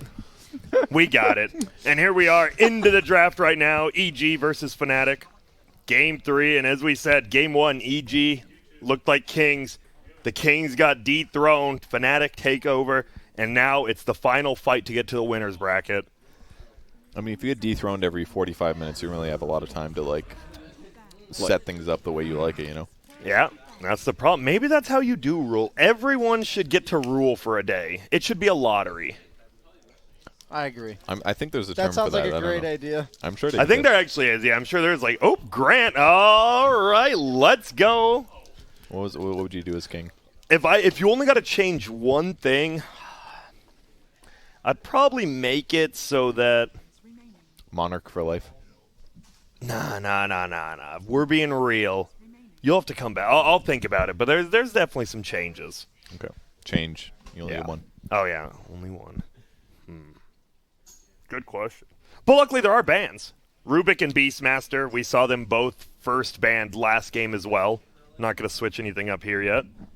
Snapfire was banned by Fnatic in the last game after getting beat with it Game 1. I will say, EG did win this Game 3 coin toss, and they got Radiant. Radiant won the first 2 games as well, so seems to be a pretty popular thing. That's all it is. Yeah.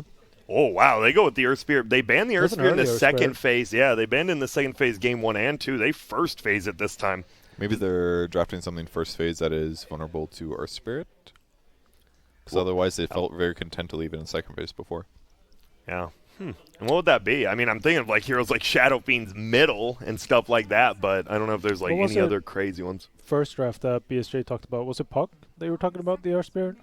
Yeah. Because they were planning on taking the Puck, right? Yeah. So I'm guessing that could be a thing. They want to try and pick first phase at this time. What? You think they think that's possible? If they ban Nyx here, that would go up in likelihood. But I think it is. I mean, they might take it a second because they have first pick, obviously, and then after the 2 EG picks, they might pick it up. But you got to be careful leaving it, though, right? Wasn't Crit actually one of the first 4s to play the Puck like a year or so plus ago? Spirit's actually really good versus Nyx, so maybe they're going to pick Nyx first, and then they're going to plan to deny pick the Snapfire by picking the Nyx, because obviously you talked about how good Snapfire was for EG. If they leave it in the pool, they at least have to have an idea of what they're going to do preemptively or against it in general. They banned the Night Stalker. Nyx is really standing out to me as Fnatic's first pick based on their ban so far. What if it gets banned right here? Does nothing else stand out? Is it like such a good like Nyx with the other bans? Then they're going to take Snapfire, I think, if Nyx gets banned. Okay. And they are, I believe, Fnatic. They've played on Ice twice, right? The offlane Snapfire, I do believe. I know I saw it at least once. Ice is more of their 4 position in terms of farm distribution. And anyways, last game he was a Prophet, so he naturally got a lot of farm. And that's kind of like how Secret does it, right? Do you like that style of play where you kind of have a 3-4 that are like, you know, they both get farm? Your 4-position player has to be a game-winning player, though, right? Not every 4-position player is like that. There's nothing wrong with that. But if you have the Yapstors and the DJs, like, yeah, I think you can absolutely operate in that environment. But if your 4-position isn't thinking that way, then no reason to they banned give the them Puck, that farm. So they do ban the Puck. The other hero you said besides the Nyx Assassin they might be looking for, and let's see if Fnatic takes it. I'm curious as well. Does anything besides the Nyx look good for you here? It's always hard, right? There's so many heroes. I'm just making educated guesses based on what teams are picking or what they're banning first, because a lot of times it makes a lot of sense when you see their picks. Like Earthshaker makes a lot of sense here too. He doesn't want to deal with Night Stalker in his face. Earthspear can be kind of annoying. And I'm just kind of surprised because I think Snapfire is pretty decent against Earthshaker. Like that matchup doesn't really. Yeah, and you stopped the combo. We actually saw it in a game yesterday where the Earthshaker jumped in, went for the combo, and they just got cookied out. Oh. I have to assume they're going to pick it, right? I believe so as well. Seems to be Fly's favorite hero and one of his best heroes to play. Do you pick Clockwork as well because it's good against Earthshaker? Or are you just not afraid of them picking Clockwork if you pick Snapfire? Or do you pick the Nyx? Or is that too weak of a support combo, do you feel? I don't necessarily want them to reveal 2 supports here. So, like, they could end up being the 2 supports, but I at least want one of them to be flexible. Like, that's why I mean, Snap can be flexible, right? So it's true. There's the Snapfire. And there's the clock. Nice calls, guys. I think guys. that's actually something really interesting about this meta is that, like, even, like, a month ago, there were just so many, like, really, really good 5s that they just dominated, like, the first pick phase. But now they've all been nerfed enough where, like, you get these, like, 4/5 heroes that can flex any position, and it makes the draft team more interesting. There's the Death Prophet. We have seen this hero played as support yesterday. I believe it lost. No, they won that game. They won that game, yeah. They played it as a 4. They picked it in this situation as well, right? Like very early, and they played it as a 4. I wasn't a big fan, but it did win. He went 1-1-4, Max Spirit Siphon, and then he went back for Max Silence. Like he left his nuke at level 1. So okay, very much used for the silence as well as the ultimate to force objectives. Also one of Moon's best heroes, that's the thing, so who knows what this is right now. You do already have an Earthshaker, which kind of says to me, Ice does play, but that's probably DJ's hero, right?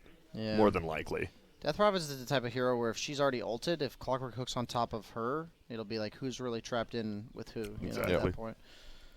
I wouldn't mind if they pick a save like Oracle for this Death Prophet. I think it like a Shadow Demon or an I don't think the Death Prophet's 4 because they already picked this Earthshaker. I think it's much more likely to be a mid. I really think Oracle is a likely pick for Fnatic. Very classic combo. It's very nice against Snapfire from what I've seen. Whoever's getting globbed, you just ulti. Fate Edict. Yeah, Fate Edict, yeah. Yep. It would give them pretty weak gank though. I mean, if you're doing objectives with Death Prophet, it doesn't matter that much, but could give them some weaknesses if they get behind. I really like the Slark ban because any safe hero you have doesn't want to play against Slark. So whether it's the Oracle, the Abaddon, anything like the Shadow Demons. I guess Shadow Demon's okay against Slark, so they're probably not picking Shadow Demon. You're just saying it's good against him because he doesn't like win in these like short moments of time, and saves therefore don't beat him. Yeah, exactly. Yeah, usually saving against Slark just implies he's going to have 10 extra Essence Shift stacks. Well, we do last ban of the second phase get to come out here from EG, and then they get the pick. So, going around the turn here, as BSJ says, this is normally when you show kind of what you're doing with your entire draft. This third pick. I wouldn't mind if EG kind of just picks a burst hero. Anything that represents burst or immediate setup for this the snap. For the Snapfire. I think Legion stands out, something like that. But then again, I don't like it with Clock. Like Legion Clock is like really awkward. So something like that though. It's either going to be the setup stun because Beastmaster's already banned, or it's going to be like a Lina type hero, even though Lina's trash. So something like that though. Something with a lot of burst that you want to threaten. I really like Oracle ban here. They banned the hard to carry to lane against rather than the support. So you ban a Lifestealer Morphling. Are you saying like what carry hero you want, or are you just banning 23 Savage, do you think? Because they're both heroes that are pretty good against Snapfire and Clock, I would say. Okay. They're like, because they both have like predictable disable, but once it catches you, you're in a lot of trouble if you don't have an escape. So both of those heroes are really good against that. Easy escape formula. You just don't want to give Fnatic a pick in like the 8th slot. That's really good against everything you have, and since none of the heroes are good against those 2 heroes so far, they obviously plan to pick something that's not good against those heroes too. And you just don't want to give them the perfect pick. And that's so preemptively removing stuff that they're worried could ruin their entire draft. Well, hey. Oh, that's EG will take this one, I guess. Oh, SF Clock. He's very upset right now. He's like, I wanted to play that. Dude, it is SF Clock. Are we gonna? We're gonna see it, right? You just get the free souls. Hey, there's the Oracle. And there's the Oracle. It's like I knew it was coming, so I have to assume EG kind of knew it was coming, which means that they don't mind it into this SF. Are we assuming this? We have to still assume SFs are middle, right? Like that was a pretty wonky case, do you think, last game? I think that was an exception. They might be moving it based on the Death Prophet, though. Like they want it against Death Prophet. Oh. But depends on the heroes and what's like happening. Yeah. What if they just do mid shaker or something? Or what if it's a 3 shaker 4 Prophet, or like a 3 Prophet with a 4 shaker? So many options for Fnatic here. I guess, like I was thinking SF isn't that great against Oracle because of Fate's Edict, but I guess your ultimate itself is quite effective. If you can catch Oracle like on the edge of it, and he gets feared away right when he wants SF Mars is sick. That's a combo. The fear is very strong in the arena. The arena is actually disgusting. That's a lot. The best combos with Mars are SF and Lone Druid, actually. The Savage I don't think Willow's nearly as good. It just takes too long. It just takes too long. Okay. It's expensive too. Like, because you're ulting just to get a couple like wall hits. Yeah. But SF's ult, it's like you want to damage him anyways. It's just an added bonus, And Lone Druids is on like a 10-second cooldown. So yeah. It's pretty good. What are they going to take here? They take the Riki. You were talking about it last game. They'll pick it up this game. Yeah. You learn if you pick off-laners and dancing. pubs that you just deal with the same counter picks every single game. And I would say that if you pick Mars in a pub, you're almost certainly getting Rickied about 40% of the time, at least. Obviously, Mars has the passive that protects him from in front, so Riki backstabbing him is quite nice. Opposite of Bristleback there. Nope. Have you purged your ability, Drafter? I knew exactly. Yeah, you knew. I know I've never had Bulwark and Bristleback yet. Okay, just together making on the same sure. day. He knew. Me and Purge, we like those the silly modes. He knew. Are those additive Wait, on the sides? I just realized. Well, has Mars even been added to Probably. ability draft? He might not even have his. Okay, they are. Yep. Gotcha. Dude, that would be. His second skill works interesting because it's like a regular attack. So if you get it on somebody that's like a really slow projectile, you'll do like the shield smash, and then you'll see all the attacks slowly come out. You know? Really? Yeah. Hell yeah. It's kind of like when Rubik steals Boundless Strike. It looks the same way. Yeah, same thing. Whoa. I never knew that, but then you see Rubik's like green blobs attack the entire creep wave. I thought that was cool. Okay, we're down to our last pick for both teams right now. Looks like Evil Genius is banning out an offlaner. Meanwhile, Fnatic for the second time this series, last banning that Meepo. Wow, with Riki Earthshaker, they were just really afraid of that Abed Meepo. Probably just the pace, right? Both games have been like 22 minutes. If Meepo gets free farm, you might just lose even with the junk. It can crush jabs really hard a couple times too. Like Death Prophet needs to move a little bit, and if she can't outkill them, and she definitely can't in a lot of cases, then if a couple Meepo kills, then you'd be out of control. Yeah. Meepo can definitely force the false promise on the wrong target as well. That's true. The amount of burst he has, you kind of get forced on throwing it out on the first target to get jumped. And I mean, if it's yourself, then your course is just going to fall over to the others. Hello, sir. Hello, Grant. How are you doing? Excellent. How about you? Just watching some winners bracket here. 1-1. What are you liking so far? Wow, I haven't looked at it at all. Give me a couple of seconds to think about it. You're good. BSJ, what do you think? I want to hear what you think before he talks, so, maybe you make him look smarter, he makes you look dumb. He should be able to figure this out pretty easy. There's a Death Prophet Oracle on the same team. He has a little experience running that combo. There's a pretty good blue scheme going for Fnatic so far, so I'm just trying to get in the head of how Aiden's addressing or analyzing this draft here. This is EG Fnatic, right? Probably the two best teams here. Yeah. So we can probably drop the color scheme stun thing and actually look at the draft. Damn, he's called me out when he's the one that's been doing it. Yeah, he got you, BSJ. You're done. Get off the cat. No, I'm just kidding. I need to take myself seriously. I think Fnatic are quite happy with this, actually. Last time they ran this DP into EG. EG ran Snapfire Void, and they had no save. Or, no real save for that combo. They had an SD, but it wasn't, good enough. And this time I think, they opened up Shaker, I assume, first pick. Yeah. And then they went Clock, Snapfire. Oh, the Pang BSJ. Not a fan of this hero. What do you think of Pangolier? Pango's good. Pango's real good. Ice Pango is probably one of the best, too. I'm And I ready. think it fits their playstyle. I think Fnatic's quite split pushy, and I think EG doesn't mind taking games slow. So, as long as they don't abuse this Pango too hard in lane, it should be fine. Primarily, it's Bloodseeker and Void you look to, but you don't really want to pick Void into Oracle DP. They needed a wave clear, I think, on Fnatic, right? Based on their cores and Earthshaker. Yeah, I mean the way support. that Earthshaker is kind of played right now is most of the time you're gonna see him paired up with some kind of hero where you can take over the lane.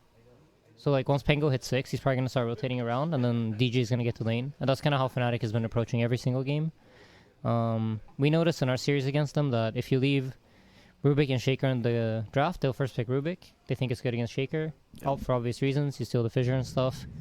Okay, so they did end up they playing do. Void anyways. So they're going kind of the same thing they did that worked against Fnatic yesterday, but I think they have a way better approach to it this time around. So I think if I'm Fnatic right now, I'm quite happy. I don't think EG's unhappy with their draft either, but I'd probably favor Fnatic slightly based off the picks. But it doesn't really mean much when you see two teams of this caliber play. Both drafts can win.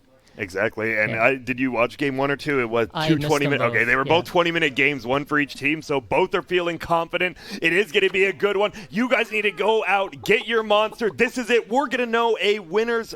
We're going to know a grand finalist right after this game. Is it Evil Geniuses? Is it Fnatic? We'll see you in a minute.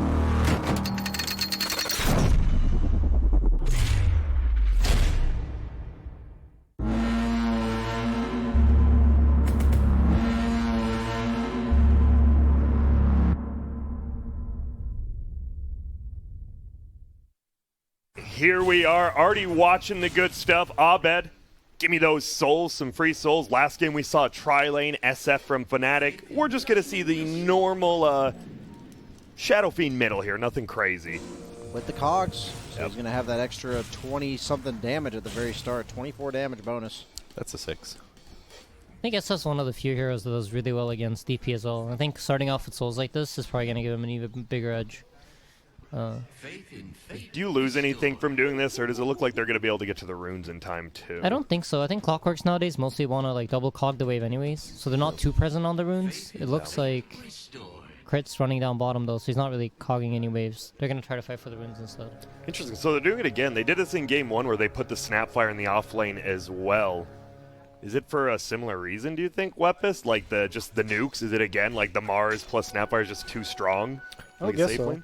It feels like, I mean, the Void is in a similar position to the Void Spirit, where in a way you're self-sustaining, or you can kind of survive some by levels, yourself. yeah. I think part of it is also that you have this lane, Snapfire Mars, they're going to do really, really well, but you also get to match up the clock with boots against a potential wave-pulling Shaker with boots. Oh, yeah. Yeah.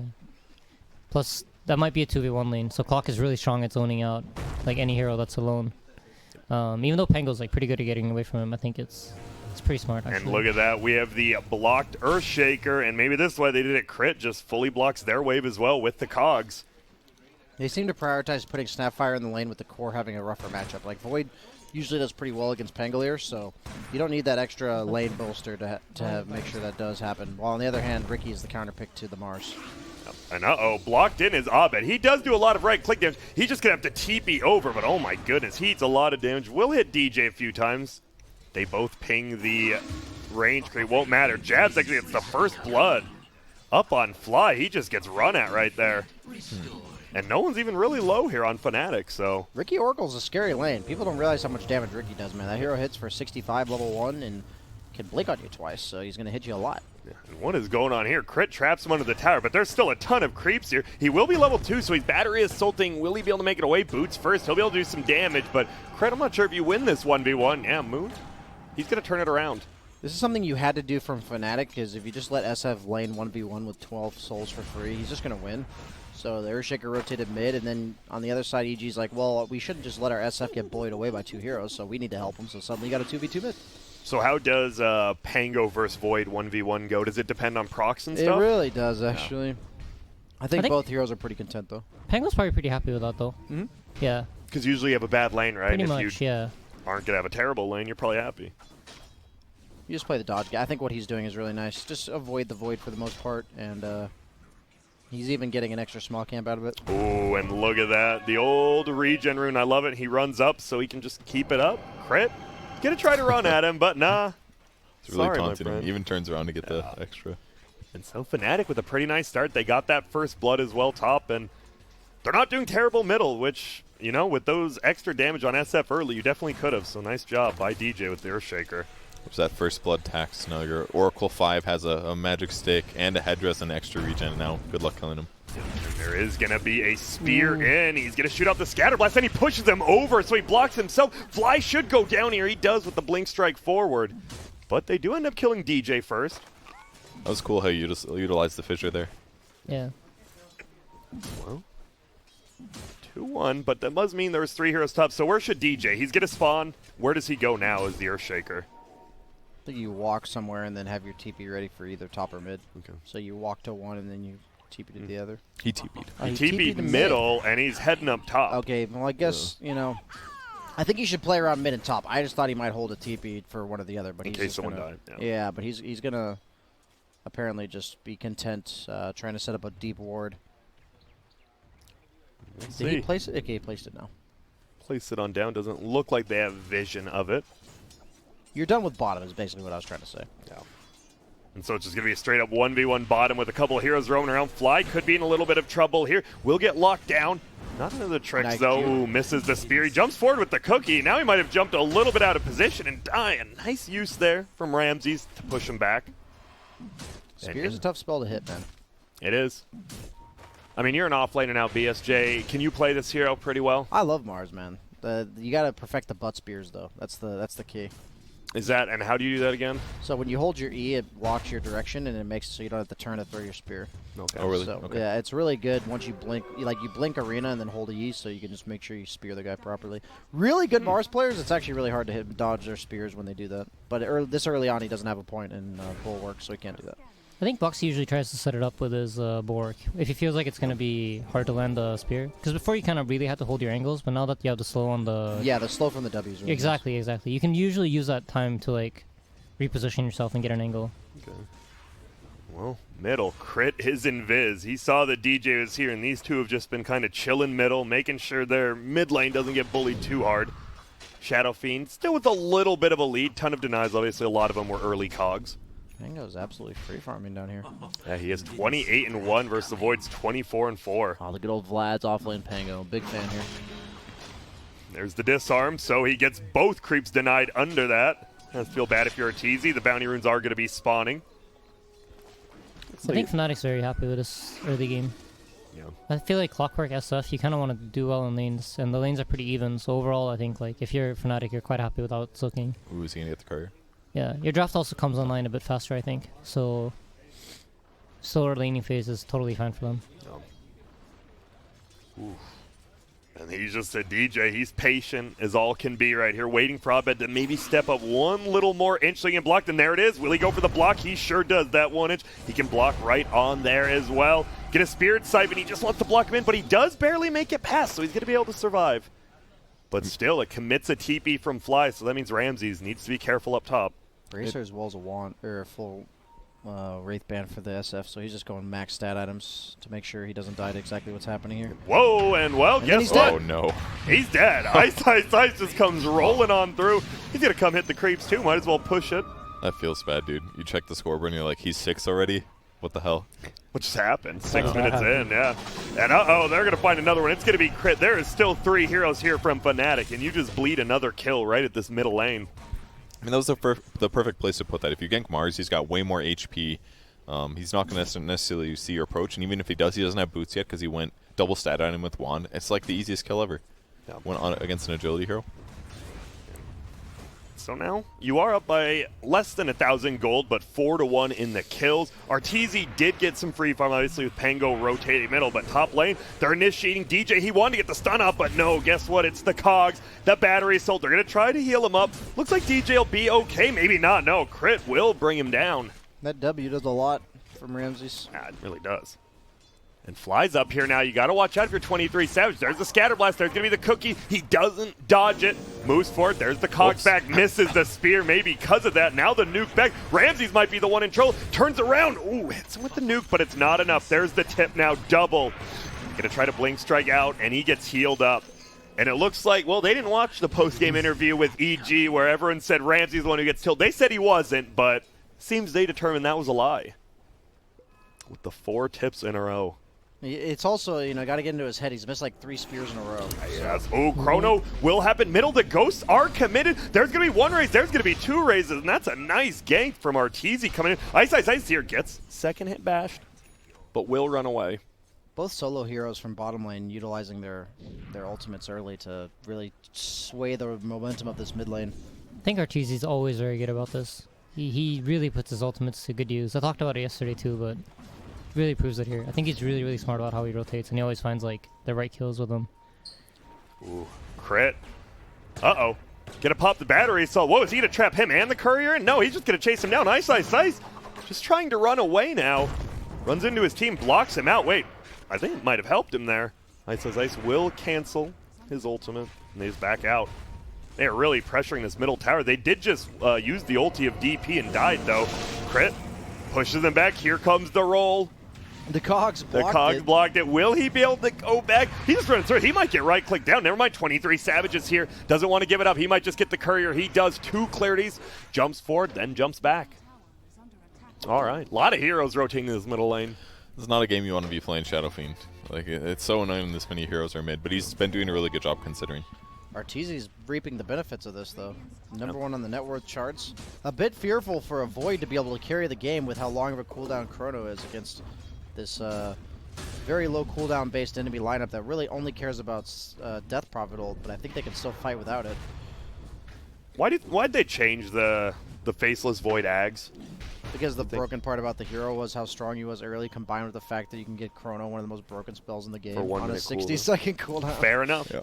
They didn't want to nerf like the rest of the heroes, so they're like, okay, let's just make it so he doesn't quite scale as well. Even though the new Ags is kind of cool and it's really nice sometimes to go, it's not nearly as game-breakingly broken as the 60-second cooldown. There's going to be the spear. He's locked down, though. Ramses will commit the Ring of Blood. Still goes down. Cookie forward to hit 2. That means they want to commit. Abed's here as well. Crit. They're going to lock down 1. He will get promised and the just dust. run away. Yeah, Jabs will get caught, though. Saves his carry, and I'm sure he's okay with that. It is a killing spree. Still not the most gold given away, though. Oh, we got a dancing Snapper. Watch out. Uh-oh. Watch out. Uh-oh. They're just Watch running out. uphill. You can't stop. Oh, nice. There's going to be the Cogs in crit. He's in lot trouble. 23 Savage jumps forward. Now they're chasing Abed. The ghosts have been committed. I think Abed might just be dead here. Spirit timing, but in comes the spear. He misses it again. The ghosts are pushing forward. Will he get him? Jump forward. They get him. Carrion Swarm goes out, and there's the block. Uh-oh. Ramsey's just TP'd back. We That's might some be tips. seeing some tips. Oh, yeah. They're coming out. He's missed a couple crucial spears. Dude, the spears are only missing because of these tips. That's where the value's coming in for these tips. Ooh, that's rough. Nice play by Fly. He's still dancing. away. Oh, he's going to go for the bounty rune. Who jiggy gets with it? it. No, Get 23 jiggy with it, Savage Fly. steals it. And no more dancing, maybe in the grave. Goes Does he come back down. alive dancing, or is he done dancing now? He's probably done. Really Yeah, good make sure question. you check in about We 10 do have to seconds see. whether or not he's going to be dancing. And so, I think he did get a bounty rune, though.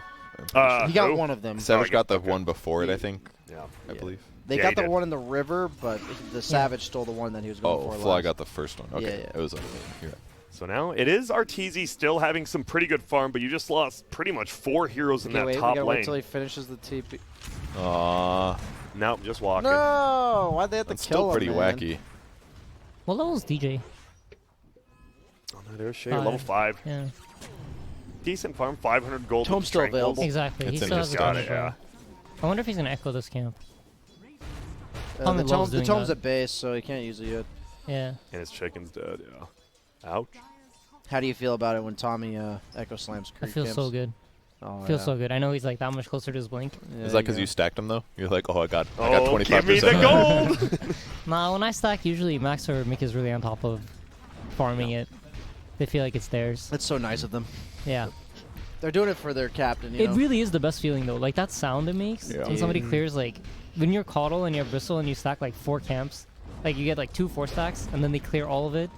You just hear cha-ching, cha-ching. Yeah, it feels so good. And then you look at your gold and it's like 600, and you had like 200 before. You're like, ah, but it sounded like it was so much. Yep. So there's going to be a tier 1 for tier 1 exchange. Pretty standard stuff. Yep. Meanwhile, Ice they're pressuring this tier 2 bottom right now. Arteezy went to the jungle up top. The only way they ever kill this Pango is Chrono, pretty much. So, as long as Void's not around or it's on cooldown, Pango has pretty much free reign of the map, which sets up a lot of this kind of movements for Fnatic. Is that the purpose of that build, to just go no javelins? Uh-oh. Oh! Does get hooked and then gets speared, pushes him deeper into the trees. Very tanky, as you said, though. Level 10 with some items. Jumps away, get to throw out the ulti now. The ghosts are committed. And they're just going for this tower. It They looks have like Chrono. Arteezy. He's got to be careful. He almost has that Maelstrom, or does he? No, he's still 100 gold away. I'm sure he wants that before the fight. And they're going to move forward. Ramses, he might have been a little too far forward. he turned Gets around. cookied because he turned around. There's the Chrono. It's on to 2. Can they get him? There's the Snapfire ulti. There's a stun. He's safe from the Oracle on the outside. 23 Savage jumping around, killing as many people as he can. I believe he's going to survive. It's a nice fear. Everyone's running away. The ulti from Oracle has worn off. They're trying to run. Now they're turning it He's around. walking in for the Snapfire's echo. here. Abed will get cookied out. Fly, maybe he wants to turn it to Ghosts are down. And okay, a 1-for-1. Chrono was used, so were Ghosts. Pretty even trade. They got a tower though. They did. Ramses tips 23 6. I feel like his team should back him up there. Why aren't they Yeah. tipping with Ramses? He just got 4-man tip. I feel like the team's got to back him up there. There's going to be a hook shot. Uh-oh. Is Ice in trouble? Cookie backwards. He's not. Time dilation. Okay. Look at this. Whoa. Just throws out the ulti. Will it be enough to get the kill? Arteezy just jumps away. No silence used. On the backside, raises flying, and I am not. This is a 5v5 fight that doesn't really feel like one. Go to Echo Slam creeps instead of that. Yeah, that's exactly what I was thinking. Imagine the triple stack. That's already Or paid. that one even. Yeah. Even just echo slam that one ogre. Dude. That's 30 gold. More gold. That'd save you like 6 right clicks. Yeah, I played with 23 Savage in the pub like a couple, like maybe a month and a half ago, back like kind of before Ricky was really like a thing, and he played Ricky, and he does this thing where he like connects these team fights really, really early, and tries to get gold by fighting, and he kind of forces the enemy team to fight back. So that's why he kind of got this like 5v5 situation going on. Yeah. Oh, he's in trouble. He is. He makes it out though. Oh no! Oh no! This is the end though, right? 3 tips, right? That's all you get? Yeah. So this will be the last of tips for Ramses. We got him out of the way before 14 minutes. I don't know if that's a good or bad thing. Dude, he has to be rattled a bit, man. He hasn't hit anything. Dude, you gotta save your tips. How are you gonna win the late game now? It's true. They only did 2 there. No, so the mental 2 people. damage is already done. That's permanent. What if he gets like a Permanent triple mental kill for free or something? You know, he'll get back in the game. True, Then you're gonna have no true. weapon against him. That's all their prerogative to make sure that does not happen. And Arteezy, I think he thought about jumping in there, but at the last second sees jabs and decides against it. Yeah, this is kind of like how everybody's playing right now. When you see this shaker on the lane, you know he's trying to finish up his blink. You're going to instantly move heroes there. Crit was already there to set up the play, but nice read from Jabs, recognizing that and just camping behind him. Double Philosopher's Stone bounce, so 1 for each team. Here's some gold for the supports. It's really nice on Oracle. Dude, I Pango like Vlad's that. is just so nice. Like Well, basically, he already why has a he's- mech. Yeah, Yeah, he he had it pretty last much fight. never goes damage on Pangolier. And now that they have this mech, plus the Vlads, plus looks to be a pipe, all they have to do is survive this chrono, right? And if they come out of the chrono with everyone alive, I'm pretty sure Fnatic just wipes these team fights. I mean, he just has 2 ways of doing this. They could chrono and then pop the Oracle ult with that, or use the Mars ult plus Fear to pop the Oracle ult, and then like once that runs out, you try to use the other ulti to win the team fight. I think you're kind of just have to trade here. You got to use your spells in a way where you bait out the opponent. There's going to be the Chrono Snapfire here as well. The Pango is going to get hit. Doesn't Are you get the serious? bat. Will he survive? He's going to be able to roll and just see you later. Whoa, coming on back. Got to watch out to get right click by Abed. But instead, Spirit Siphon, and once more, BSJ, you said he's No a way. tanky Pango. What's Moon doing? Moon's, yeah, he's in a little bit deep. He will get ulted up by the Oracle. Abed trying to right click him. Ice still getting right click by Arteezy. He finally gets the bash. Doesn't last that long though. Jabs will be the next one to go down. Ice once again survives. Arteezy wants to help out the rest of his team. Can they bring down Moon? Triple Spirit Siphon. You sure as hell can't. There goes Shadow Fiend. The rest of them have to get away. Can Ramses and Arteezy? Arteezy gets blocked. Do we have a silence? We have a Yules. We have a silence, but he did it a little early. A second too early. I can't believe I survived that. That was Yeah. crazy. The armor. Treads, Bracer, 15 Vlads. armor. Vlads is 6 ult stats, man. Abed got stuck in the chrono as well, so You can no also- races. Oh, he did? Yeah, he did. I think he walked into it. Or it was like right on the edge and he took like 1 step. It was very close. Oh, here's going to be the trap in. Looks like they have him from behind. DJ's going to be the next one to go down. They get the spear, sends him into the tree. This should be a kill on the death prop now. Maybe a little bit of overextension, maybe not. Crit goes down. Moon does die, though. Can they get 23 Savage? Will get purged by Jabs, but in comes Abed. He misses 1 race, hits the next one, still getting healed up. They want to get the Oracle first at least, and then maybe get the Ricky, but it looks like he's gone. Nice purge there by the Oracle. And maybe a little bit of an overextension coming out from Fnatic there. They kind of lost all their ultimates and stuck around that tier 2 a little too long. Yeah, that was huge for EG. I think if they didn't get those kills back, Fnatic would have ran away with this game, but they evened it out quickly. Yeah, because that was like a chrono being used right, and they weren't really punished for it.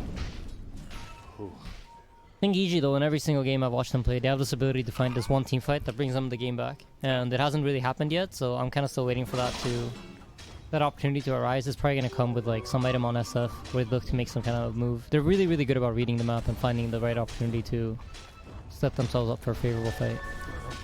Now, just 1,000 gold lead from Fnatic. They were up to about 4K there. And for now, they're going to rotate around together. Well, they've struggled bringing this young man down. We'll see if they can do it. Rotating up top, no. He's so tanky. He's got the cloak. He's got a Ring of Aquila now. Raindrops, Bracer, Wand, Treads on strength that whenever he's in danger. Yeah. Arteezy's like, nah, I'm good. I'll just stay in the jungle here. And he's just going to beat down this tier 1 tower. Moon rotating into the jungle. The nice thing about this Treads Vlad's build is usually... He goes in. That's going to be a double chrono, and it's on the Oracle as well. The Snapfire wants to burst him down, so he can't get the ulti, do they? Gets the mech off, can't get the ulti. Yules into the air. Snapfire still hitting him, but Ice. He's bouncing around. It's a gigantic dunk, but is it enough? It seems like it is. Well played by DJ. Waits him out and dunks him. God, when I'm Void in that situation, I'm like, how did we just lose that? We just chronoed the Oracle and the Death Prophet. Isn't that exactly what I'm supposed to do? And then you just lose. It took a little bit too much to kill the Oracle, I feel like. They She like got the hesitated. mech off. That damn mech. Yeah, the mech helped. And Pangolier, best Rocher in the history of Dota. And Pango, right? Pango did not care about being in the enemy team's Mars ulti. It's kind of free walls. Do you Was it bounce worth off it? I those? think you rolled through it. I'm pretty Did sure he? you're. I'm He pretty sure bounced you back roll for through those. sure. Oh, he Well, did? if you're magic immune, you can go through the walls. So Yeah, I think so. So why did he bounce back? He definitely Wasn't bounced that the back. fisher he bounced back on? Was it? I don't know. What about that genuinely don't know. pile of crystals? Yeah, Was it might that have where been the? those, It was yeah. more to the left though. Maybe I'm crazy. You There know was what? a fisher on the I'm other watching the replay, and if I'm right, I'm going to tweet at all 4 of you. They're all dumbasses. If not, then I'm not going to say anything. Obviously, Fly, Spirit Siphoned, tries to make it away. He's silenced. No more cookie. Betrayed by the shenanigans. creeps. He bought a nice ring, though. He did. And there's a Blink Dagger now on your Death Prod. Ooh, a jump forward. They are going to get the spear here. DJ on the low ground, throws out a Fisher. Only hits onto 2. Ice, gets some damage reduction, but brought down. That was his Swash's first death. cooldown. Yeah, Swash's cooldown, so that was really big for them. The time dilation canceled them from being able to use it again. But they did get both outposts on Dire there. Buys some time for him. Ton of experience for the supports. I hear Sam pacing around nervously behind me, so... Sam, don't get another cheese string, dude. Don't do it, Sam. Nah, you're good. You're good. Nobody actually knows you're doing that. Yeah. We didn't tell anybody. Moon defending the middle tower. Still up. How does it? EG just has to take like fights close to towers and take towers at this point. Feels like they're always on their side of the map right now. They also need Chrono for the fights, right? Yeah. So they're kind of just waiting for that cooldown to come back now. How close is SF to his BKB? I think that's probably going to be like the big thing. He's Still a pretty bit far off, away. actually. Yeah, It does not feel first. good being SF this game. He has been camped pretty hard in this middle lane. DP went Blink. It feels like if a couple of those early fights just went better, like those really long fights bottom where he would end up getting killed, if he hadn't died in some of those, the game would be in a much better place. I mean, it's crazy, the small things, right? Like, if Pango dies initially in that fight bottom when they chrono him, they're going to have a really, really good team fight coming up. But he barely survives, and then they don't feel like they want to reset. They feel like they can chase him down, and Fnatic respond really, really fast. They're a good team. They're on top of it, and then they turned that around, so... And then later, it ended up, like, EG got a couple of cleanup kills, but I think, like, these things, if they would have played out a bit cleaner for them, they'd be very happy with the situation they're in. There's going to be a Spirit Siphon and a stun from DJ. We'll get speared on in. That was a blink on Moon, right? Yeah. Yeah, it is. Blink Yules has the Aegis Vampire Fangs. He's We working watch. on eggs. Yeah. I'll bet he's like, I need this BKB. We got to wait it out. And uh-oh. Crit might be in a little trouble. Oh, can't get the cookie. Silenced. Well done by Moon. I really like that he goes Battle Fury on Ricky. From my experience, Ricky is the only viable late game with a Battle Fury. Whoa. Dunk coming out somewhere. It's going to be on the Shadow Fiend. He's just dead. I like that he does it after Diffusal That's too. what I mean. He does So it in the a way improvement. where he's still a part of the game, and then he goes for this like scaling build. I just any other item feels kind of underwhelming for Ricky. You don't want to go BKB.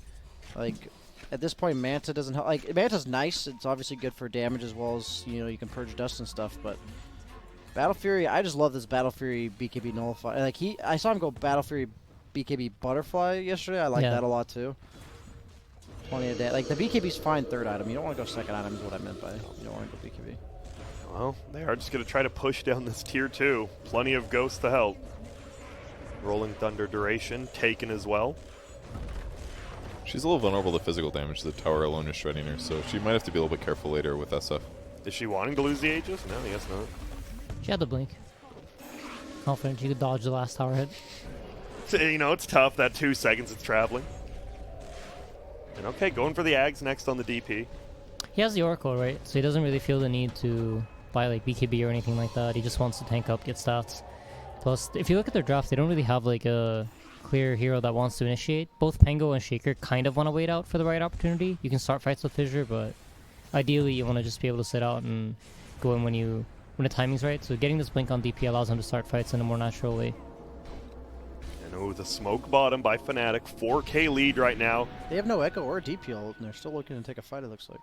Oh, they want to catch him off guard. No, they could have. There's going to be the blink strike in. He's going to get Diffusal. Cookied on out. Can he make it? He pops his BKB. Doesn't want to throw out the Chrono quite yet. The Mars is the one in trouble. Throws out a big Chrono. Hits 2, but no, doesn't get the Oracle. Who's trying to heal him. No bashes. Finally gets 1. Gets his mech up. Here comes the Snapfire ulti. Should be enough. Nope. Forced to Oracle ulti himself, but a good idea. Here comes the Mars from behind. Shadow Fiend gets his ulti. It's going to fear 4 of them. No one has died quite yet. It will be Jabs first. Tricks is a trade. Doing a ton of damage to Abed. Shadow Fiend gets cookied out, but it won't matter. He goes down as well. Mars, Shadow Fiend dead, and it looks like EG's on the back foot right now. Arteezy gonna be the next one to fall. All 3 cores of EG go down. I didn't think the fight was going to be so good because that Void BKB was like, oh, great, now your roll is wasted. But then he's like, okay, now I'm BKB and I have to Chrono somebody. And then it just, everybody spreads, he gets a bad Chrono off, and then eventually Death Prophet's just going to kill everybody. I was surprised about this Void Tim pick because, to be honest, like, how are you ever going to get a good Chrono this game? I mean, he's gotten quite a few earlier. But, like, I'm saying even the good Chrono didn't result to winning a team fight. They didn't even use the Ghost on that fight. Sorry, they have him for this. He Chrono Death Prophet Oracle earlier, and it still didn't work. A small amount of that could be the nerfs to Snapfire. The initial ulti Mortimer's Kisses damage got dropped by a lot. Yeah, lost like 20% damage lost, yeah. That's a huge decrease. I think they're making Arteezy's job a little bit too hard right now. Like, he has to, like, kind of frontline for them and go in first. I mean, the way I see it, like, at this point in the game, you probably want to look for some kind of buyback team fight and let the Void really Chrono when he wants. But it feels like the way they're setting up their game plan, they want him to start off the fights and then use the Mars ult to kind of, like, win them the game or win them the fight. So how do they need to do it instead? It should be Clock going in first or Mars going in first, but I think they just haven't had it? Somehow you just try to fight with some kind of buyback. Maybe you send in the Clock, like, keep rocketing until you get vision of this Oracle. Because I think the idea they had there was correct. You know, they were looking for this comeback fight that they've been doing, like, this entire event. Blink Oracle. I'm not exactly sure how they should do it, but that's probably what we would start discussing in our team right now. Like, all right, we probably need to use some kind of buyback and fight around some kind of shrine where we can TP back in to get the Chrono on the right heroes. Orb of Destruction for Abed. How does Mickey feel about this Battle Fury, Ricky? I think it's not. I mean, he doesn't really talk so much about items. Like, his communication is mostly, I'm gonna fuck them all up. Yeah. And then he, like, draws a circle. If you guys ever see Mickey draw a circle on the map, it's like, if they're within this area, they dead. They're dead, yeah. He's a hero killer. That man loves to kill heroes. It's really good to know, like, where you think the opponent shouldn't be allowed to be. I think that makes your decision. Mickey's kill zone kind of, like, increases with his items. So when it's one item, it's a small circle around him. Okay. The second item, the circle increases in range. Yeah. And when does it hit the whole map? When he's like, I mean, it depends on the hero a lot, but when he's, like, 6-slotted, or if he's Spectre, he it's just circles the map. I'm killing anything I see. Yeah. If there's a hero on his screen, he's gonna go for it. That's why we tend to throw sometimes, because we like to kill what's on our screens, and you can't always do it. That's the old dangle play, man. Yeah. Ooh, we get dangled a lot. We get dangled a lot. Arteezy, they're smoked up again, possibly looking for a kill here. I don't think that's the seems guy you want to aware. go on. No more ice. He's done too much. Quickening Charm seems pretty insane on Death Prophet. What item does he have? He has the lifesteal, I think. Okay, yeah. It's really nice. They just found the Quickening Charm, so I'm curious if they give it to him. It's how nice. They at Ice. Okay. It is really good on him too, because Yeah. he's the tanky guy too. So like the extra regen is actually amazing. How much regen is he getting right now? 13. Okay. It's like 30 HP right now. 8. Yeah. Was it 8? It's 9 on the cool edge. Damn, quite a bit. 13 is repair kit, I guess. Yeah.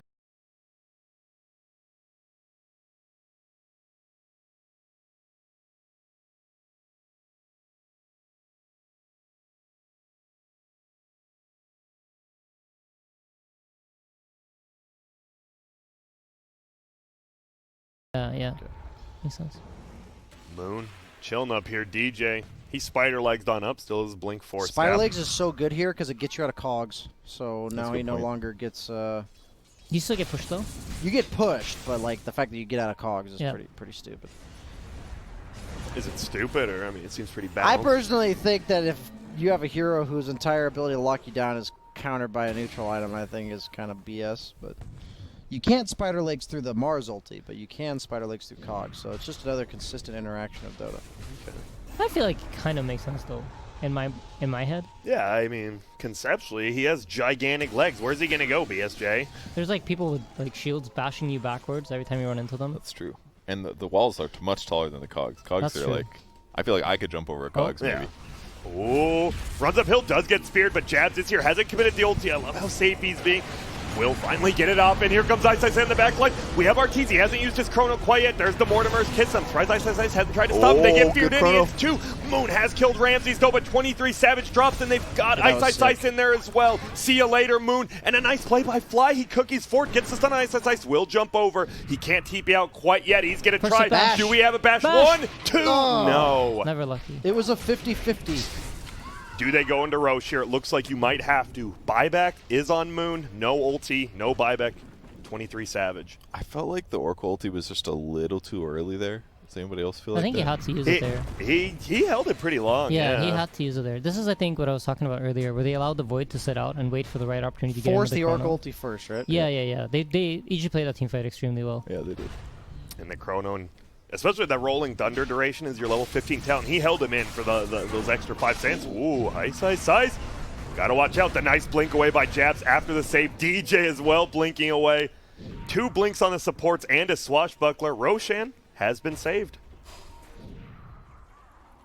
Wow, nice defense there from the 3 of Fnatic. Abed pump faked his ult a few times there. I thought that was really good. Yeah, me too. They have a Basher on the Pango now to stop the SF combo. It's pretty much, it's not guaranteed proc when you use the Swashbuckle, but it feels like it almost... Pretty much, yeah. Feels like it almost does. Okay, and a full Mjolnir now. Sarteezy doing a little bit more damage as well. We're gonna jump forward. Ice will cancel out his ulti, and oh my goodness. Oh my god. All right, see you later, Fly. Uh-oh. Obviously, the illusions aren't as good as they used to be on Pango, but he's gonna roll on through. No, he's gonna stop it, and they're just gonna kill him. Do his illusions not proc anymore? I don't think they do, right? I don't think they do. That's why Yeah. no one goes Manta on him anymore. I never saw them used to go, but I thought they still Oh, did. that was right when it was pretty big. Yeah, when you could proc both the silence and the disarm or whatever. Yeah. That shit was so annoying. What's happening to Roche? He's gone. Oh, it's because he's disarmed? See, yeah. But look at this. Missed the swashbuckle there. It won't matter. This seems to be a pretty free Roshan. You don't give it to DP, do you? They're going? Okay.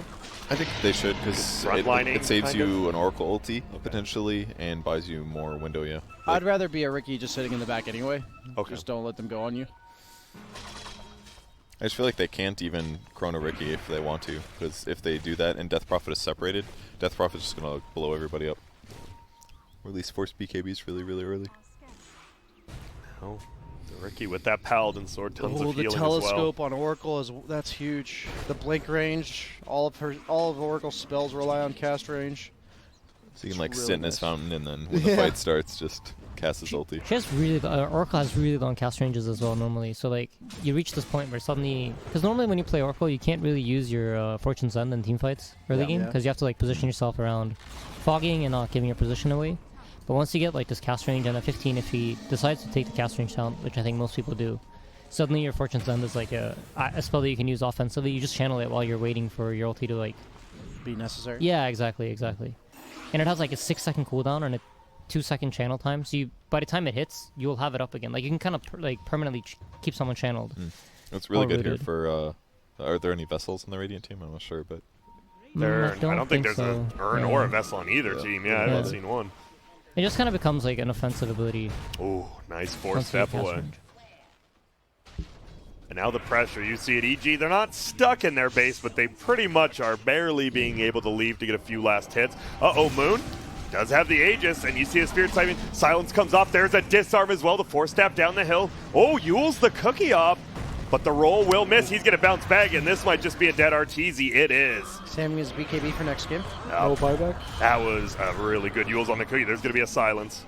He doesn't want to BKB there either way. Like, if he does it, it's such a huge loss for them. What they want to do there is, like, exactly what they did. Try to bait him out. And he almost got away on the Void. I think that was a really clutch Yule's from the DP. Yeah, he needed a Fairy Fire. I thought that's what he was going to do, but he never used it. Oh, he had a Fairy Fire? Yeah, he was probably spamming it. I think it was perma-stunned. Yeah. Ooh, they have a lot of disengage here. Do we have to throw out the SF ult just to fear him away? No, he cancels it, fakes it out, holds on to it. They need it with this chrono, but still 40 seconds away is Arteezy's life. And they're just going to be able to get a full set of racks here. That is going to be 2 full sets. Never mind. They're going to go in. Ramses gets his ulti up. Mortimer's kisses are there. They're going to try to fear him all the way in the back line. The Oracle actually gets pushed over the cogs, and he gets out. They're going to try to leave. Moon just spirit siphoning everyone, though. And this does not look good if you're an EG fan. They are just in your base, and you can't get out. Ramses will spear him back. Doesn't actually get stunned. Oh, my goodness. A little more range, and he would have, but guess what? He's not. There goes Ramses into the base. They roll. Ice, ice, ice. He's having a little too much fun. The TP in. Uh-oh, easy there, Ramses. Yeah, Blink strikes out. Really nice reset. Artesia was just about to spawn, and they would get something in return, but... Oh, it looks like he still wants it. They need to take something crazier. If he can find him, he's going to look for it. Oh, throws out the dilation. Yules into the air now by the Death Prophet. There's going to be a hook shot. It will hit onto Moon. Still has the Aegis, and he just flew out of Shiva's guard. I don't think you're killing this guy. Crone on the backside. Get to see the little Shredder not doing quite enough damage. Abed's actually the one to go down. They want to bring down 23 Savage, but he's ulted. BK beat up, and oh, no. I believe this game's just over. Yep, GG, well played, and a clinic from Fnatic this game. They never really felt behind ever. Ice, ice, ice always had a good lane. The DJ rotation on Abed. You guys said it. You don't want to be an SF in this game. There was people in your lane since, what, 2 minutes in? Yeah. What do you do? Constant pressure. I think Ice did what he did game 2, which was play off lane and constantly push in lanes. But this game, he just was super tanky and unkillable because he gets always swashbuckle away. So he created lots of space. They pressured the SF, and then it was just harder for EG to take team fights because their combo just wasn't that strong in the face of Oracle. I think when you're watching this game, the thing to learn from is sometimes the way to push lanes, like to itemize, is to make sure you push them faster, and sometimes it is to make sure you're unkillable. In this game, like if he has like Maelstrom and stuff on Pango, he's just gonna die to two-man ganks. Instead, he's able to push these lanes for his team with heroes like DP and Ricky that don't really do that, setting up a lot of these engagements. It's hard to see as a viewer, but almost every engagement there was set up by Ice, so that's pretty sick performance. Very well played. Insania, you played the next series, Elimination Series as well. Any words before you head into that? I think OG Seed are really feeling themselves. Like, I know last year when we were on Lions, these like smaller events, they felt like majors to us, and I think this is like their first event. Yeah. If I'm not wrong. So they're definitely like, they're feeling this event, and they're going to bring their A game, so it's hopefully going to be a nice series. Yeah, it should be a nice series. You guys have both looked good. Thank you for jumping on this game through us too. We are going to throw to a quick break. When we get back, hopefully we can get a member of Fnatic to, discuss, show some happiness. They are now in the grand finals. That means EG, they drop to the lower bracket, and tomorrow they will play against the winner of OG Seed and Liquid. We'll take a short run. When we get back, check out these highlights. See how good Ice Ice Ice was, so BSJ will be quiet with it, you know what I'm saying? Sorry. And we'll see you soon.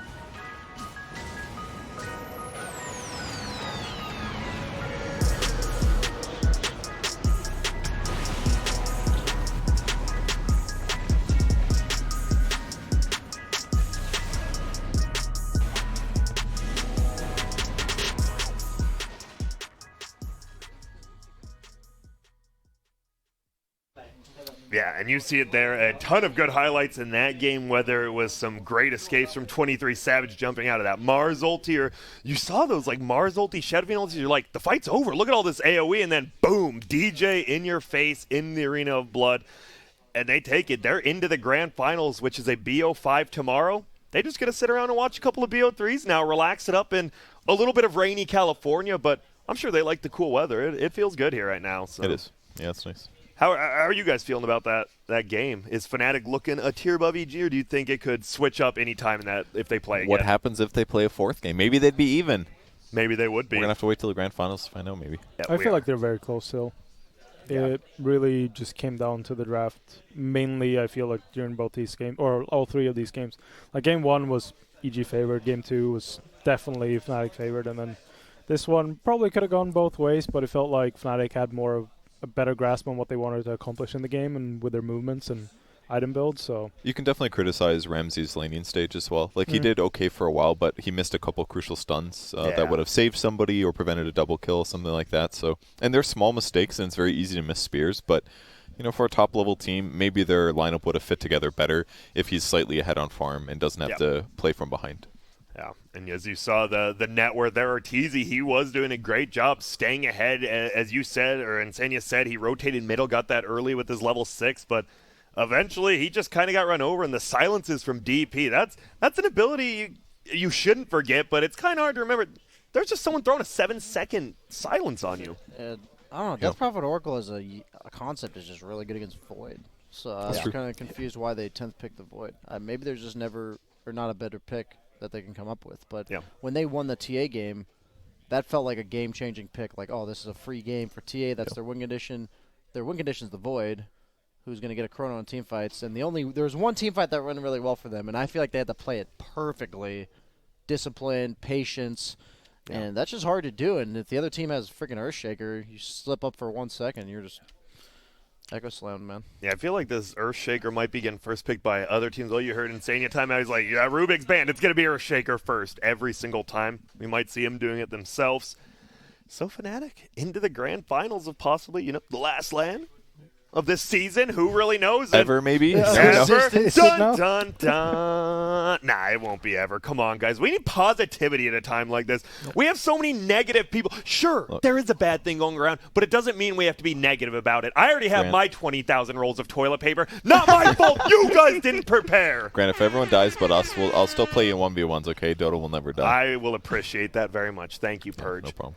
So, that means, you see it 2-1 Fnatic, but we still have one more best of 3. This has been not even that long of a day. Some pretty quick best of 3s. One more OG Seed versus Liquid. Winner of that plays EG tomorrow. But nothing too surprising here, right? Would you say?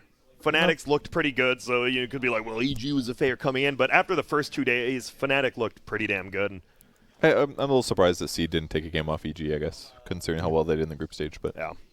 Besides that, pretty even. So before we end, is any first thoughts on this OG Seed Liquid matchup? It's going to be good, man. That's it. I'm curious to see if there's just going to be a brawl or if they're going to both try and just sit back and farm a bit. Because the few teams have shown that, yeah. Yeah, it felt like Seed definitely just sat back and farmed a lot in the series against EG, and EG had every answer for it in terms of like the aggressive way they were playing. So it'll be interesting to see if they're going to swap it up or if they're still going to try and go for the same style and then see what Liquid kind of does against it, if so. Yeah. BSG, are we seeing a Chen? I'm more so looking to see Shaker, man. I know we already mentioned it, but I think whatever team gets Shaker is going to win it. Yeah. I think that hero has been proven to just be so difficult to play into. Yeah. Like, you're like, who do we go on if there's a Shaker in the back? And right now, a lot of the popular cores are like Death Prophets and stuff, where if you don't go on them, they're going to just kind of kill you. And you save a lane, right? People forget level 1, you just Earthshaker block lane, all of a sudden a lane that sucks. Doesn't suck too much. Yeah, I think the difference with Liquid, though, is that they pick, like, Earthshaker Slardar. Like, they'll pick a Slardar type offlaner, while I think when you have an Earthshaker, you need an offlaner like Puck or Pangolier or something that clears waves really well, so that the Earthshaker will have time to get his farm, and then once you need the team fights to be set up properly. So the problem I've had with Liquid all tournament is they just keep drafting a ton of stuns and a ton of team fight, but they're, like, wave clear, map mobility is kind of like off. It feels like they're always losing the farm war. Yeah. I want them to make sure they at least have one hero that does that. Otherwise, I worry. I think that's been their main crutch this tournament. It doesn't create the conditions where having a billion stuns is actually good. Yeah, you need all the Yeah. lanes to be shoved in first in order to stun them, because then you'll know where they are. Yep, and you got to push the lanes so that they'll defend the tower. Then you see them. Then then you you stun stun- them 1,000 times. Then you're like, they're dead. Push the tower. That's Boom. what we saw Fnatic do just now. Yep.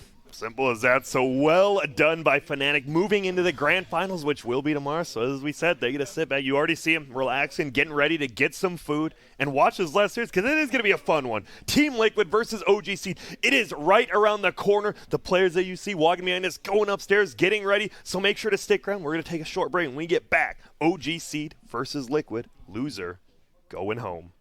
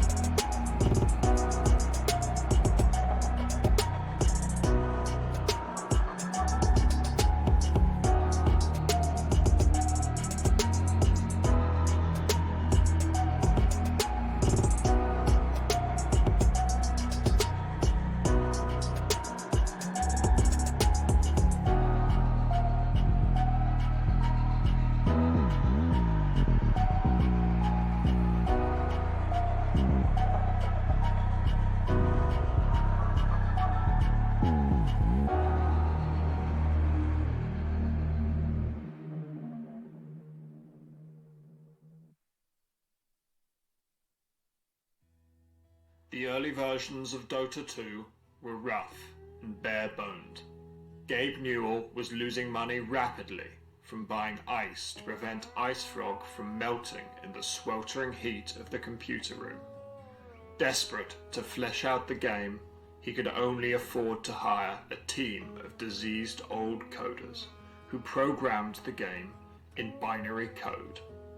He needed to keep the men supplied with whiskey and bubblegum trading packs, so he could only afford to purchase keyboards with one key.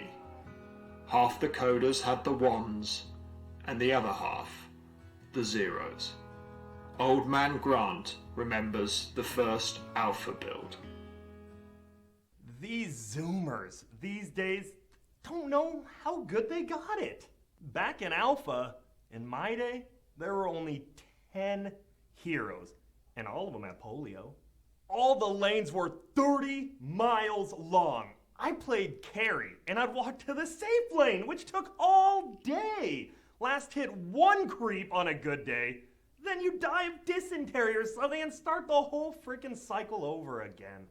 And just when you'd saved up enough gold for a penny whistle to boost your strength, the Great Depression would happen, and you'd lose all your money to the bank. There was no such thing as reliable net worth until renowned economist Benjamin Wu Sr. formed the Department of Agriculture. Times were tough, but we were happy. Actually, we're miserable. But my heroes were good, so fuck it.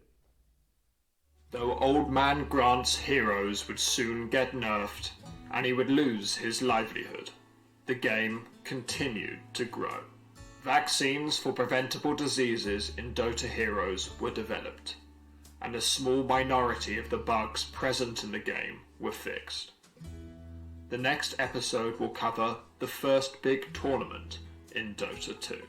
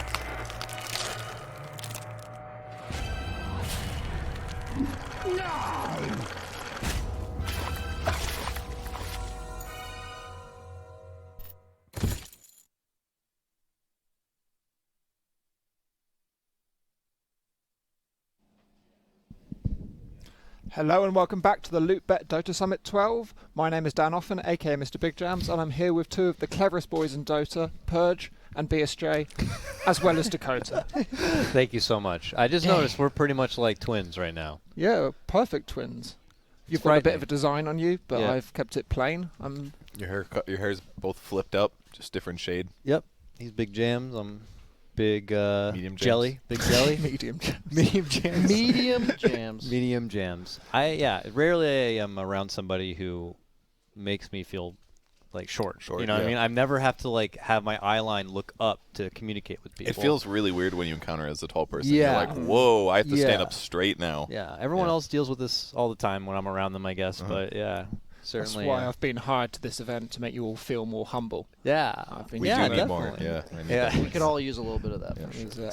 Slax's first impression of you was definitely like my feelings as well, just not as vocal as his. Yeah. It's like I see this like little Big Jams avatar, and I'm like, oh, I'll have nice little Dan off in here for from his Position 6 podcast, his cute little podcast. It'll be great. And he shows up. He's like, I'm ready.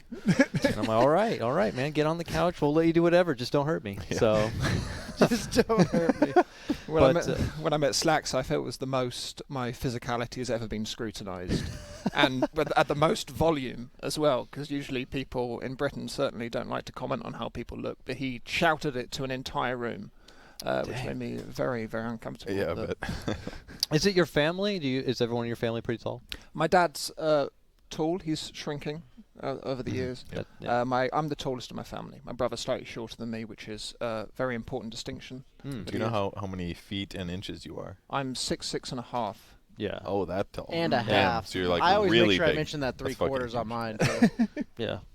I'm just 1 inch off being medically defined as a giant. Really? Is that how that works? Yeah, you get disability benefit if you're a giant. You like nice parking? Yeah, you get free beanstalk. Nice parking. Wow.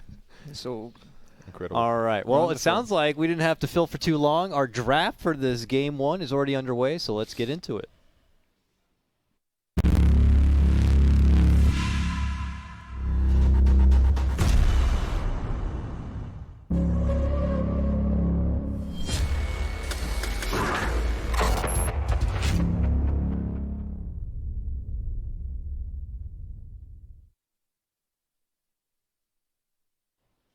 Wow, and it's the lower bracket first round game. We've got OG Seed versus Team Liquid, and here is the draft with OG Seed opening up with a respect ban on that Slardar. How do we feel about these teams, guys? That Slardar? Those are the wrong bands. There we go. Yeah. Chen Slardar. Chen. Did you think Chen was bad? Is that... Maybe it was wrong. I don't know. Chen is, I think, understandably banned. It can create a nice, like, tempo.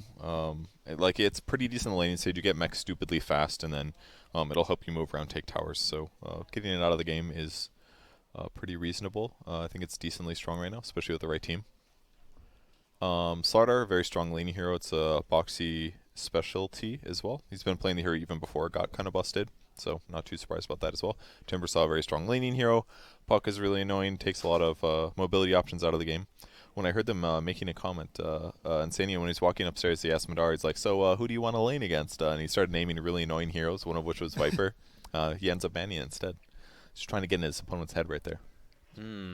Yeah. I was curious if Liquid, how they were going to be playing this, obviously, earlier today, going with what some considered more of the meme kind of build-up with the Team Green, Viper, Necro, and Venomancer, but I imagine they'll be taking this one a bit more seriously, wanting to kind of stay alive and fight forward to take EG on in the next round. And we'll have to see what they're going to pull out with as their #1 grab. I know Blitz cornered them all to give them a team talk, so there's definite. Before he left, is Blitz still around? I don't know. I haven't seen him. I mean, he probably does that every time, right? Surely. He's like, all right, guys, just go out there and give it what you got. I bought you I got some a steak chicken, dinner to guys. get to, Yeah. so see you later. Win me some. Pay for my dinner, please, if you win. Thank you. I'll meet you after. But here we go, right out of the gate, the 3 picks, Rubik, AA, and Void Spirit. So like Insania mentioned before about the Rubik, he said that like Rubik and Earthshaker are kind of like the pick flips. He's like, if you pick Rubik, then you can steal Earthshaker's good abilities. But OGC just doesn't end up picking Earthshaker. They go for an A. Obviously, if you steal Ice Blast, that's very good. But the other spells can be a bit weak. And Void Spirit in some ways kind of similar. Like all of his spells work really well together in conjunction. But Yeah. if you steal one of those, it might not be as effective. So What are in you talking some about? ways, Rubik with Ice Vortex? Compared with his null field? That's like double minus magic reduction, right? Well, you get Spell Amp from yours, and then yes, if you can Vortex as well, but you still, what are you going to do, Fade Bolt for like 600 Oh, you let your damage? teammates do all the burst. I'm just saying, you set them up. Look, I'm just saying that stealing Ice Vortex is not like the best thing ever. Yeah, Fissure's better, Ice Blast is better. Long range stun or slow that they can walk out of. Yes. Yeah, I mean, we don't know the other options yet that are available. I'm saying if he's stuck with it, What if you he's got to work an with what you got. axe? Okay, he's got an axe. He steals the Ice Vortex, lays it down, and then steals the Lion Finger coming out here. Okay. Right? Now I'm on his page. So OGC, what's happening here is they have to be very careful of picking any high magic burst heroes because Rubik can steal both of those abilities. This is a deny pick Rubik. That's a really good point, Yeah. Yeah, but you got to think 5-dimensional. You kind of want burst, though. If you got Ice Blast, right? You want to get him down that threshold a bit faster. There you go. They lost the draft, then they want burst, but they're giving it to Rubik, so. They're building a lot of physical burst with the Void Spirit and now the Pango. True. That is a lot of physical damage. I don't know about Mars this early. I know Liquid just loves having AoE stuff that they plop down on the ground. Will they do the Willow with it? We have seen them do 5-position Rubik, so Willow Mars is a Liquid special for sure. Surely you don't Willow against Pango. I feel like it's just like a super hard counter. He just rolls or jumps away or... Insania's kind of said they just do their own thing, right? So maybe even though it doesn't seem the best on paper, they'll just do it anyway. I mean, Mars, isn't Mars like creating the perfect basketball hoop for AA? Like, hey, we're going to be here, by the way. And you're like, okay, sure, I'll shoot the 3. And he just pops the Ice Blast right into the, the Rumble. That's not necessarily wrong. It's more like you want to ulti the enemy team in the Rumble. It's kind of like clockwork hogging the enemy team. You're usually not going to have your allies there as well. But you'll definitely blast Mars really easy, absolutely. For sure. But he's got so much HP and usually buys a lot of resistance items, so he doesn't care as much about that. You usually want to hit like your 1 and 2 position with Ice Blast or a clump of supports as well to burst them down quick. Fair enough. Snapfire's still in the pool, surprisingly. I think... Well, and the Bat Oh my Rider gosh, is the and big Bat one Rider. that's slipped through, both Snapfire and Bat Rider. Bat Rider very good against AA. That Taiga Bat Rider yesterday was pretty awesome. Very annoying. All over the place. A nuisance. Did get picked off, I think, a time or two in the laning phase, but he made them sweat for it, pulled them way out of position, let the core have that breathing room to at least make the most out of the laning phase. And then eventually when the items started coming together, he was just incredibly proactive. I'd like to see a save against this Bat. You think of a Bat in Legion. Legion's a little bit rough against Mars because usually if you like duel somebody, the Mars just blinks on top of you and arenas around you and then spears you because you're stunned. And then you don't want to duel the Mars because of his passive where you're hitting each other from the front. But at the same time, you want initiation for the AA ult. So I'm kind of just listing off things they could be thinking about going into this pick. I don't think you want to give them this Bat Rider 3rd pick without addressing its lasso at all. I think you do need to have a save. It makes the game way easier, and it also makes your last pick more versatile because it can be saved from the lasso, so you don't have to pick a hero that's too scared of getting lassoed. You could also just pick PL because it's super good against Mars and Bat Rider. That's like the other option, but yeah, I feel like any of those big save spells are also good options for Rubik. If you are caring a lot about what you're going to hand over the Rubik, you do have to factor that in as well because all those great save spells are Rubik's like, oh great, I know it's coming. I'll just take it for myself. Better version of the same spell. Yep. We'll see what it could be, though. They go Batten. Okay. Nice, yeah. Does that push the Pango into a 4 position? Almost certainly. I don't think they're doing a bad in here. That just seems. If you have like AA, Abaddon supports, then you just have the most do-nothing support duo in the history of Dota. Usually you want AA to be paired with some sort of aggressive hero in the 4 position. And suddenly, I don't know how OG Seed fights in them. I do think Liquid has to ban PL. I think PL is by far OG Seed's best carry pick here. It's good against Batrider, and it drains Medusa, right? Yeah, and Mars can only Mars can only spear one target. The spear hits everything in terms of damage, but it only spears one thing. So PL never dies to Mars. But it does it'll spear an illusion, I assume, right? Well, yeah, I'm saying it'll hit the thing that'll get speared into the wall itself is the first illusion. Whoever's closest to Mars. Yeah. So if he just runs with one illusion in front of himself, yeah, that will Mars, just tank the yeah, spear. Exactly. He still gets the 300 damage, but obviously it's not very good to just take 300 damage. The other really nice thing is that Seed's lineup is like very burst damage heavy. Obviously, excluding Abaddon, but like Void Spirit, Pango A, they're gonna want to jump and kill one guy. Deuce has got so much tankiness, she can easily survive that burst and then pop ulti and run down the opponents. And Stone Gate should work against Pango roll as well, right? Yes, it does. So counts as looking at him. So very nice. It just like shuts down the game plan, I think, of OG Seed so far. Medusa should have a good lane. They could potentially pick something like Razor in the mid lane and just move Void Spirit to carry, but then you're playing like Razor into Batrider. So a lot of the heroes that are good against Medusa, not so good against the Batrider and Mars combo. I really am leaning towards OG Seed picking PL here if it does not get banned. I think they just can choose to kind of ignore the Medusa and then kind of kill her team with these like elusive heroes and kill her last. So, do you think that Liquid will ban the PL? It's either PL or Slark that they ban. I'm 95% sure that's one of their 2 bans here, unless they really think they're going to rotate the Void Spirit to carry, in which case Razor would be the ban. But Insania and I seem to have a different idea of drafting. So he always talks about color coordination, and then I finally start talking about it, and then he shuts me down for being an idiot in a serious game. What can you do, you know? Well, his team isn't very color coordinated this time. Yeah, so not at all. Must be the most serious. We know they're taking it seriously now. Try hard pants, engaged. Well, I gotta say though, I was acknowledging just that little bit about Mars before, but I feel like with Batrider and Medusa, it does feel like they have to kind of stay close together.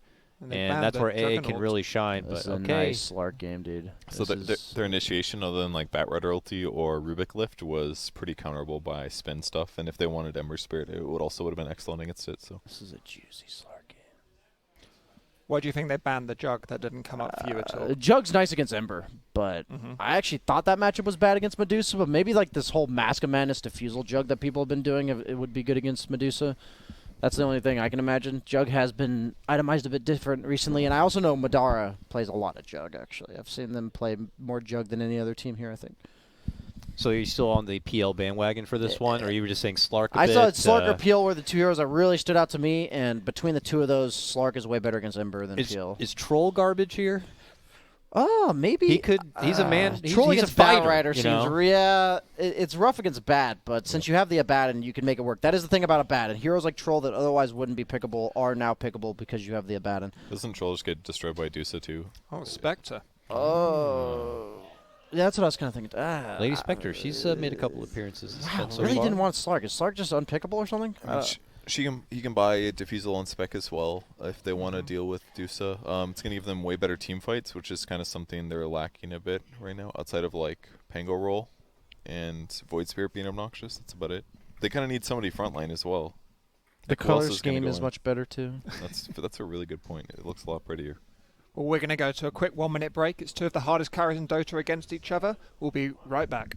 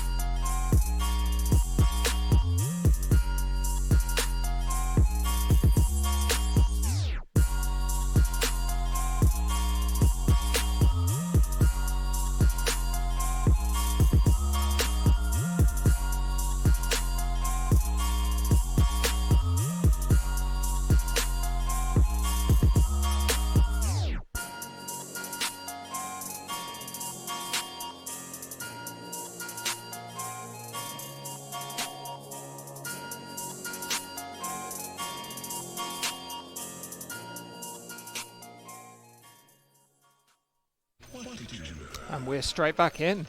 The team's tipping already. There's a lot of friendliness between these two teams, I know, but I think this is going to be a great competition. Absolutely. Looking forward to it. Our final series of today, and then it's just 2 series left going on tomorrow, the lower bracket final, and then the best of 5 grand final, and then I don't know when we're going to be seeing LAN Dota again, so let's all enjoy it while we can. I'm kind of curious how they deal with the Bat Rider in the lane, right? Because it's Spectre and AA. It looks like they're gearing up to potentially tri-lane to cover the Spec, but normally like a Spec AA sounds like the worst possible matchup you could have against Bat.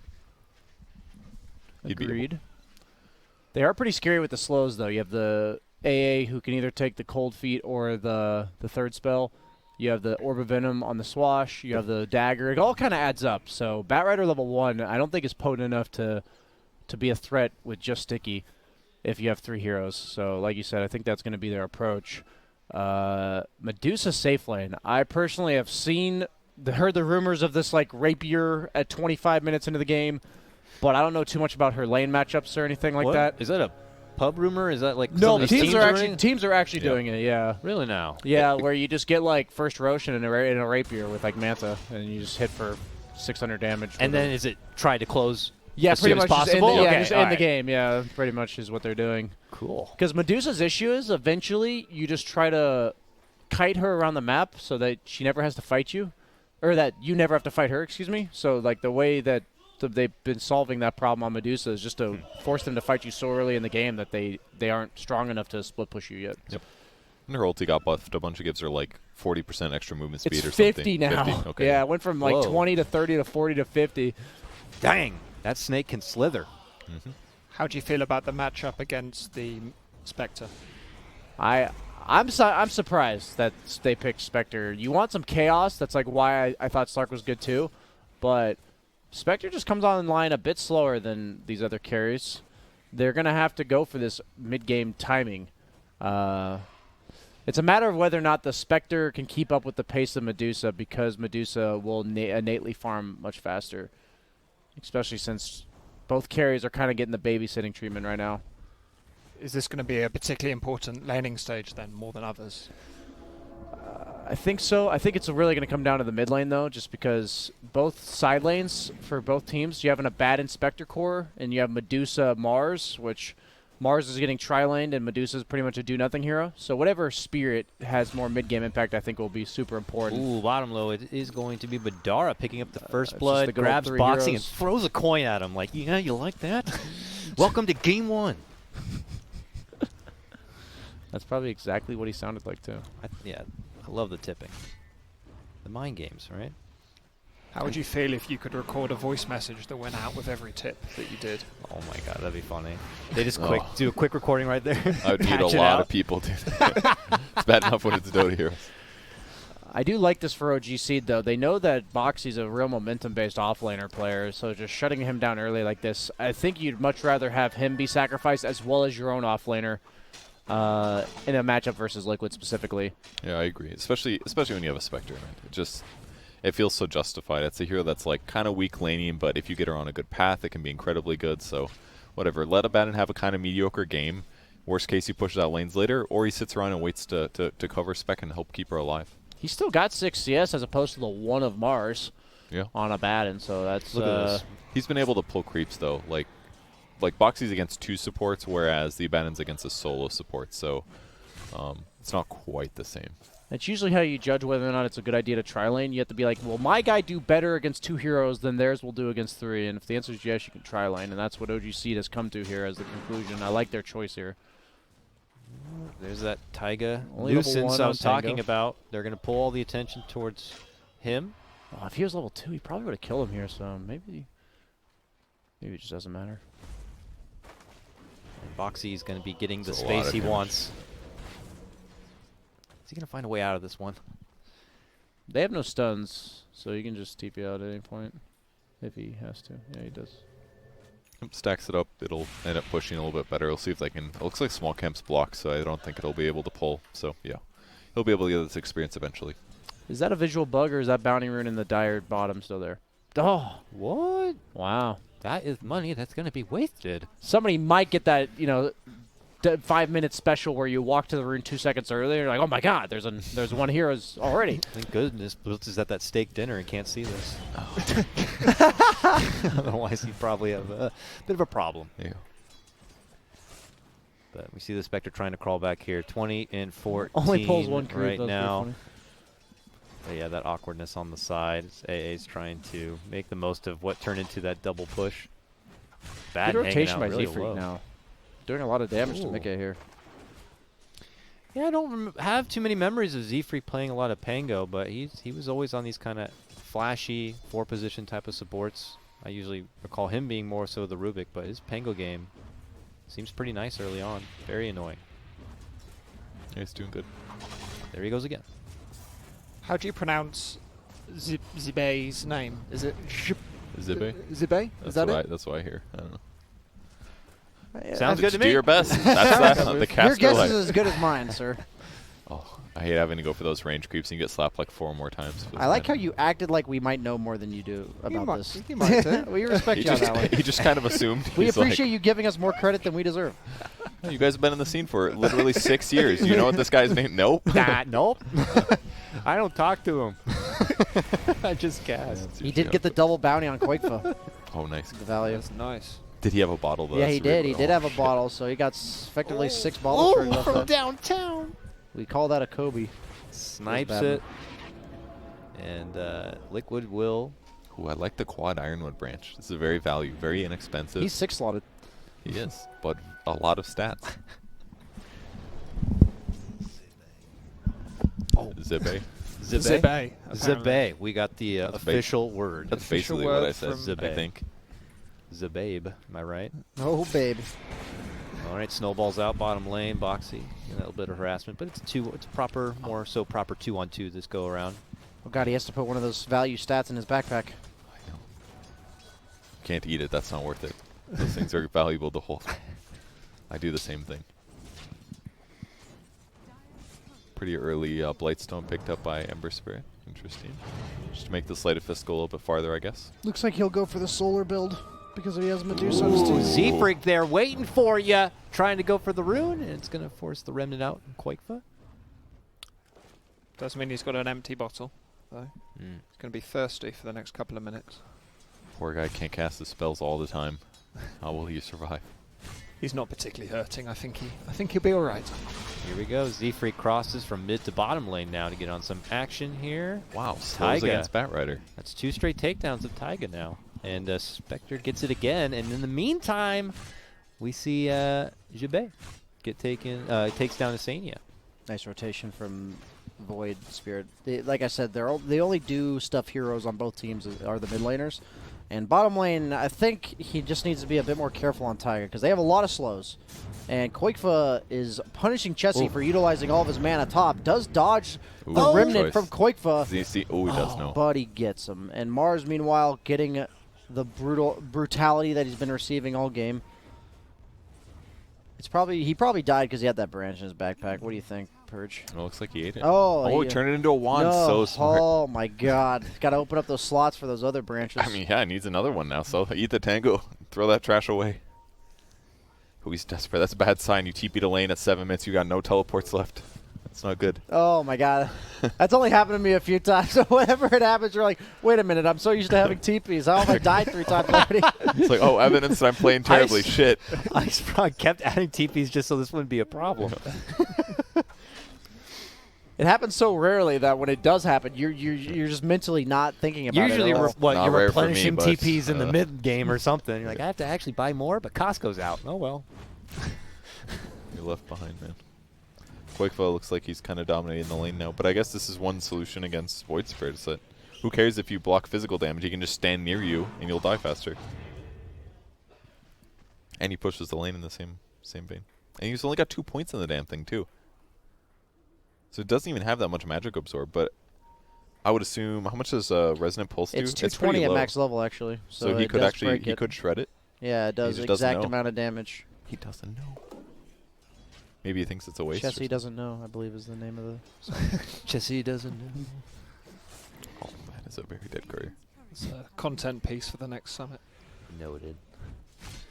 No saw the spoilers. Trusty shovel picked up on your Boxy is, but trouble top lane for Boxy. Tried to head north to the prosperous, safe top lane, but he finds out quickly it's not safe at all. Quickly surrounded within the trees, he gets finished off. But we have rotations coming in, and we got a Spectre ult. Daggers out. Quakefa thinking about bouncing, not before getting out a slight. The jump in from Chessie, looking to go for some revenge from the mid lane.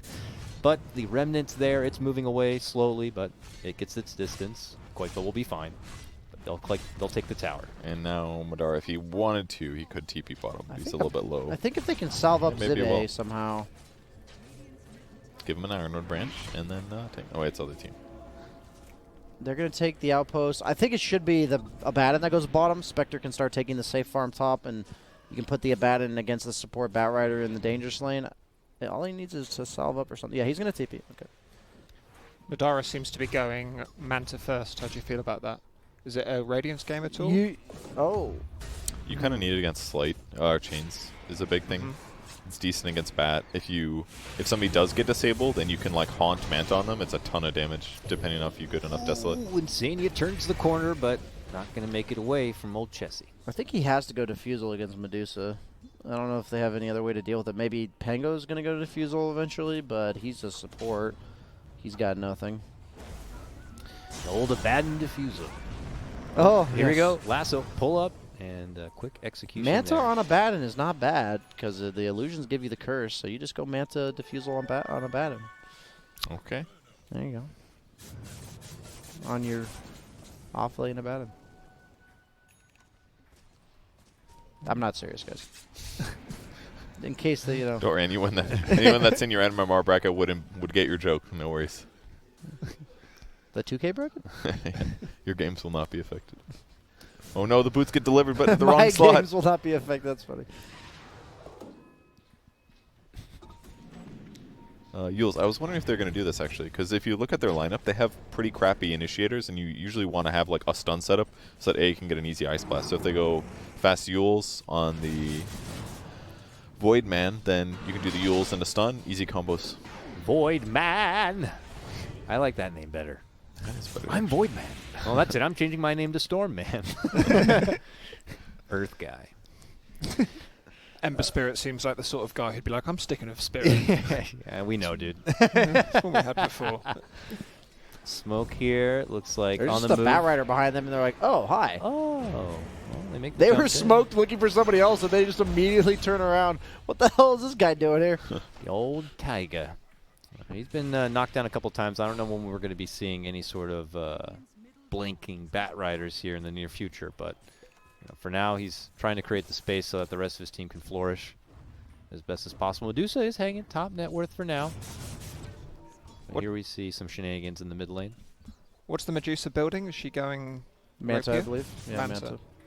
I believe it's Manta, maybe one other item, and then Rapier. Yep.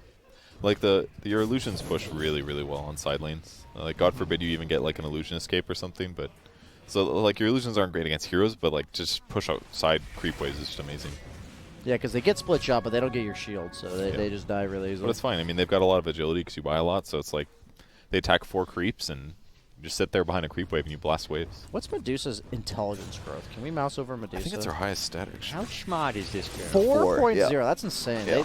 Medusa used to have shit stat growth. Gains. I mean, they nerfed the crap out of the strength one. Yeah. It's like 1 point something, 1.5. It's pretty. You know, that's fine. garbage You just for have int to defend yourself now. Yep. Is that the second highest? Pugna's is 4.5. Pugna is now sitting at 5. A nice 5? round 5. Jesus Christ. Yeah, he's buff. Somebody else has got to be over her, for sure. Like Sky or something. Maybe Lesh. She's definitely the highest int growth of any agility hero, that's for sure. Yeah, that's probably true. Top lane. Thought he was going to go for that last creep there, but he ended up backing. He has no dagger, though. Yeah, has haunt. Ulti to safety. Yeah. Oh, the jukes! Where am I going? You don't know. Does it? I'm right back in the same spot. Maybe you do know. No. Wait, he's still alive. It's working so far. No way. Okay, he's dead. The nerf to flame break. Oh, the he nerf lived. to flame break. 9 HP. Oh my goodness. I thought that was the dumbest thing I'd ever Oh seen, but it worked. It freaking worked. I don't think I was that like, what is this crap? And the tip. That's what we call the 5-head Spectre player right there. You just never expect it to work. I'm just going to hit the button, see where I land. It was like the whole time I'm like, he's still taking damage. He's still taking damage. They still know he's there, and then all of a sudden, if he doesn't know where he is, they can't know either. Just got to outlast the flame break, I guess. He didn't even avoid the lasso. He's still got lasso despite all of it, which is why I assume he was dodging, but then he didn't die. So He just bought enough team for his team to show. Yeah, that's exactly. He's stalling them so the team can get there. Yeah. Well, there we go. So his net worth is still not close to Medusa's, and it probably won't be for a very long time. Here's the combo. Is it long enough? Yes. Oh, yeah. One more slap. Two more slaps. Okay. Okay. Very nice. Yep, that's the combo. He didn't get too many points in his astral ability, so the stun duration wasn't super long, but it was long enough to get the secure the kill. Worked out. Jesse already dominating. I thought I just saw him, picked off in the mid lane not long ago. He's already able to string together 4 kills for himself and could make it 5 here as he sets up another Yules. And with the roll through, they're successful. Jubei, who's going to be picking up the grab. And this is basically what's going to happen for the next 10 to 20 minutes, basically. It's like Void Spirit's going to set people up with the Yules. They're going to do combos on them as much as it takes, and Spectre's hopefully going to hit creeps. And yes, the Medusa's going to farm faster than the Spectre will, but Spectre's going to do way more in team fights than Medusa will. Unless she gets like a crazy good ult. Is there then extra pressure on the Ember to kind of show up as a number 2? Because if they put everything on the Medusa, I feel like then they kind of know what they're in store for, and then they could just game plan around that.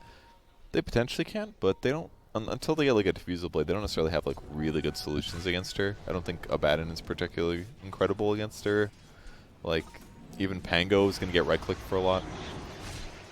Okay, here we go. Another setup. A little too slow. Oh! Did it hit him? I don't know. It did, but he has no flame guard, actually. But it's only like level 1 Ice Blast. I'd have to get down to like 120 HP. He'll be fine. Dude, they've buffed Ice Blast so many times now. Yeah, they have. Lasts a long time. I mean, he lost his GPM talent. It's pretty true. Pretty rough. And unless you have setups like that, it's not super easy to hit. Yeah. Nice tower taking. It's really important to take that tower against Medusa. Oftentimes very difficult because she just plants herself in front of the tower and you can't walk into it. But because they bullied the Ember Spirit away with that initial gank attempt, they were able to take that tower. Pretty important there. Spectre may not out-carry Medusa one-on-one, but I think in this particular game, like the support crew for OGC, it's much better than it is for Liquid in regards to enabling the Spectre to outscale the Medusa. So I really do think it's going to come down to this Medusa getting like that Hurricane Pike plus Rapier and then just ending the game. Can that change over time, though? Let's say that we're not seeing too many skirmishes. I mean, I say that skirmish is kind of happening now. Can Liquid support staff build up to a point when they can better be around the Medusa, or is it require OGC to keep pressuring Liquid to keep them in check? The issue is that Medusa, unlike Spectre, doesn't help her team at all in these types of scenarios. So the reason why I don't think their heroes like scale poorly, it's just that their heroes are forced to fend for themselves without the Medusa. Oh. And so all of them are getting picked on like this. Like bottom lane, they're getting picked on a bit. I think this is good for them though, that OGC uses this haunt and gets nothing out of it. Yeah. So Team Liquid is perfectly fine with this. I'm just concerned, not because their heroes suck, but just it's not a surprise when you look at the net worths that Ember has really fallen off compared to the Void Spirit, because the Spectre is not really taking a lot of farm from the Void Spirit, while the Medusa is just soaking up so much on the map. Yeah. And you just avoid Medusa. That's all you do is ignore her. So she has to build to be unignorable. Whether or not the Rapier's coming out, we'll have to see. You'll set up again onto the Ember. That's no, sorry, the Mars. I thought it was the Ember Mars. too, but then I was like, wait a minute, the Ember doesn't have a shield. Freaking fiery weapons. But you're right, so that's Boxy going down. But that's trouble because it's not like Liquid are seeking these opportunities. It's OGC non-stop. Yules is up, Ice Blast is up. Let's see what we can get. Is it up again? Let's see what we can find. And sure, this Medusa will try to be the dark horse for the team, but what's gonna be left around her? Not much. What's Pango got queued up after the Javelin? Nothing so far. Okay. I think he's done really good considering. Pretty happy with Z-Freak's play. Will he finish that Mjolnir, or is he going to go for... Definitely not Mjolnir, but Maelstrom, very, very likely, yeah. Sorry, Maelstrom is what I meant. Yeah. I'm hoping he goes Diffusal. That's a good Either idea. goes Diffusal or like Mech or something. But I think since you have a Abaddon, you don't go any defensive items on Pango. You just go for the sheer damage utility build. The Spectre is going for a Diffusal, but I guess 2 doesn't hurt. Yeah, as many as you want is fine, because the mana drain against Deuce is like a massive amount of damage. It's equivalent to like, I don't know, 4 times the damage, more or less. So if you mana drain 40, it's like doing 200 a hit with those 40. So it's pretty powerful. But Quick maths.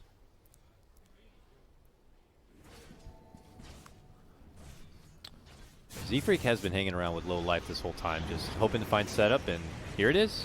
He's Jules, the Ice Blast, the shield, roll. but I don't think he was ready to get shielded by his Rubik there. I don't think. I think he could have been spamming his ultimate on Ember, and he would have gotten out there. But he Now was they're not going to get ready. +1 because of it. Jesse scores the double. I Oh, have to imagine Insania was communicating, "I'm behind you with shield," but he definitely had time to do something there, and he did not. The power of this Medusa farm is they're 12 kills ahead, and the gold is pretty much even. that's scary, I think, when it's all on one hero like that, and Yeah, you I'm have not a some. huge fan of that. You have like natural Diffusal carriers. I don't That's know. why I was wanting the Diffusal, because it's all on one hero, right? So you just itemize purely against the Medusa. Okay, yeah. here we go. Haunts out. On a free kill. Opportunity to get another jump onto this Mars. Foxy, it's been a struggle this game. It's not going to get any easier. Madara scores the double on this one. Chessie just got a double. Now it's Madara's turn. And the rich get richer. 17-3. I wasn't a big believer in Spectre, but because of the way both Spectre and Medusa want to play, passively farming the map, but one of them helps the team and the other one does not, Spectre seems to be really powerful here, because you don't have to have too much impact to have more impact than the Medusa. Yep. And is that 5-0-4 on Spectre? Is that what he is? Yeah, that's that's the dream Spectre game so far. All right, here we go. Liquid, can they make some action happen? Or is this quickly going to 180? They Man, they're so scared. Yeah, it's Just look at the net worth of their 4 heroes that aren't the Medusa. it's Medusa and then everybody else. Jesse confidently moving forward. Can you last one time? That's Yules looking for the spot and straight behind. Jump back. AA's there. Sets him up with the Ice Blast, and that's enough for Liquid to pump the brakes a bit. Feels like OGC are only ever advancing when the Spectre has ulti. They're absorbing damage, well, not absorbing much because Liquid aren't really pushing, but they're just farming and then moving when the ult was up. Pretty much on cooldown. Liquid are all together here. They're doing a bit of a slow siege through to this mid lane. Getting some good shots here onto the Abaddon, forcing him back. Medusa looking to go right to the tower here. Chessie waiting in the wings, shoved back here. And it could be Mars in a bit of hurt. Can he even get the arena off? Oh, goes for it, but it does drop shortly thereafter. Meanwhile, Jib getting back into the fray here, has to back out once again. And now it's Liquid members trying to retreat to the other side. And Ice Blast, the second one now, catches him on the way back. Chessie looking to go in and trying to be the janitor on this one. And they are just running them down. Liquid members falling left and right. One remains. It's Koikfa here, and he is trying to dash himself back inside. Oh, are they going to go for this? Nah. Look like they might. They're out of spells. Let him know that they're watching him all the way back home, and he'll be the one to tell the story of OG Seed. That was like a captain call. The 2 cores were like, we're going to dive this, and Pexy's, please. please do not. Take the tower, please. Damage the tower. So earlier when we saw the Clockwork pick for Fnatic, the response from EG was to just pick a hero that will get what it gets out of the lane and then prioritize the other cores. I think the problem with this Medusa pick is that OGC could just tri-lane the Spectre, and the Abaddon still had a game, because the Medusa as a safe laner just doesn't do anything to the Abaddon. So what happened here in this game is, even though Medusa's so farmed, your Mars is a creep. Like, he doesn't do anything. He's 4,800 net worth on a core Mars with a hood. Like, I can just, no Mars, no offlane player feels good about their impact in the game when their net worth looks like this. Yeah, the only hero we can hope to kill is like AA, but he's going to need help to do that even. Yeah, Bad sign. and Abaddon saves anybody on his team. He's going for the Halberd, so he's also itemizing against Medusa. Yep. I don't know. I think it's going to be OGC overextending for Liquid to be able to win fights here. And the Medusa has got the Rapier. Queued up, yeah. Queued up. So we're going to be... We've not had many Rapiers here at the LOOT.BET Dota 2 Summit. But this will be one, certainly, hopefully. If they can make it to it, it could offer some high ground, choke point, defensive potential there with the Rapier multi-shots. But they got to Nice get to that Manta. point first. Manta as mentioned, pullback, takedown. Adara unstoppable now as they swing it out within the arena pit. 2 Liquid members now fall, about to make it 3 as Insania going to get dropped on the backside, but here we go. Medusa popping out the stone gaze, popping out the shots, and slowly sidling herself back towards the base. She stayed pretty long. Gets a lot of And mana at back. this point, I don't know if she'll be able to make it back safely indoors. Both Koikfa and McKay seem to be in a bit of a struggle. It's a long takedown, but they get it done. And the Titan has been slain. Man, is this warrant possibly an early Tau throw-in from Liquid? I don't know. Those 2 cores that just went godlike on the enemy team, one after the other. It was a 26-4 game. In their defense, they're only up by 6K. But that fight made things feel close to over. This ain't 2012. You don't win with your net worth distribution looking like this. Yeah. All right. Insania on the comeback, trying to move in from below. I don't know if it was to get some vision down or not, but he's been spotted. I made it away. Oh shit, the only way out is right envisioning it. It would have been better to just stay there. Things like, this is my new home. I'll just live here. I don't see any reason why OG just should let up on the pressure at all at this point. They can start doing the old sharks in the water technique and keep Liquid indoors if they'd like, and just out-farm them. Quarantine them. Exactly. The Spectre Manta. Oh, is he going to get him? Oh, he's got him for sure. Nice. Oh, boy. There we go. The Spectre Manta, like right as the Batrider went on him, so it bought that extra second for OGC to just not even let the Batrider move once he got the lasso off. And I think if they don't get a good lasso on Team Liquid, you have to like lasso somebody in the Medusa ult, I think is really the only way they can fight. And against a bad Spectre, it's going to be hard to get a good lasso target. Yep, Zibe. Just knocking on the door saying hi. They have no threats to him doing this. Spectre's bottom, but has haunts soon, I believe. Chasing 3 heroes away by Get himself. away! Harassment Dust coming in hot. He's just that one Courier shark. dies to the astral step of Chessie. Straight up sheepdog right there. Just corralling the sheep indoors. Well, they think they have to go on Spectre. They smoke and quickly roll out, though. Let's see if Liquid can do something to turn the tide. The tide of the Liquid? Yes. Yes. Oh, they even scan from Radiant to see if the smoke's coming into the Spectre. Okay, Paladin Sword for Medusa. Is that good? I don't think so. Okay. It's okay. I almost feel like a mana regen item's better than more lifesteal. That's not quite true because the numbers are heavier on lifesteal, but it's okay. But if she's out of mana, she's probably dead anyways, basically. And we're going to have our first Roche of the game, right? Yeah.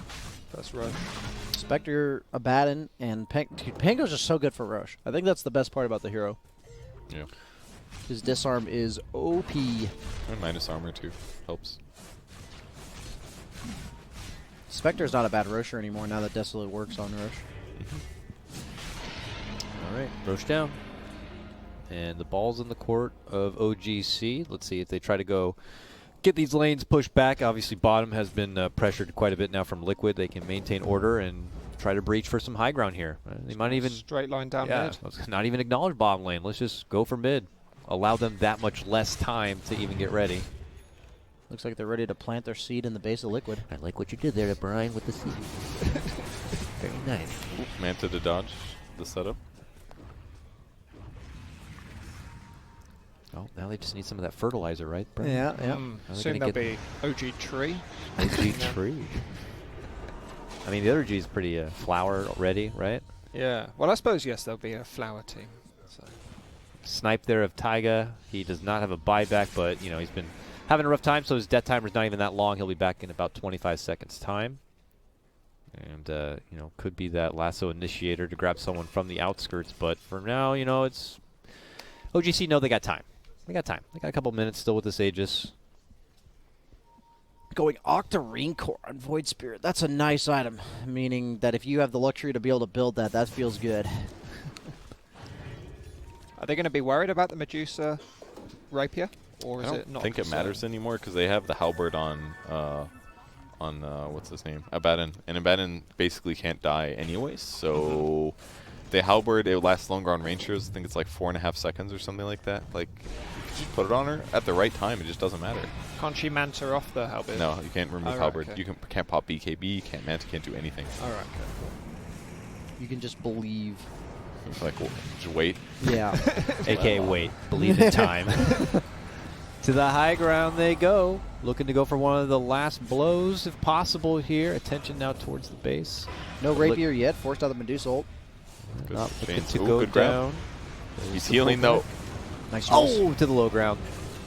They'll be fine. Madara able to score that one. Takes down and finishes off the Batrider buyback now coming out from Insania. Bo3 looking to drop down the arena. And here goes Koikva looking to remnant into the action. Chessie also there. Forced back now. Ends up below. And that does leave Jabei inside to deal with the trouble. And that means the Abaddon will go down. Liquid's bending the buybacks here to hold strong if possible. Chessie looking to get back into it. He just hops in, hops out. Little Muhammad Ali right here. Gets back to the low ground. This time Liquid looking to chase, and they'll grab another one. Just the AA. It's not too detrimental to OG Seed, but were they able to achieve as much as they'd liked with that push, forcing Liquid to spend? That's the only way you can never have a fight won for Liquid is if you extend into them. So you got to be careful. Even though the net worth didn't change, they're still up by 10,000 net worth on OG. They didn't get any building damage really. And Medusa's going to have a rapier, so that's the win condition for Liquid. You can't really kill Medusa in fights. They have so much counter initiation, so much like stun lockdown from Liquid that there's no way you can afford to focus her. So the minute that she's not ignorable anymore is the way Liquid can take a real fight. Yeah, so halberd her, pop ult, wipe out everyone else, and then leave the Medusa for last as a delicious little gumball. Exactly. I wouldn't have said gumball, but that works too. What would you have said? Like you've sautéed fish or something, like nice sashimi. Sashimi, yeah, Sashimi. sashimi. There you go. Thought it was gonna be like you carefully unwrap some delicate chocolate thing and then finally snack it at the end. That's where I thought you were gonna go. Me or him? You. Well, I'm trying to stick to the lore of the heroes. How's For someone who works with slacks, you should understand. How does Gumball tie into lore? Oh, I'm saying that the sashimi ties into the lore. His gumball was completely off. I saw ball and went with gumball. Gumballs are sweet. Uh-oh. Trouble.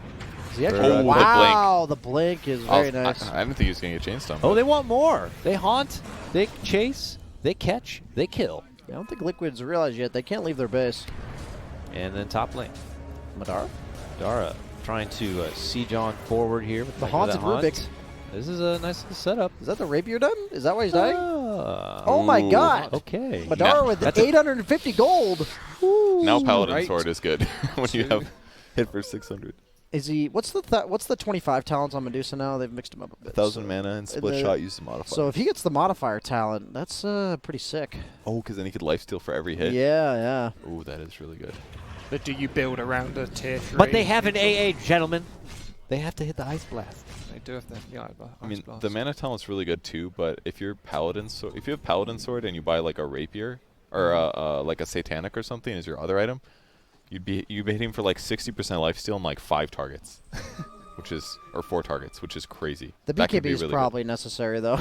To be honest, like he needs to make himself unignorable, and we've said that the way they're going to ignore him now is by halberding him. So he needs to BKB and ult in before he gets halberded. Okay. It's halberds, the Yules, cold feats. Even the disarm from Pango's super obnoxious. Yeah. Because you can only manta it off once, and you can just reapply it. Spider Legs Pango is really nice. You can ult your way over cliffs and stuff. Oh, can you use the spider legs while you're in ball? Yeah, you can. That makes no lore sense, but never mind. They should You've never spin seen or something.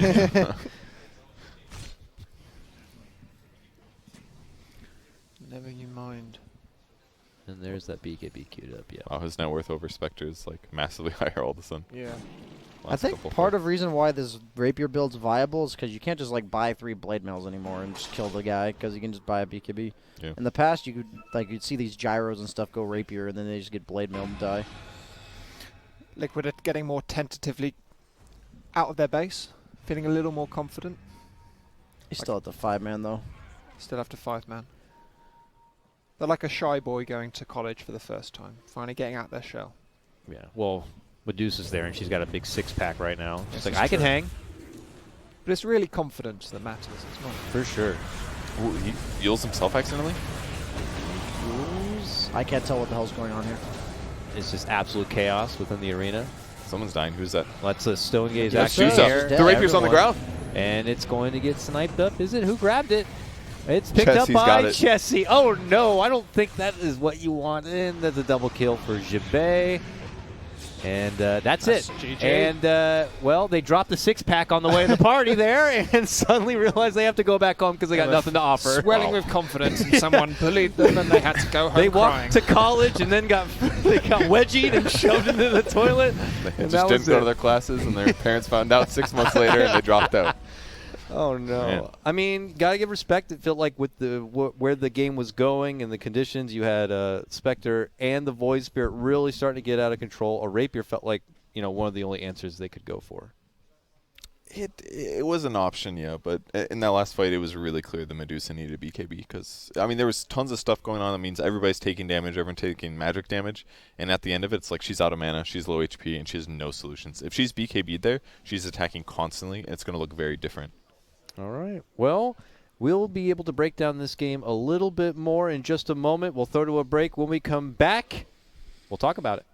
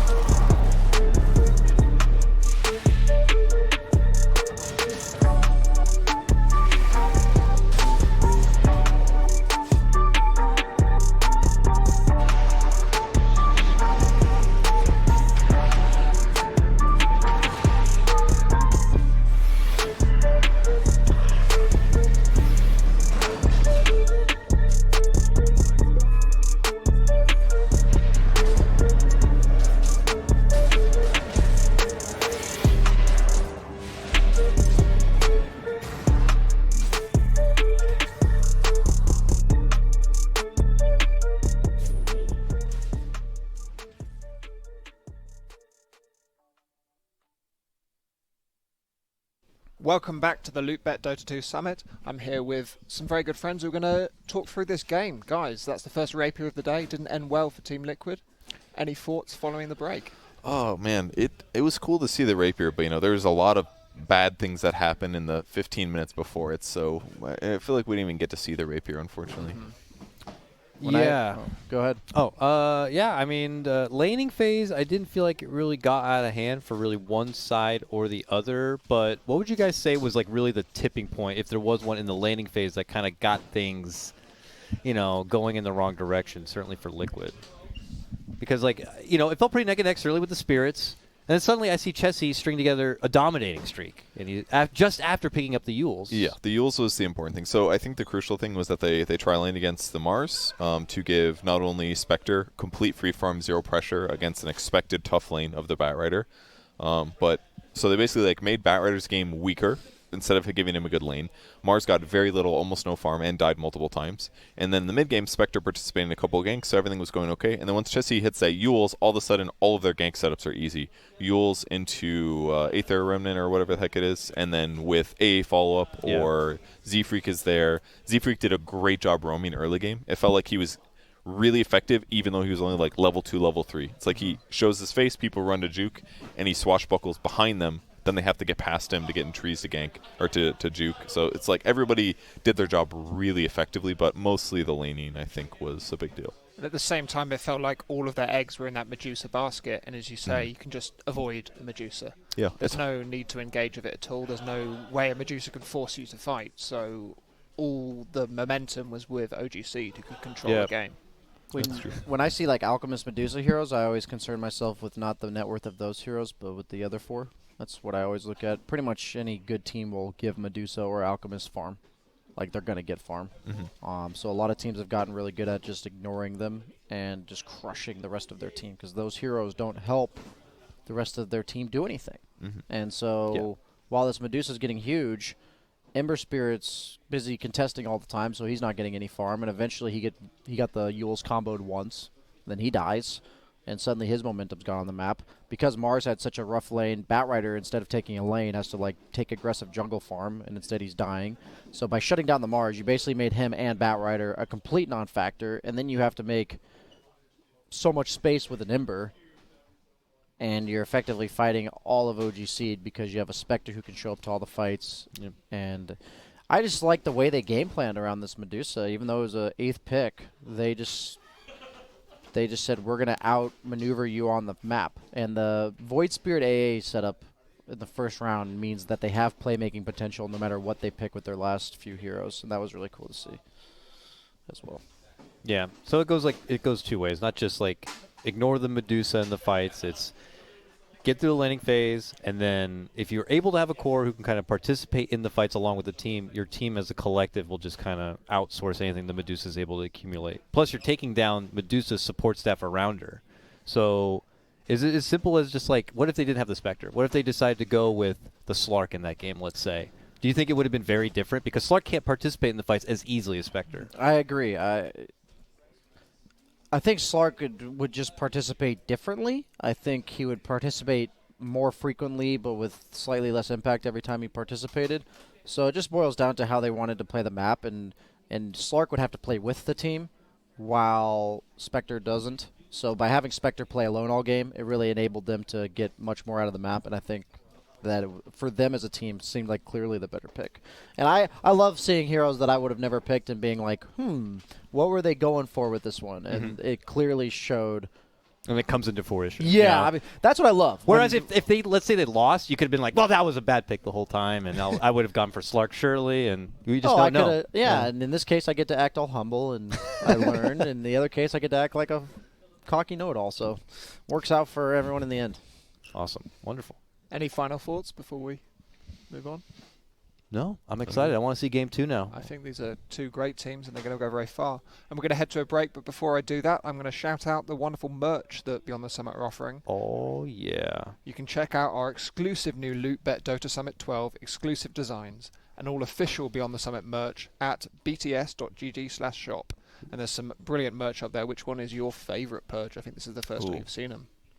I like the simple ones, like the BTS or the Dota ones. Yeah. Or maybe the logo. I like the logo. We as well. hired a designer. It was like 6 figures to come up with that design. Yeah, that's what I figured and out. that's what kids like today. I like Simplicity. Text big on words. Big words. Dotes. If you ever need somebody else to design for you for that price, hit me up because Alright, I sure can definitely enough. write some words on a shirt for you. Yeah, you can write one word. You can type. Wow. Incredible. It sometimes feels like, you can get away with not being too creative with stuff like that at times. Like sometimes it just hits in the trend. You could just write big letters and that's it. And then as someone who's like, a creative, you're just kind of like, how hard do I have to try these days? Am I trying too hard? Yeah. It makes you question things. But I think it's fire. And with that, I think we should head to break. Bye.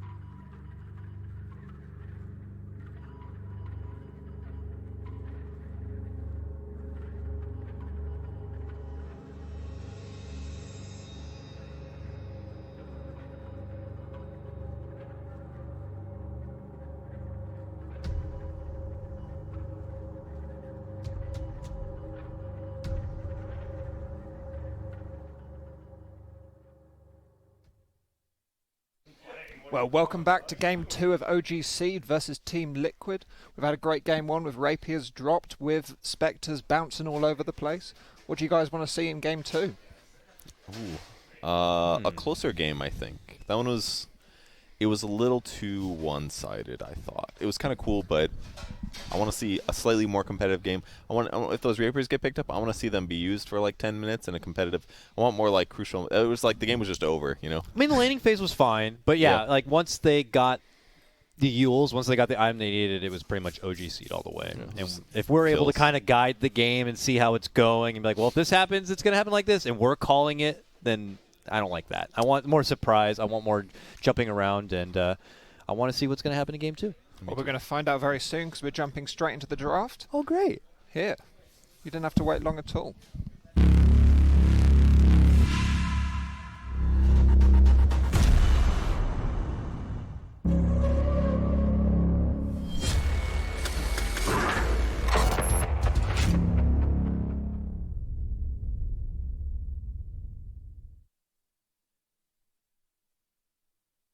Wonderful, and we're draft should be coming up right Now!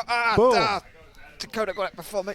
And I'm not seeing a Chen ban so far, so that could find its way in. But the same targeted Boxy-ish off-lane bans you were asking before if Slaughter was Boxy's signature hero, based on what we've seen with him using it and everyone respecting it, I got to say it's at least the signature hero form of this event. Why do you think they're banning around Boxy particularly? Do they think he's the strongest player? Do we think he's the strongest player? I've heard some people say that about Liquid, yes. They have a lot of good players, but they think Boxy is like one that can be like explosively good. If he has a good lane, he can really open up the game. It's like if he has a good game, then there is a really high chance like we're just going to take it. It seems rare that if Boxy's having a good game that somehow Liquid end up still falling short in some way. Whereas we saw last game, Boxy was put in check non-stop. That man was unmercifully bullied that game on the Mars. He really got nothing. And look at these picks. They're flying out one by one. So instant Rubik opening from Seed, so it's not surprising that Insania knows what to respond to it with. Like, he's probably thought about the options in the previous game. He's like, well, if we pick Rubik, they're going to get these things. So this is he was ready for the reaction here. So they'll let him get a good fissure, potentially, which is a little bit scary, but hey, if they can defend their Death Prophet, it could be really good. And they have a lot of great 5 options now open for them on Liquid side. You can go for the Oracle, which I love pairing with the Death Prophet. You have to ban Oracle. Yeah, there it is. But they're still, I'd say Keeper of the Light, still pretty good.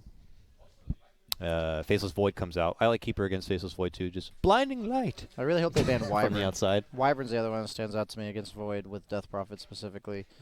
When we saw EG lose to the Death Prophet with Void, it was a 10th pick Void, by the way, but I think you need to be able to press Chrono on this Wyvern, and the guy needs to die, on the Death Prophet.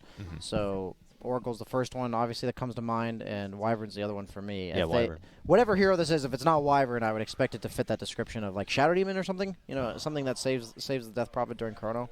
Why is Dazzle not one of those go-to save options anymore? Dazzle sucks. Yeah, Dazzle sucks. I love Dazzle. He just got bad. This is how they screwed Dazzle. They're like, hey, Dazzle sucks. Let's give him a really good ultimate. And then the ultimate was so good that all of his other skills literally didn't fucking matter. It's like Dazzle is a vehicle to skill my ultimate and buy items that have cooldowns. Yeah. And then because Dazzle got good at that, they're like, well, guess we got to keep nerfing these skills that already sucked ass. They keep nerfing him. They keep nerfing him. They finally nerfed the ult, and now they're like, well, we'll too figure it bad, out guys. He sucks. No, I got a better one for you. How about we remove his 30% XP talent? Great. Let's give him 2 mana regen. When he's got huge in-game. Huge in-game. His mana pool is literally not And the he problem. buys like Greaves and stuff too. Yes, it's like 70. Would you like 75 damage or 2 mana regen? It's like, guys, my spells have a 30-second cooldown at level 1. Like, how am I supposed to lane? So it's like, and he has no disables, so it's like if you pick him against and you need disables, you're like, well, too bad. Hope nobody picks Axe against you and counters your only good skill. It's like they gave him cooldown reduction in his ult, and then to deal with it, just gave his skills longer cooldown. So he's just not a very good laning hero at all. In like really rare circumstances, he's okay, but almost everybody else is better than him laning. And because, Busey and Midas on cooldown, too bad. I'm ready for them to pick Dazzle right here. Like,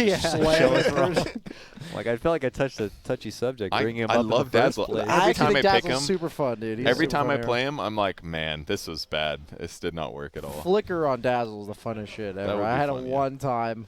And you just I didn't even consider the neutral items. You just have like a 1 second flicker to cooldown. Yeah, that'd be fun. That was a good time. It didn't do anything productive, but it was great. You probably still lost. Yeah.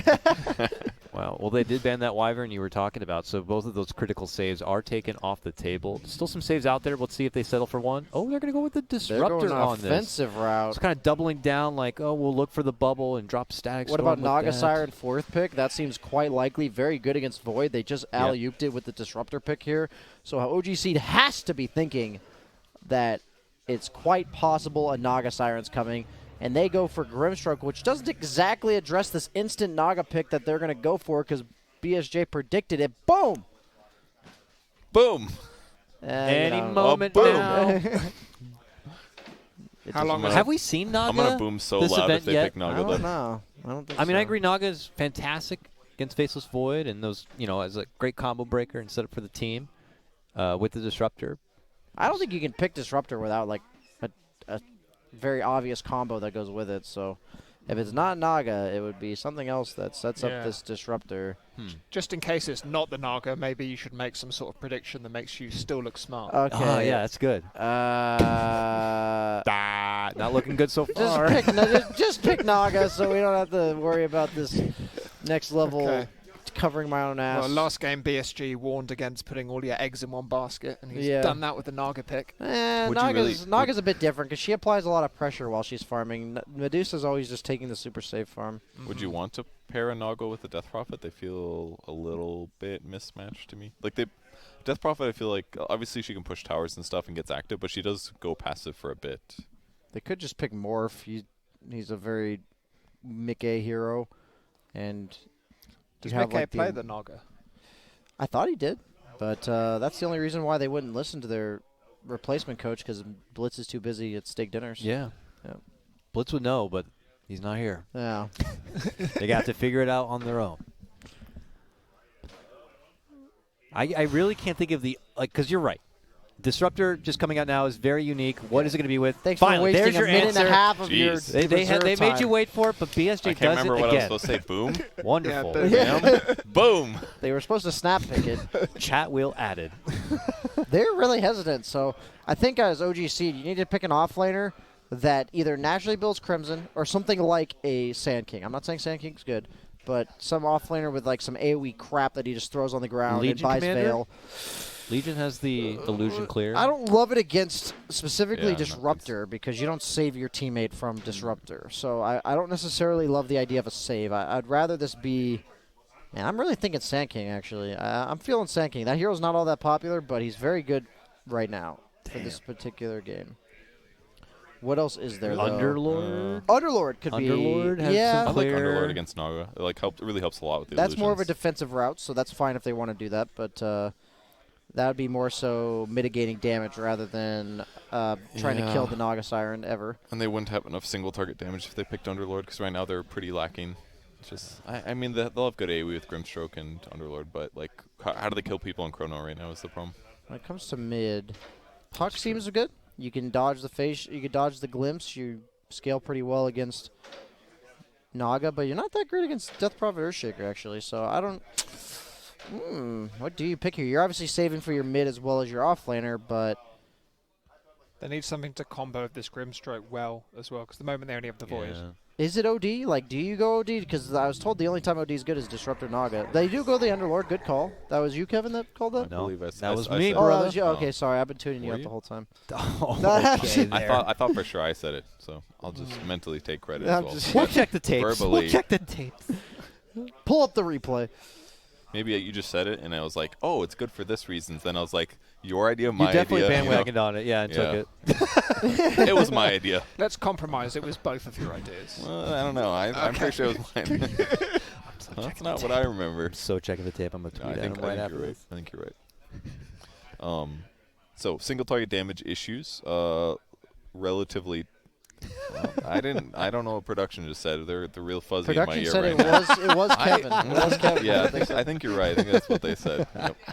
So I've checked the tapes and confirmed. But you know, you did point out a great flaw to the Underlord, which was that how much can he really participate in the chrono? You know, when it goes down, and if he's not close, he's slow, and he has to get there and then eventually cast everything. You need more instant fire coming out, so that is more on the mid laner pickup. So who's our potential mid lane OG seed? Nuker or I'm down for like a Pugna, man. I'm actually down Pugna, for Pugna. For OG seed. Yeah, something like Pugna. Pugna, you know, with that Nuker, Tower zero Taker. cooldown drain to all the Naga illusions. Give me those illusions. You don't buy Ags that often, but they still buy Dagon often. That still works as a one shot. Isn't the Ember pretty good here? I don't. It's just the lane matchup think against DP is what I'm concerned about. Well, I don't think you should ninth pick your mid into an unfavorable matchup, but I've heard of crazier things. Sometimes you do need to. You just need to pick your hero base. Like Ember would be good for their team. Like it would be good in tandem with what they have. You know, it goes well with the Inkswell, some damage in Chrono, mobility that they kind of lack. But I would be more favorable about a hero that just naturally rotates with Underlord and kills towers. Like DK. DK would actually be okay, but you're kind of vulnerable to getting like razored or something if you pick DK. So they banned the Mars. They go Puck. Yay, Puck. Oh, nice. So That was my initial pick for the 4th pick, but then they didn't pick it, so I lost faith. They're going to pick it. What offlane options are left for Liquid here? Well, they banned mostly offlane heroes. Yeah. They need initiators maybe, or follow-up would help. Centaurs they kinda, in the pool. Centaur's kind of medium. I don't like him against Puck really. I don't think he's that great against Underlord either. It's like he has a really good Stampede solution. I'm down for like Doom or something. They've got only 1 second Doom left. would be good, yeah. And it's Beastmaster. Okay. All right, map control and vision. You get your BKB piercing lockdown. It's really good in lane too. Like he's good at like kind of slow fights and just abusing like slows and a little bit of kiting. It's like the Void's time walk doesn't really matter much against Beastmaster because he's just like he just attacks you constantly. So I think he can actually do well in that lane. Pretty sure they're going to put Void top and they're going to solo safe lane the Underlord. That's what I would personally do, but that way you don't have that weaker matchup or something. I just think Naga's not that great in tri lanes. You have like two supports that can nuke the Naga illusions, and then Underlord just loves solo XP. So we'll see. Well, we're going to find out very shortly, right after this short break.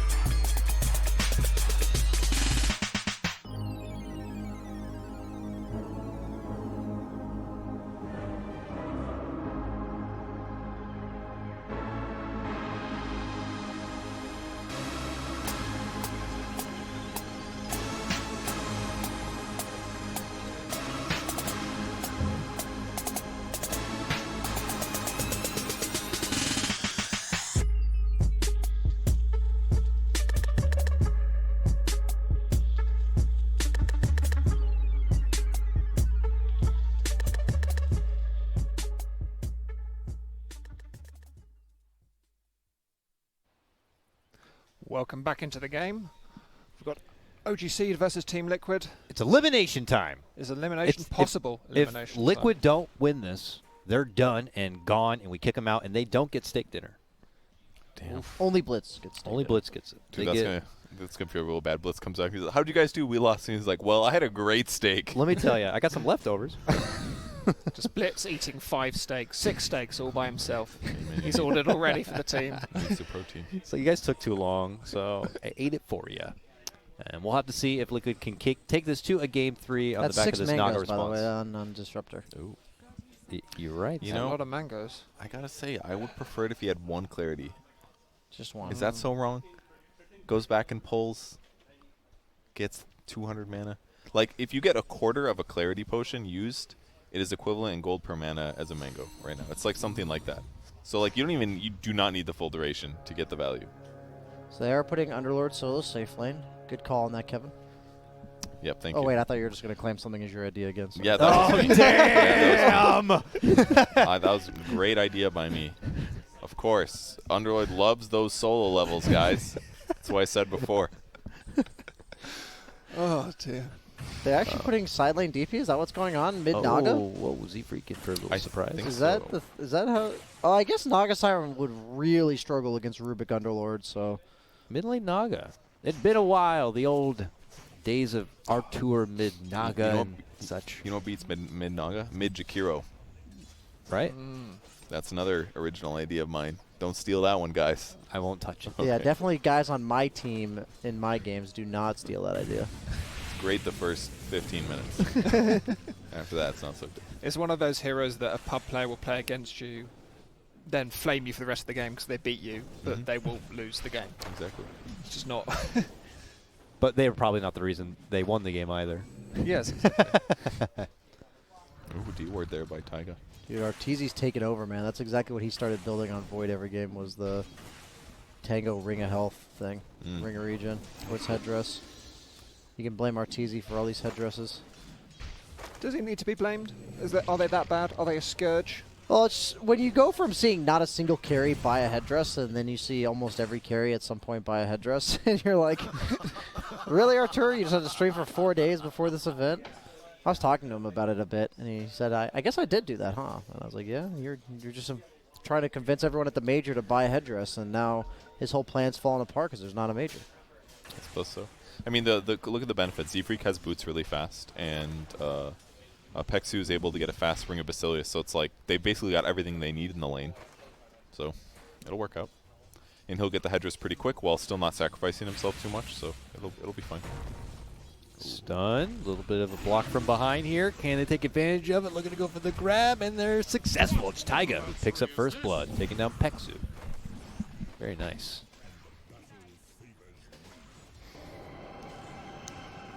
It's a little bad for Z-Freak, but he's still pretty quick here. It was a bit greedy. He used his right click to get the CS instead of just Fade bolting here it. comes Earthshaker, though. Nice little block. Oh, they could trade this Double down. 2 time dilation. Ooh, nice connection there. Takes him down before he goes down. The Z-Freak special. And now Koikfa's going to have to eat a bit of damage because Grim has returned, and the right clicks are out. I don't think they can stop. He's trying to body block, but he'll just jump over him and go, and that's a double kill now for Madara in this top lane. Taiga was trying so hard to help, but I couldn't tell if he was actually helping at all. Is he trying to body block his friend? 2-2. Was that all here in the top lane, or was there action elsewhere? That's crazy. That's been it. Dang. Great lessons for Puck this game. Underlord is one of the best 1v1ers in the entire game. Free farming bottom. Rare you see a kill early on by the Underlord, though. No, the hero doesn't do anything. He actually just sits, like his way of applying an advantage is to just farm faster, and he gets his like first or second item really fast. And pushes lanes too. Yeah, exactly. He applies a lot of pressure by forcing people to deal with him, but not by killing them. Here comes pressure by Liquid. First they make the approach for Grim, but now it's turned on to Insania. It's going to be a 1-for-1, it looks like here, as the action doesn't stop without surprise in this top try-on-try lane. I don't think Liquid expected OGC to do the lane what do you call it? Stage? Formation? Lane setup? Lane setup. Yeah, I guess that's the good word. That works. Do the lane setup that they're doing, because I don't think they would have put Death Prophet safe lane if they knew he was getting aggro tri-laned. I think the Naga was meant to dodge the Rubik Underlord offlane, and then they just don't have it, so. I mean, does this matter that much, though? Because I feel like Death Prophet's doing a good job. Or, not Death Prophet, Naga. Madara jumping over the Fisher there. I guess I'm just concerned that a similar situation to what happened last game, where the Naga gets ignored and the puck goes around killing the entire team, will be potentially a problem. But I just think that Naga's going to be able to pressure way better than I do so well as all. It is true. Naga, when she's farming, does actually push waves and threaten towers if you're not defending them. She can show up and set up fights with ulti, and there's some options. It's pretty cool tri-lane fights, though. Yeah, this is ridiculous. Very weird, but you don't see this very often anymore. You guys missed it, but Ice came over and looked confused and concerned about the About game. what? That's really I don't normal. know. I couldn't read That's him. very normal. Probably. Yeah, he always has that look. He's been in my eye line for the past 15 minutes dancing. Very confused by what he's up to. But never mind. Back to the game. Sometimes it's just better not to ask, you know? Yeah. So I wonder if this ends up being a wash at the moment. This tri-lane top is kind of going both ways. I thought the Naga was kind of getting the upper hand in the mid lane, but it does look like the puck is right there. But it's bottom. Yeah, that's what I'm saying. It's changing. It's the Underlord who is. He's level 6. He heavyweight down here if he's down not here. That was a really good thing. He's going to live. What was he doing? And he died. I mean, he almost got boxy. All right, Boxy, happy to have it. Happy to have the help. What if he just died of the creep there? That'd be good. He gets Double the salve coming out. You were saying earlier in the event, BSJ, that you weren't sure about the Beastmaster. How do you feel about it now? Teams just like to... what he offers to the team is always good. I'm just concerned that he always gets off to a rough laning stage. He's kind of similar to Pango, where if he gets off to a good start, he can be really scary, but if he gets that rough start, the hero just looks really underwhelming. That's true. And right now, that kill is a huge deal, but even then, this one-on-one is like double CS for one hero over the other, and that's scary to me, personally. So I have mixed opinions, but when it looks good, it looks really good. Wasn't bad for Madara. Yeah, that time walk in is a bit regretful now. It's the second time he's done that. They like tried to force a fight. That was hard. But nobody's counting, you know.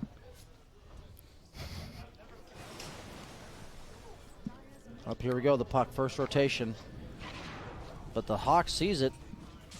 Good scouting by Boxy there. That was a good place to put it. Almost the lad's finished for Beastmaster. Skipping his ulti at 6, so he's just completely focused on farming. He knows there's going to be no kills. Do you think he's going to go full like Zookeeper utility style Necro book on this Beastmaster? Yeah. Z-Freak get a bit of a bind. You buy basically... Oh, I'm sorry. I got things confused. Yeah, for sure. Like either Veil plus Pipe or... I'm sorry, not Veil. Vlad's Pipe or Vlad's Helm. Both are quite good. But no book? Is book not a thing for Beastmaster? Is more really of a luxury? Buys it anymore. I mean, it's still good, right? Because you can get movement speed with your ulti, and extra attack speed is really good. But you don't really need it. Like the Helm, actually, you feel like you have plenty of damage when you get Helm. Actually, a lot of people have been going book, and I don't like it personally. Why don't you like it? Most heroes can kind of deal with the book pretty easily, especially like in this game. Like you can just nuke it down with Underlord and Puck, and Void can just time walk away from the book, and it's only doing damage during the roar. I'd just rather you have like a Solar Crest or like Purge set a Pipe. It's better for like getting single target kills basically, but for like everything else it's worse. Yeah, so unless that's your job in the game. And it's a lot easier to feed gold with Necros than it is Helm, I feel like too. Because the Helm ones at least are like 400 movement speed, but like the Necros, if you run them into a team fight, that's like 200 gold instantly. So I just feel better about having like Necro, or if I have a Helm, I have a stun or a disable or something, you know. It just feels, and it's always up too. Necro is like a side at sometimes things. I'm curious to see what the Death Prophet seeks to go with her build, being that usually a mid laner getting solo XP is much more so going to be slowed down by the fact that he's been in a tri-lane for the first 8 minutes of the game. He does have 6 at 8, yeah, though. surprisingly level 6. Oh, trouble. Here comes Taiga stepping in with that fissure, looking to get the smack. A glimpse send back here on Madara. But it's not going to be enough for them to stop. And now, counterplay here coming in from Jesse. Drops down the coil as they pursue to go for the finish, and they get it done. Death Prophet down. That was really unlucky. I don't think he had to break the coil. I don't think he was trying to. I think he was like trying to tuck himself behind the trees so that he would limit damage while not breaking the coil, but then he broke it. So I think like 300 damage. I think even breaking the coil was okay if he didn't get bashed twice, though. Because Void only attacked like three or four times. He got bashed twice. You don't have to know this guy's practice Void. Like, he's going to bash you. That's a good point. But but if he just doesn't get bashed that second time, you can put a Spirit Siphon on. He starts healing. Then it won't be as bad. Damn creeps. Yeah, failed the stack. Too fat. There's still a big old stack. Still some money to work with on the side here for Liquid. Game feeling pretty close, though. It's really the Naga running away with the CS at this moment, but Underlord is still got a lot of nourishment going on for himself here at the bottom lane. His tower under a little bit of pressure, but not something he can easily deal with. Now, Koifa has adventured down here, it looks like. Maybe looking to get this first exorcism underway. I don't like mana boots on Underlord if you're not going to rush the Greaves. I What is he buying after? He has Crimson Guard queued up. I don't mind mana boots, and I don't mind Crimson. I just think if you're going to go Crimson, I'd go Soaring. Or I'd go Phase Boots. Okay, here comes the coil. Should be an easy pick. Nice successful grab onto the Beastmaster, and they will pop the exorcism for it. Top. And top. Ooh, Chrono catch and takedown. That's a level 6 support, so that's a pretty high value kill. Somehow all the people in top lane are high level. I think they were just busy killing each other so much that they all got a decent amount of experience. They probably were near the stacks as well. Oh, yeah, that's true. Liquid is very good about stacking a lot. It was your own damn fault. It was your own damn fault. What's Earthshaker's net worth looking like? Wait, what's he doing here? He's double He's boots action. Oh, he accidentally double bought boots because he just sold those for 250. That is not what you're looking to do on a hero that is really crucial about that blink timing. It was rough. Been there, done that. We can pretend we didn't see it, but we absolutely saw it. Definitely did. We were looking right at him. Maybe they were the wrong size. He had to return them. You do have sleep into Into Disruptor ulti ready. Yep. Let's see what Rubik they- probably going to pop this, which he does. Nice positioning by Z-Freak. He Yep. seems to be aware that his job is to protect We stole exorcism too. his faceless void there. I was going to say, does he have something? He's got something real good. Wants to find a way to use it. Exorcism. Could be popped here at the bottom lane. Jesse is dead. Nice snipe. That's Beastmaster out. I think that's completely worth for Liquid. Absolutely. You got like 400 gold for the Underlord kill. And there's the Rubik Exorcism. Oh, nice. Maybe he'll catch him. That is an optimistic Inkswell. If you can stay bottom, it'd be great though. It's like one of those. It's a really good ulti to steal. Is Chessie going Boots of Travel? He did. Nice. That's really good for them. They'll have like two. Like, it makes it so the Void can just play as safely as he wants behind his Puck and Underlord shoving waves. So he should really have no problem getting as much farm as he needs, just hitting some neutrals. He's even got the Iron Talon. Pretty nice item for Void. What will he follow up it with? Is Blink still necessary? On Puck? Hmm? I wouldn't mind if he just... He does have the Blink queued up. I was going to say you either go the Blink or you go the Veil.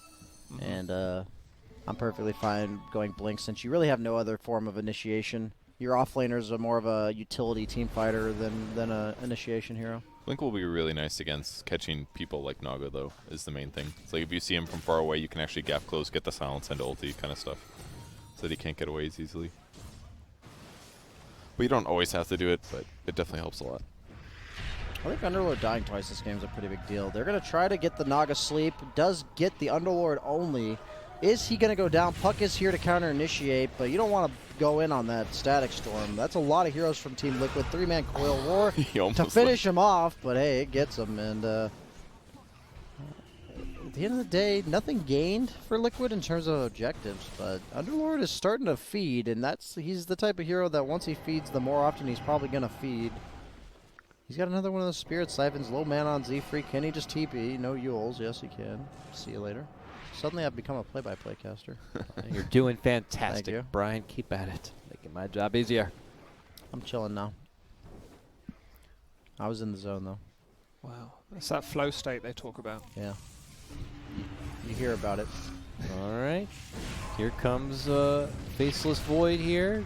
A snipe onto little Insania Disruptor. And allows him to go for the clear out of this Tier 1 tower. Of course, a fantastic tower to always get when you're on the Radiant side, opening up that jungle. That OG Seed can kind of infiltrate and just keep tabs on the Liquid farming pattern. Madara's got his Maelstrom coming now, so he's pretty happy. Yule's almost finished for Death Prophet, and then in the middle of the map, a bunch of stuff happening. Right in the tower we go here with the return of the Underlord to begin to siege on. The Glyph already get popped here. As Mickey's waiting on the other side. They have teamfight potential on Liquid now. I imagine, well, it looks like they still need more time before Disruptor ult's going to be back up. But once it is, well, it just got up. All right. We'll see if it's something they want to work with or not. Does Shaker have Blink yet? Oh, okay, there you go. Okay. Yes. Yes, he does. I'm sure Zibe was asking the same question right there. They also hit it with the Disruptor ult. And it's not enough to really get too much of a finish here. There's the Void Chrono. And it allows him to get the takedown. He's got to leave, though.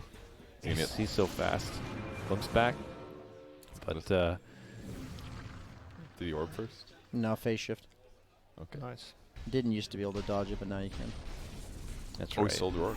Okay. That's actually a really good steal. Lots of stun duration on that one. You know, I feel like, I wonder if the Underlord's looking at his items, he's like, maybe I should add a hood. I think he should have gone phase, and I think he should have gone hood. I really don't know why he itemized mana boots into Crimson or into Vanguard. Is it a worry about the Naga Siren? Well, what I'm saying is that I don't know how to describe it, but you don't go mana boots Vanguard. You go like phase boots hood, or you go the mana boots Greaves. You can go phase Crimson because like with a bracer or something. But he what I'm saying is his build doesn't flow naturally, so that's why he had this like 5-minute period of just vulnerability that he got killed 3 times, or 4 times actually. I really do chop that up to his items, so. It can definitely matter some of those times, for sure. It took a lot of effort, or more effort than they probably expected, but OGC do finally manage to take down that Tier 1 mid here bottom. He's out. Quick coil, quick jump back. There's a Fisher there waiting for Chessie. Nice dodge.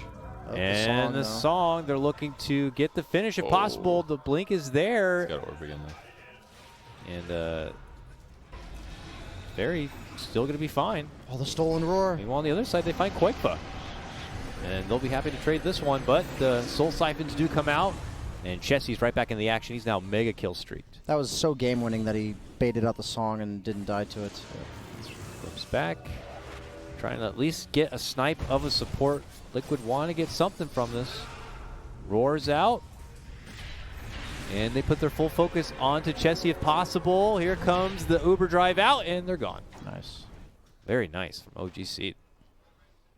All that, meanwhile, no Chrono was up, so they're winning the Yeah. engagements without Chronosphere. It's the worst for the enemy team when you like see them get out just in a moment, and the observer always goes to the carry like hard farming somewhere, and you're like, oh no. Wait, he wasn't involved? Oh no, yeah. Did we see the Rubik Roar go out? Yes, we did. Okay. They used it to kill the DP. Oh, right. They got the spin won't set her up on the side here. Bottom lane. Freak glimpse back on the Z Freak. He's got Good 2 ulti. seconds for that little Crypt Swarm. Oh, I thought it was the Roar again. Don't matter. He's taking out. Jump in, dunk. Bam. That That's 2 got down. the real one. A good catch here. Is that enough damage? Oh, there's our Chrono. Really good fish. Oh, he blocks him off. Wow. Beautiful block from Taiga there on the Chrono. Means Faceless Void cannot clean his plate, and he's got a dip.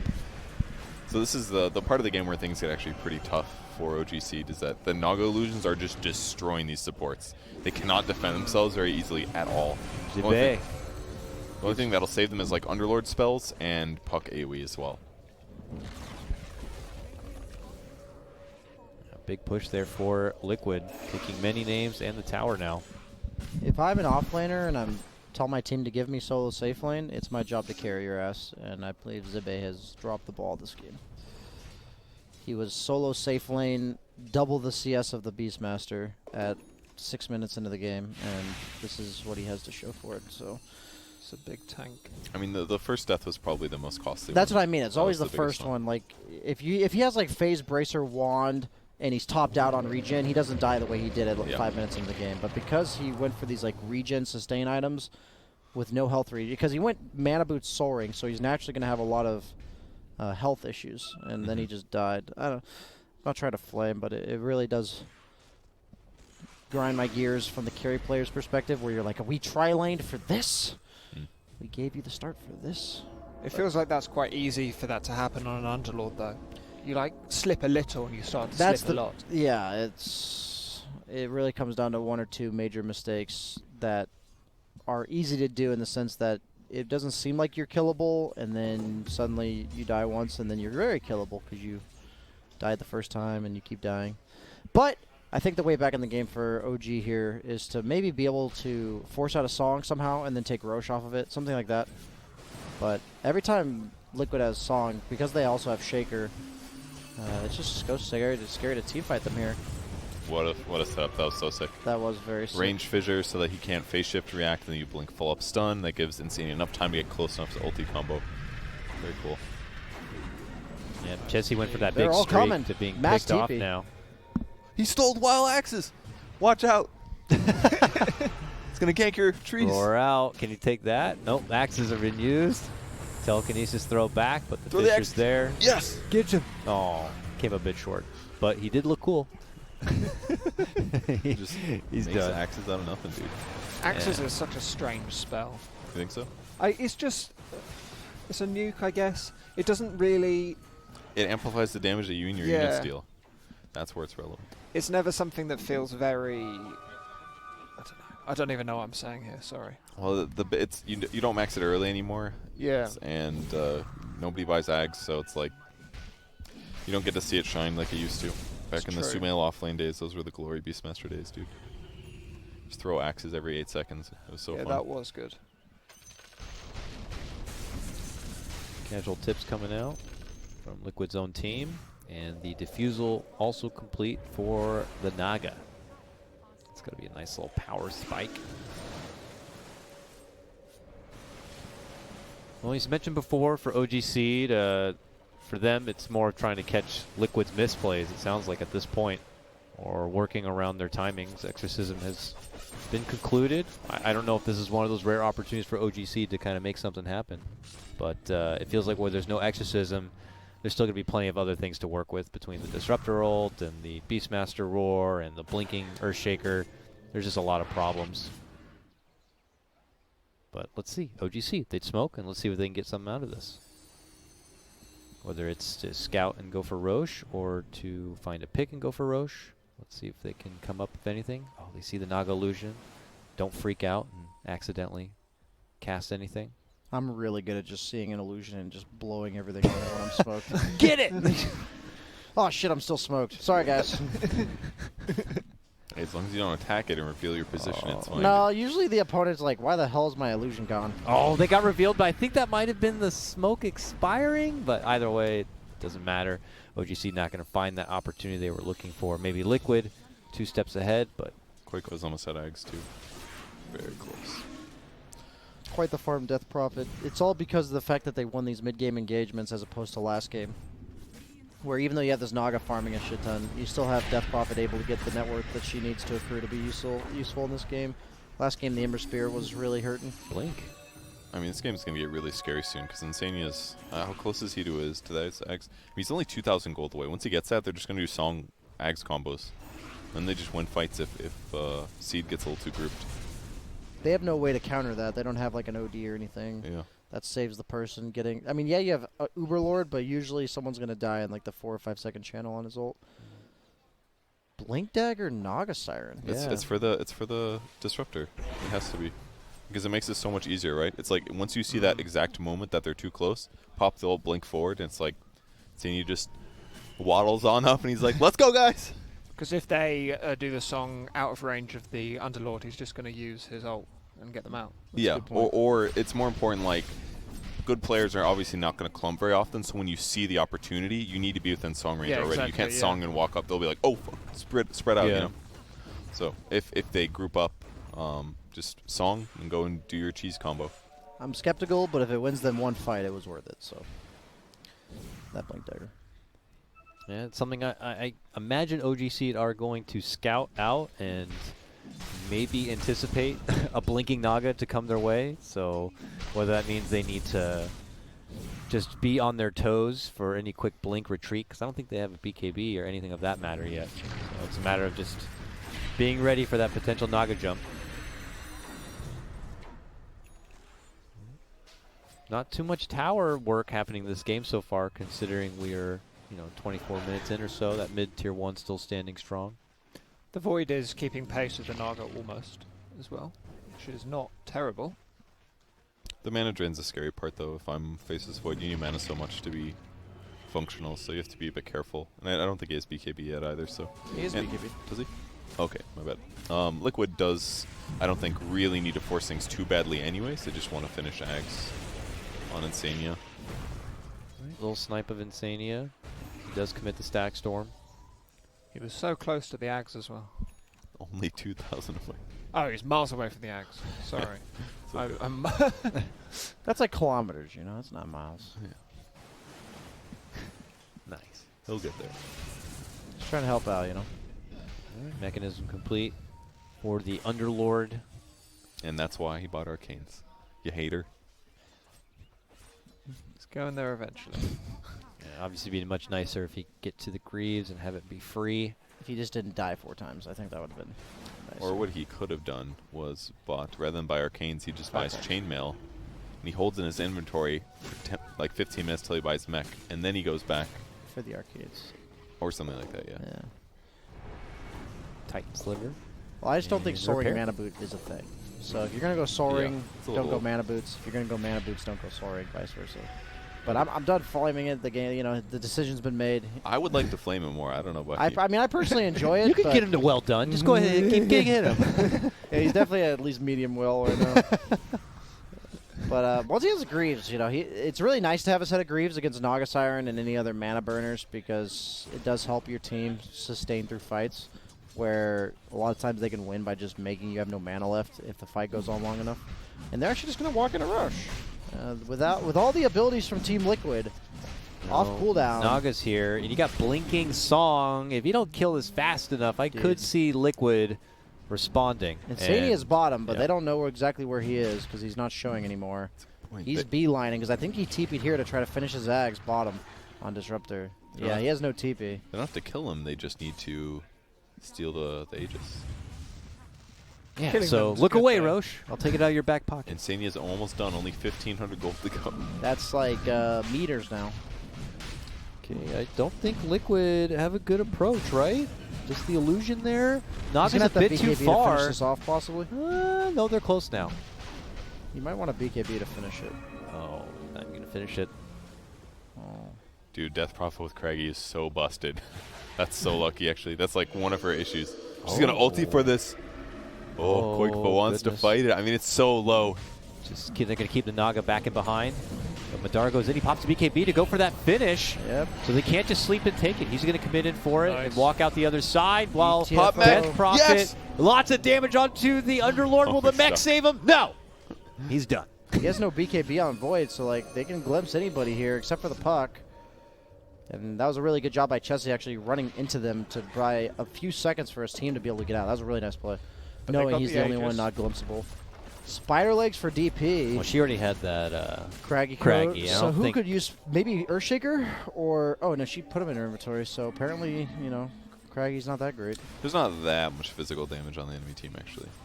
Puck did go the phase shift right click talent, by the way. Yeah, but he also went Maelstrom, so it's not that much physical.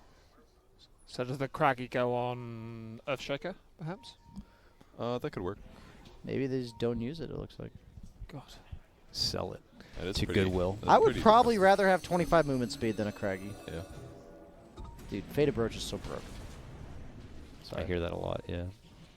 Might be just you saying it. Yeah, I the think you've heard me say that like 4 It just times. feels really good, basically, yeah. What is a faded brooch? Like a metal? It's like a shitty null talisman, but it's all of a sudden it's better than a null talisman. Like something you find in your grandma's jewel It box? does look a lot like a null talisman, actually. A brooch is used for holding up cloaks and such. Oh, of course. Oh, thank God we have so many cultured here. I mean, I wasn't going to say it because I didn't want to make everyone feel bad, but yes, that is precisely the scientific Yeah, because you definition. wear your cloak at home pretty often there.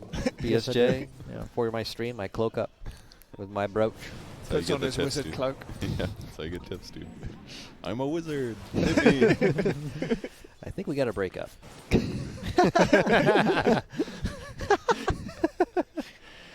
All right, let's see. The Aegis got away from Liquid on this one, so we'll see if OGC can kind of use it, whether it's running out the clock to give themselves a little bit more farm priority, or if Liquid will just take it to them regardless.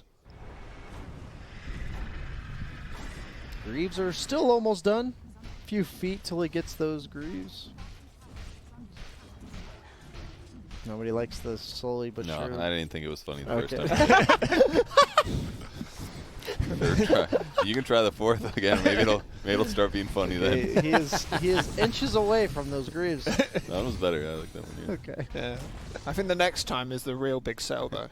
If You got to go back to centimeters or something. Wait, never mind. The Greaves are now like a mile away because he's going back for a blink dagger.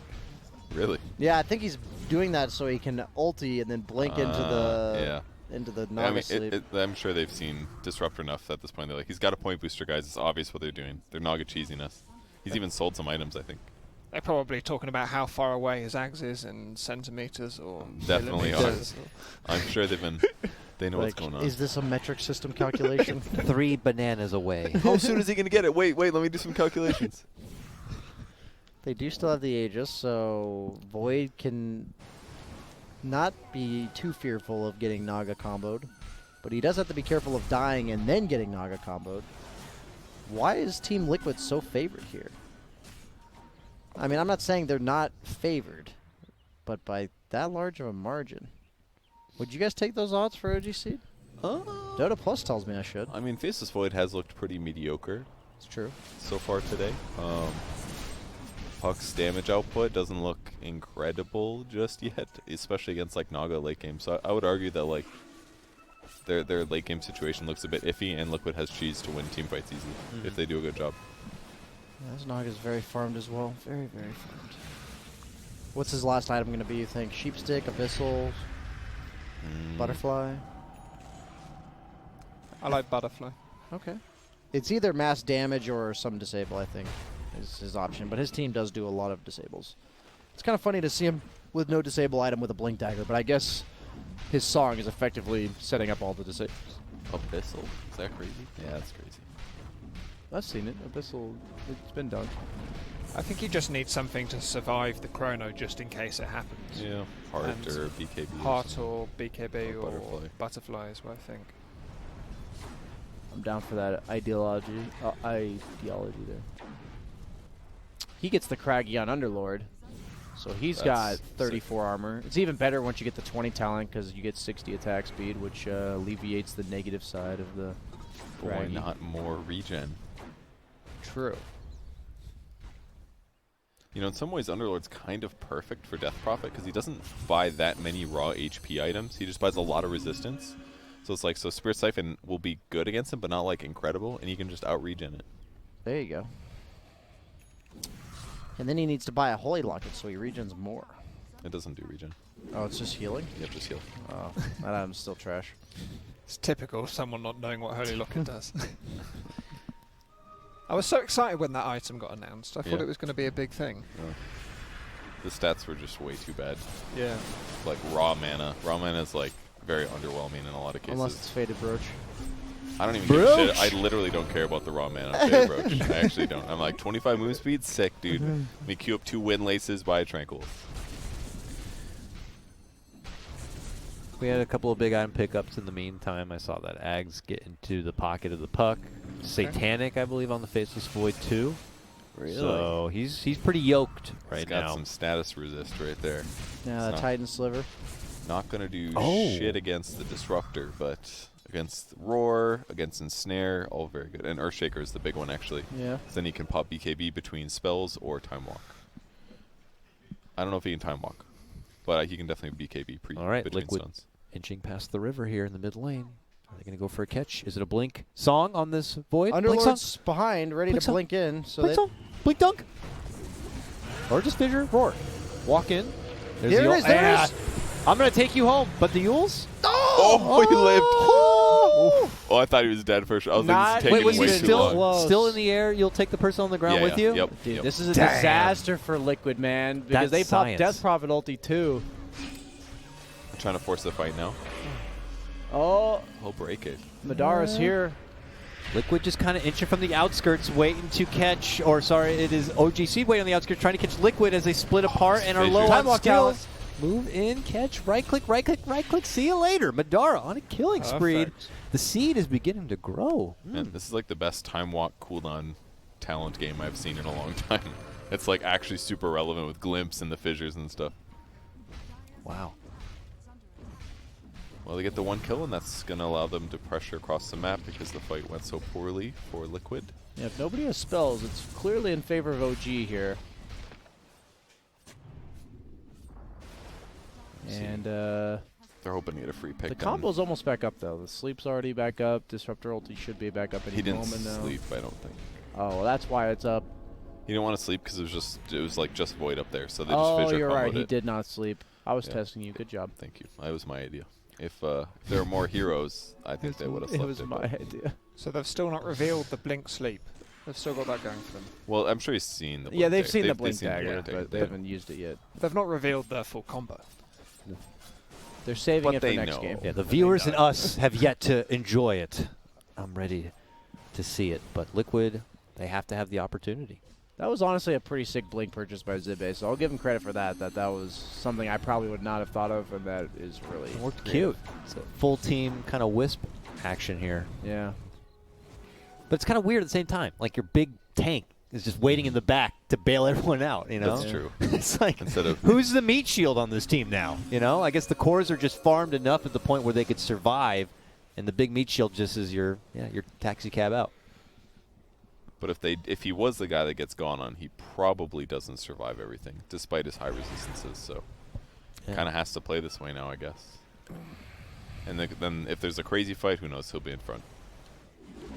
We should go ahead and sign Dan up to play for Team Liquid. He is building the butterfly, the exact item Dan said he would have built. That's all you need to play for Team Liquid, just to be able to predict the right. Oh, how's it going? Oh, sick chrono. Jump into the chrono in the top lane. Look at the right, look at home. Looking to go for the burst. They're going to get Insania first. Looking to go for the second grab as they're muscling down. Taiga's Earth Shaker going for the finish. Done. Beastmaster also dropped. Oh, Earthshaker. No, he's alive. Oh! He's good. And he's I think that was blind. I don't think he had vision there. What's Wow. that? Who's that? Whose ward is that right there? Whose ward is what?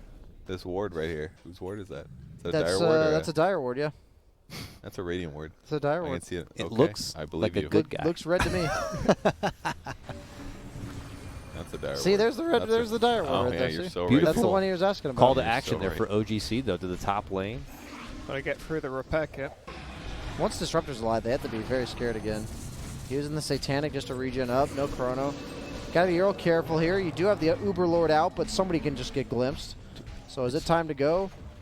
I think it might be time to go, but It's got they're... butterfly too, so. Oh. they didn't think it's time to go. Two. Underlord's ready. Oh, he Yep. couldn't No, they get it got off. him. He canceled, but he's able to still get the ult One. off. Rip Void. Did he phase shift dodge? No, it Damn, doesn't you dodge. can even okay. phase shift and you still get pulled back. Yeah, with I Underlord. wasn't sure about phase shift. I knew Underlord's ulti worked with an OD Guys, or Astral. so I guess it Harvest makes- your fruits. Jesus. This is. It's getting ridiculous. Probably The bees, smells it's so gonna- awful Bees there. are going to get in there. You're going to have a problem. You're going to get Smelly stung old on the way mango out. fruit. Ugh, look at the ants. Oh, trying to go into that Roche while Void is dead. He does have buyback, but no chrono. Death Prop ulti is expiring in a few seconds here. So a lot of their damage output, they already know about this because They Grimstroke's do. nuking in. So is Yep. Puck, giving a little poke-a-doke. I don't know, Liquid. Is this buyback worthy? I think they're just going to keep poking. I wouldn't buy back if I was Void. This but, Roche is already below half. Yeah, but just the keep throwing your exorcism's spells done. down. Yeah, it is. I just can't imagine buying back with Chronosphere down, but he might have to, honestly. That Chronosphere cooldown is exactly in line with his respawn timer. Yeah, what's the big deal? Who cares if it's one? Ooh, that's pretty good timing. Nothing. Nah, You got Neke able to pick it up, but Chessie looking to fight his way out, drops the coil. I think he got the cheese on Chessie. Oh, committed Static Storm. Glimpse back right into it, though. Eats the cheese that you were talking about. You're welcome. And then he goes down.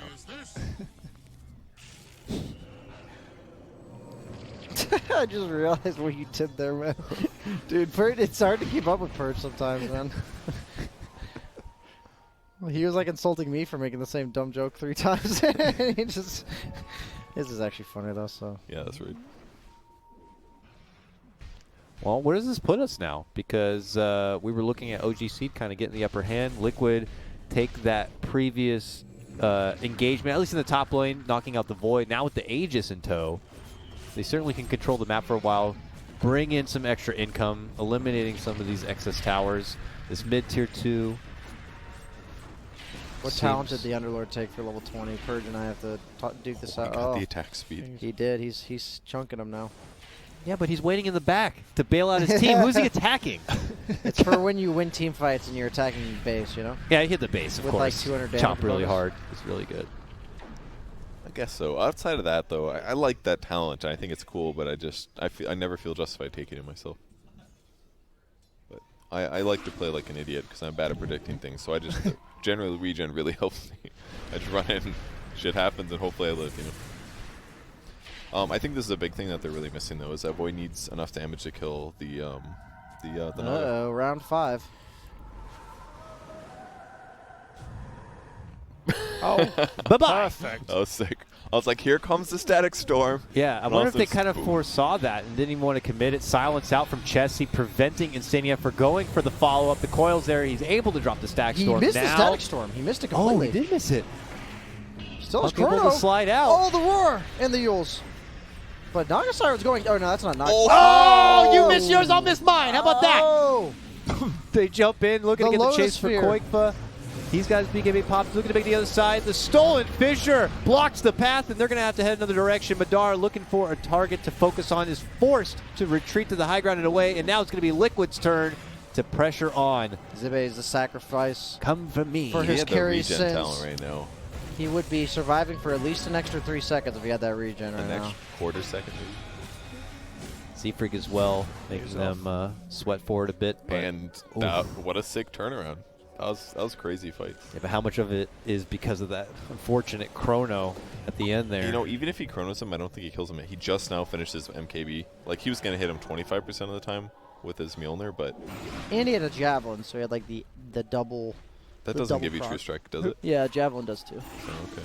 Who was he aiming for with the chrono? He was miles off. He went for the Naga who blinked out right when he cast. The blink. Yes, the blink. It's not The just blink, a setup. Yeah. It's true. Against the Faceless Void, you could consider the benefit of the blink being just a good defensive item. It is hard to chrono cores when all three of them have blinks. It is. It is. Because they hadn't yet revealed it. I was talking about earlier. Yeah, certainly they never saw any illusion ever in the game at that point. Who clicks on hero? Jump in from Madara now. Oh, doesn't get the Grimstroke leash. Mickey might be in some trouble. He has MKB. Yeah, he has. Just so slow. It's like the time dilated. These Blink Daggers are owning. Looking to finish what they started with Koikfa, but the Yules creates the distance. Oh, the stolen sleep. Oh, Z-Freak with the steal. And that will grant them the Aegis. They have Echo, but they're out of dodge here on Liquid. They're leaving him to his own devices, saying, "Good luck, buddy. We'll see you when you come back in 90 seconds." I guess Disruptor was already dead, so there's really no turn potential there. Hasn't found a good Echo Slam yet. Maybe that'll be the game-winning spell that we see this game, despite all the Naga sleeps. This game is close. It's hard to echo this game, though. Think about how the fights start. It's like one guy gets like comboed by Disruptor, and there's never going to be more than like one, maybe two people there, and then all of a sudden Underlord's going to blink in and pull everybody back. It's like, and then Void's jumping around and Puck's jumping around. Nobody's clumped. Like, the Echoes are just not going to be good this game. And even if you go on Faces Void, he's got a billion status resistance. Yeah. Got to just be incredibly patient with it and hope they forget about it. Did he take backtrack or Chronosphere AoE? Backtrack. That's a Coil nice talent. onto 2. Silence follow-up. Orb. Latch down the stun pit. duration. Oh! Void goes in, looking to clean him up. That is 2 down. No buyback for a minute and a half. Uh-oh. Feels like OGG, perhaps. They're going for it. OG looking to go for the win, potentially. This is OGG. Liquid could be out of this tournament if they can't defend. The buyback's there from the Naga, and that does force OGC to step back a bit. The glimpse is there, but the BKB is going to get popped. He doesn't want to go 4 feet that way. He's a little worried about getting like Disruptor ultied into like Naga. He could have died there. So that was good BKB. But now the BKB is going to be gone. Could the setup be there from Liquid? They need to make a count. If this is a flub, this will certainly be Rax. Use that 60 attack speed to hit. Here it is. Two-man Disruptor ulti coming in. Oh, stolen song from Z-Freak. Dude, Z-Freak. Took a combo breaker. Beautifully done. And then they followed him with a chrono. Oh, hell yeah. It's a thing of beauty. Rubik Dota game-winning plays from Z-Freak. You can't count out the Rubik waiting in the wings. Did he steal Exorcism too? Oh my god, he did. That was I was like, that's a lot of ghosts, baby. man. You're sitting in the closet with him asking him, why are you always making these big plays? Why? He's like, it's not about big plays. It is about big plays, Z-Freak. You make big plays. It's so nice to see Z-Freak being so good. He is a great player and a really nice guy. All right, Is it hard not to say Z-Freak? It is. It's a little hard. That's why I pronounce it wrong every time. Because Z-Freak. I call him like he's a Spanish conquistador. A bullfighter or something. And that is it. That was a cool game. Rough one for Liquid there. It looked like there was a shining hope for him with the beautiful setup, but OGC take this one 2-0. They look happy about it too. They should be. I mean, that was fun. Fun game. They dissected their opponent's plays. They bought that really cool Blink Dagger on the Underlord. That actually, it bought them so much time. And we were concerned about Jibé at the beginning of the game, but the Blink Dagger really pulled it through, I think. Yeah, do you think that was like the plan the whole time? Or that's something that turns into plan B? It's like, well, with how this is going and with their Wombo combo, we need a way to bail out. The only way it's going to happen is, I guess if I blink and go in with my ult. But, we'll find out. We'll dissect it a bit more. Why don't we cut to a brief break, let the players breathe. We'll see if we can get a brief winner's interview or not, and we'll talk about the match.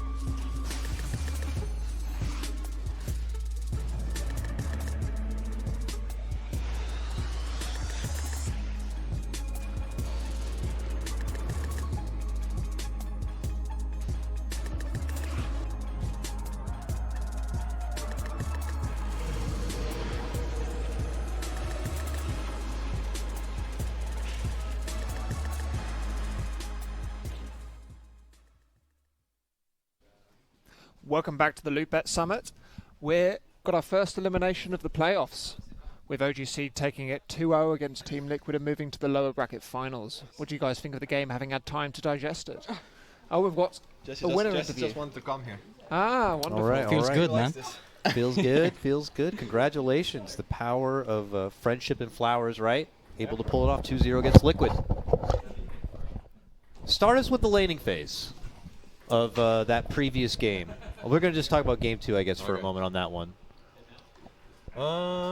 So we felt like we could have pressured the Naga mid. We wanted to play Trident against him, but they ended up putting him mid, so our plans kind of changed a little bit, but we were still like fine that we can do fine on the Trident. But he could have went better, but I think the lanes were still happy because our Underlord gets a good lane against Beastmaster no matter what. It's a comfortable lane for him, so I think our laning stage was alright, but we could have played better, but I think we were still pretty happy with our lanes. Yeah, I'm not too sure exactly how the lanes panned out because I was playing Puck against Naga mid, which on paper seemed like, oh, I'm just gonna do just fine here, but he actually ended up farming a lot. I haven't seen what the net worth distributions looked like for us, but I felt like he got quite a lot out of that lane. Oh, you can show me right here. Show me like 5-6 minutes. I think it was pretty neck and neck for a bit. He beat me. GG. God damn it. But our silence went Gotta work on that. Yeah, silence went better than I thought, so that's good. It's not about you, Chessie, it's about the team, isn't it? You know what's about our team right now?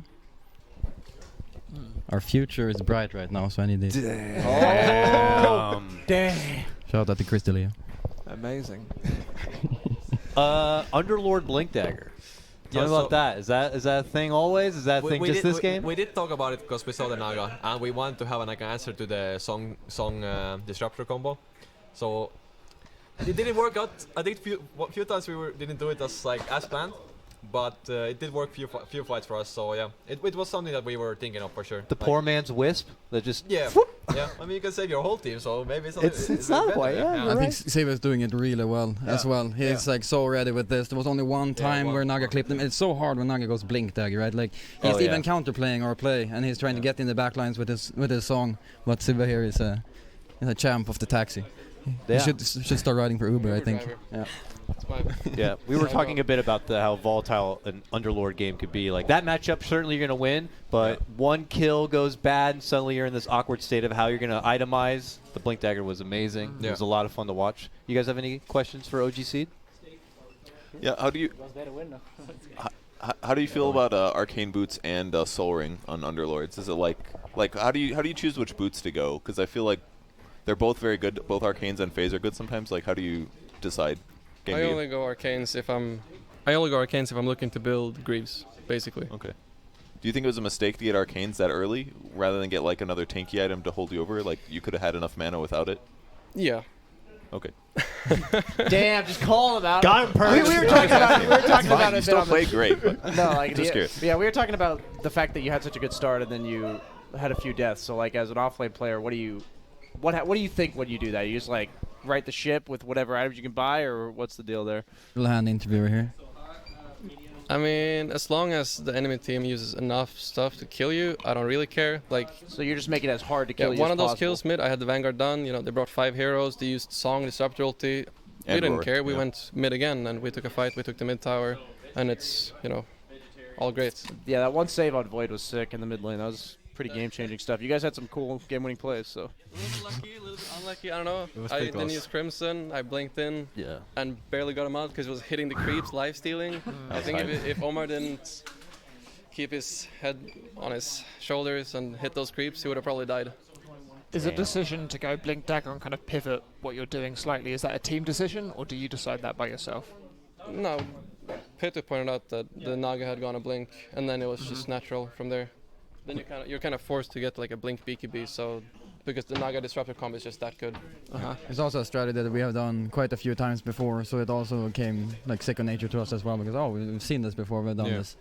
Especially when the Disruptor gets axed, like then it's a timing that I think you really need this tool to against it, because there's not much counterplay to it otherwise. Yeah. Or you can just have your Rubik still sleep. I was gonna say that sleep was sick. That was a good play. Damn, that was sick. That was pretty dope. That was real dope. Really nice. Well done, Z Freak, for a man who says he does. Nah, I don't look for big plays. He gets big plays. All right. Any other questions for OG Seed here? You guys now have to face against EG. Early thoughts about that matchup? I had to be up at 7 a.m. in the morning for the third day in a row. Those It's are time to early get, thoughts. It's Good, time it's to get good. revenge. Yeah. I mean, we'll do our best and see how it goes. They're a good team, so we will try to do our best, and that's all we can do. Awesome. Well, OGC, you've been incredibly entertaining so far. We wish you the best with your rest and your practice, and thank you. We'll look forward to seeing you play tomorrow. Thank you very much. Thank you very much, guys. Thank you. All right. Well, that's OG Seed. Fantastic work by them. And as you heard, they are going to be playing in that first matchup tomorrow, bright and early. Certainly, if they want to get here and warm up a bit, it's going to be a bit of an early morning. But it was an early day. It's only local time, 7 p.m. Got plenty of time to eat some food and get some early rest. The for all world the is action. our oyster. The world is our oyster. Oyster? You funny made that you're- saying, right? All right, I tried to make a I joke did, happen. I think. That was me. Let's check out what's going to be going on tomorrow. I'm sure we have a schedule we can take a brief peek at. We have only one more day of the last Dota Land ever. At least for a month or two. We'll have to see where things go from here. But we have EG versus OG Seed in our lower bracket final.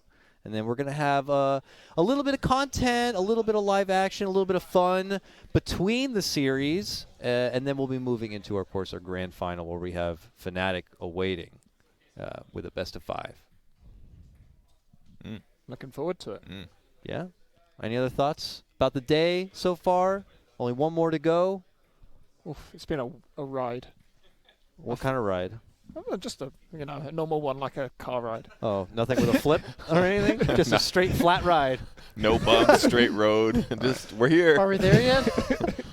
It was great, obviously. Awesome. Well, yeah, it was a great day. Purge, thank you so much for stopping by today as a special guest. It's been great. And for everyone at home, we hope to see you back tomorrow for more LOOT.BET Dota Summit 12. Take care. And bye, Banana.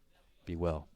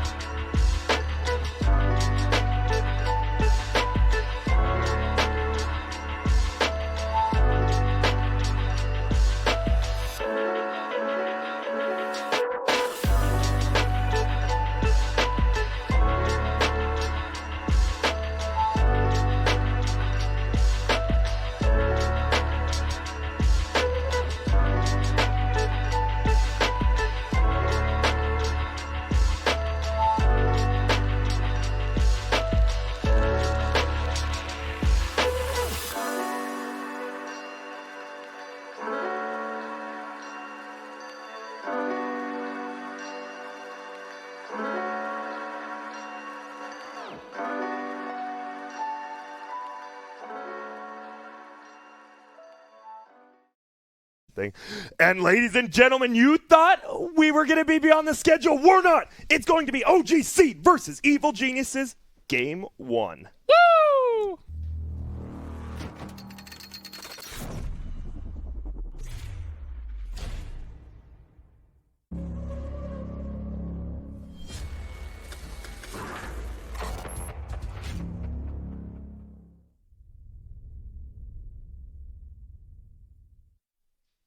And there you see it, the seeds already growing.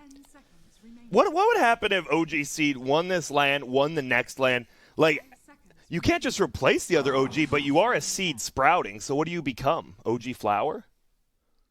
You become a sprout, then you become a plant, and then you flower. Yeah, so like every time they win a land, it's like a And they Pokemon move up a little evolution. bit, they change their team name. Their logo's going to be like 4 times too long. They can't even put it on.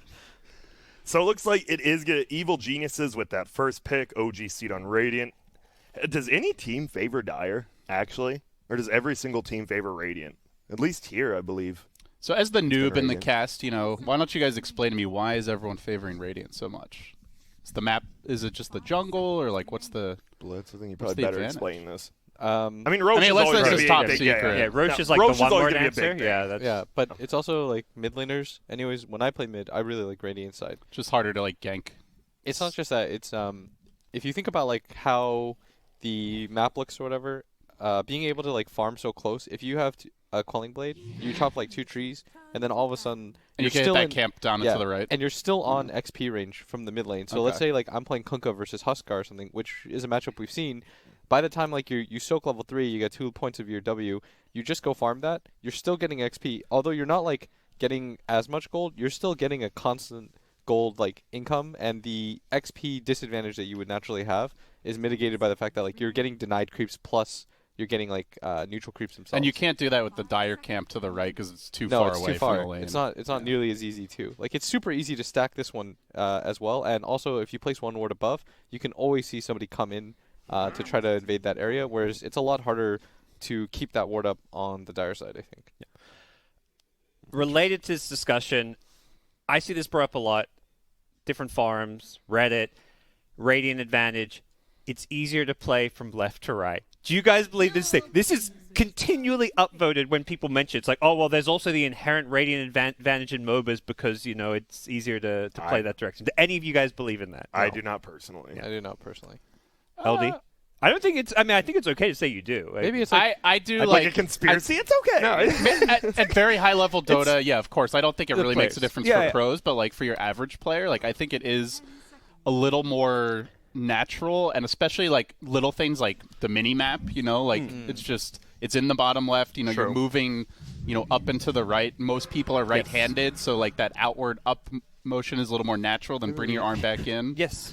Like, And I think I actually think that is a legitimate thing for lower level players. I could legitimately see it maybe even having an impact, like a slight impact for pros, but they would never acknowledge it. There's no way for them to know it has an impact, and they're always going to say, no, that's dumb. Like, you hear that and it sounds dumb, it doesn't make sense, but it theoretically could even. Even when impact Dire was things. like super broken, back when Roche was like on the right side of the map and Dire had like a 55% win rate in pro games, like Radiant was still winning more in pubs. Yeah, like it's always been like that. It's And weird. if you look at the Dota buff, Radiant has an advantage. Like, it's always had an advantage. I think it's actually a parable. People just deep down, we're all good. We all love each other. We all want to be happy and safe together. Yes.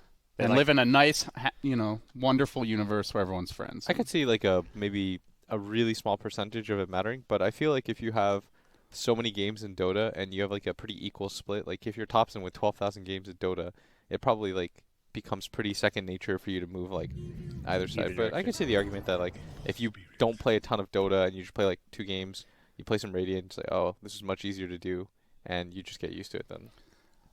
All right, but we got a draft. We do, and some very standard picks, I would say. We've seen a lot of all these heroes at this event. Yeah, and especially on OG Seed side, I myself haven't seen Peksu play anything but Chen or AA myself. Yeah. It might have been a series I missed, but those seem to be his heroes. And when I saw Chen ban, I'm like, they're just going to pick AA right, and they do. OG Seed really likes AA, and the Ember we've seen as the counter to the Void Spirit. Like every single time somebody's picked Void Spirit, Ember has been the follow-up answer that we've seen so far.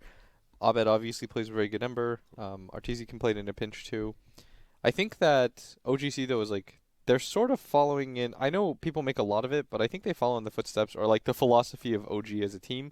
Always pick useful heroes that can fight. Yeah. Be able to fight at all parts of the game.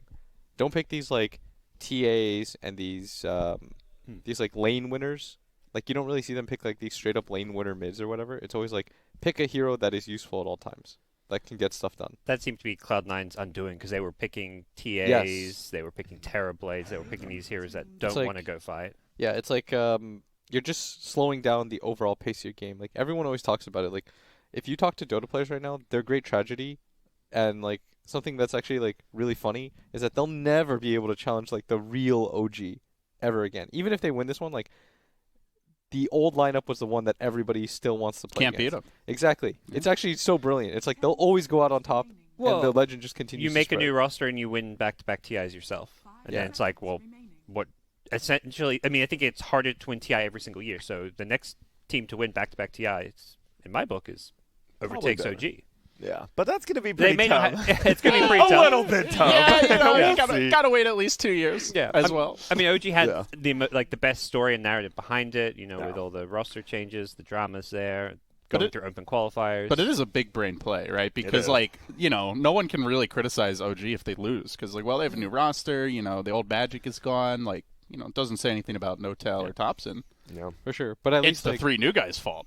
As long as Thompson is playing at a top level, people always continue to like try to emulate for the most part. That's why we see a lot of teams get away from that meta of just like straight counter picking, like 22 counter pick mid or whatever, which is what the meta was like 2 years ago. Just like always get a better mid matchup. See some better. I will say though, I actually turned on the stream for an hour last night. I was watching a pub. It was Thompson and mid one, and they were playing against a carry player named as Dota the 2 in NA, and they got dumpstered.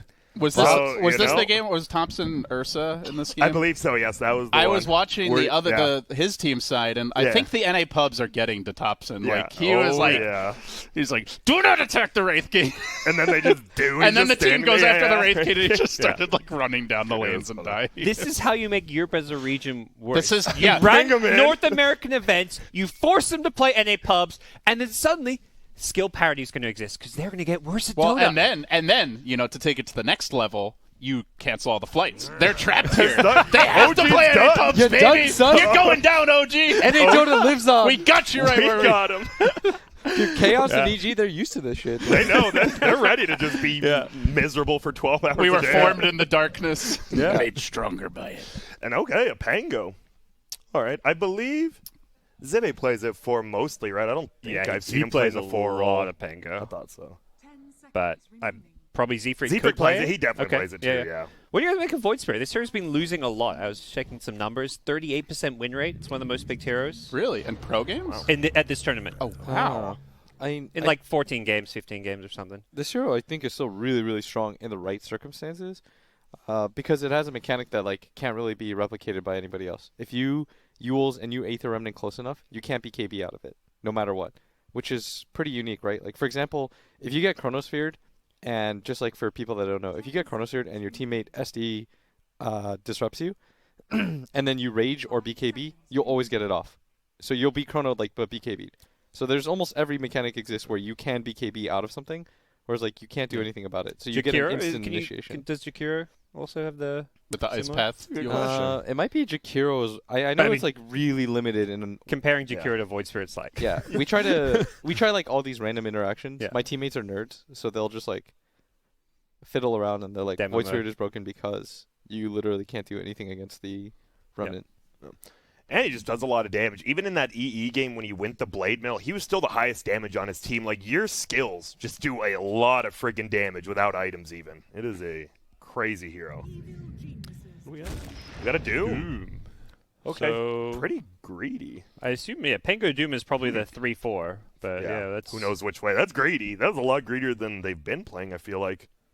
You think we're going to see a Blade Mail Void Spirit? That Doom's a block pick too, right? It's I was EG. just looking at that, yeah. And it's a Grimstroke. Yeah, Ramses loves it. It's a Grimstroke. So who are other good Grimstroke buddies off here? Lane, that's a good question. For the offlaner, there really isn't that many, actually. You could do Bat. It's banned. Oh, okay. They may just First want phase. They may just want to pick some normal offlaner that doesn't combo with Grimstroke. Yeah, that feels like a trap. Worrying too much about the thing. the get combo. some, like a Baden or Could Centaur. do Bloodseeker or something. It's it's banned. banned too. Oh. That's the. Oh no, everything's been. That usually tells me then that's a core Pango, or most likely to be. Yes, they're protecting it. Yeah, they are thinking. They're using a ton of their time on this 4th pick here. Bulb is being stumped. Yes. Get him. Well, they have been first picking the Grim, and I feel like this Rubik pick early, obviously EG can play Rubik well, but it almost feels like they just didn't want Z-Freak to get it. All right, I called that before. He did not. He did not. No, I promise. Okay, how big of a promise? I think you heard the noise before the hero materialized well. Lip reading Bulba. Can we get an instant replay on that? So I think, I was going to say I think it's Wraith King because if you look like Ice Blast doesn't do anything against the hero. He doesn't care about Doom at all. Pango, like in the timer or whatever that it takes, it's also kind of annoying. And Void Spirit also doesn't burst his hero down. The only thing is the hero's really bad at laning because you have such bad armor. Yeah. So it's really easily exploitable. Are we seeing the triple ring start that we've seen before from Arteezy? Has he done that?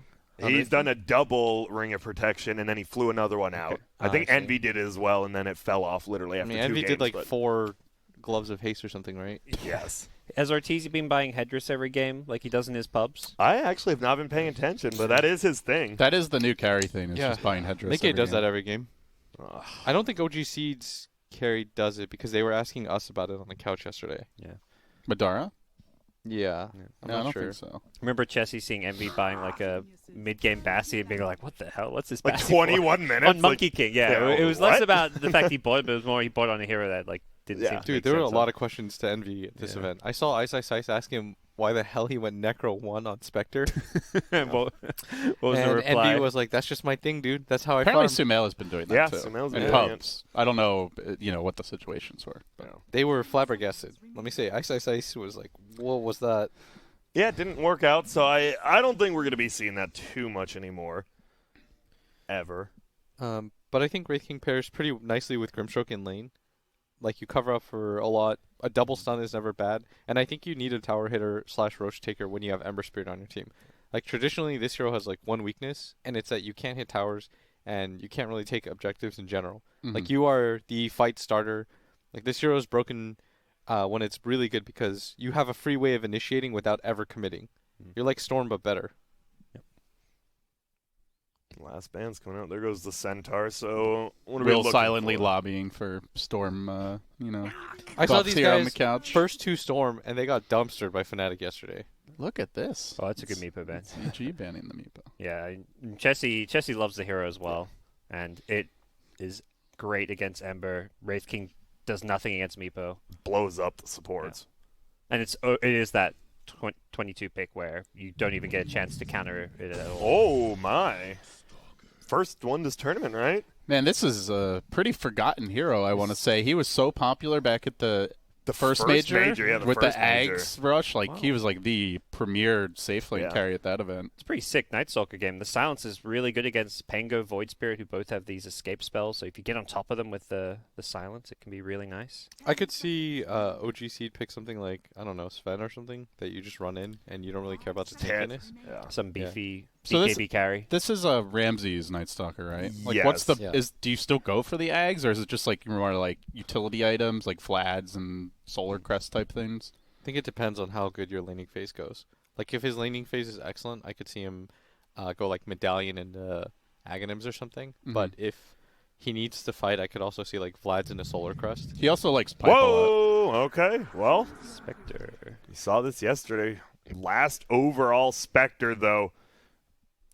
One word, or just give me the team name. Who do you think has the better draft without looking over too much? Evil Seed. Okay. Blitz. EG? LD. Grant. Thank you very much. We do need to let these players their thing, and they're like, who do I share tangos with? Who do I do this with? Let's give them a minute. Let's let them share their tangos, and we're back. It's going to be game number 1 of OG Seed versus EG.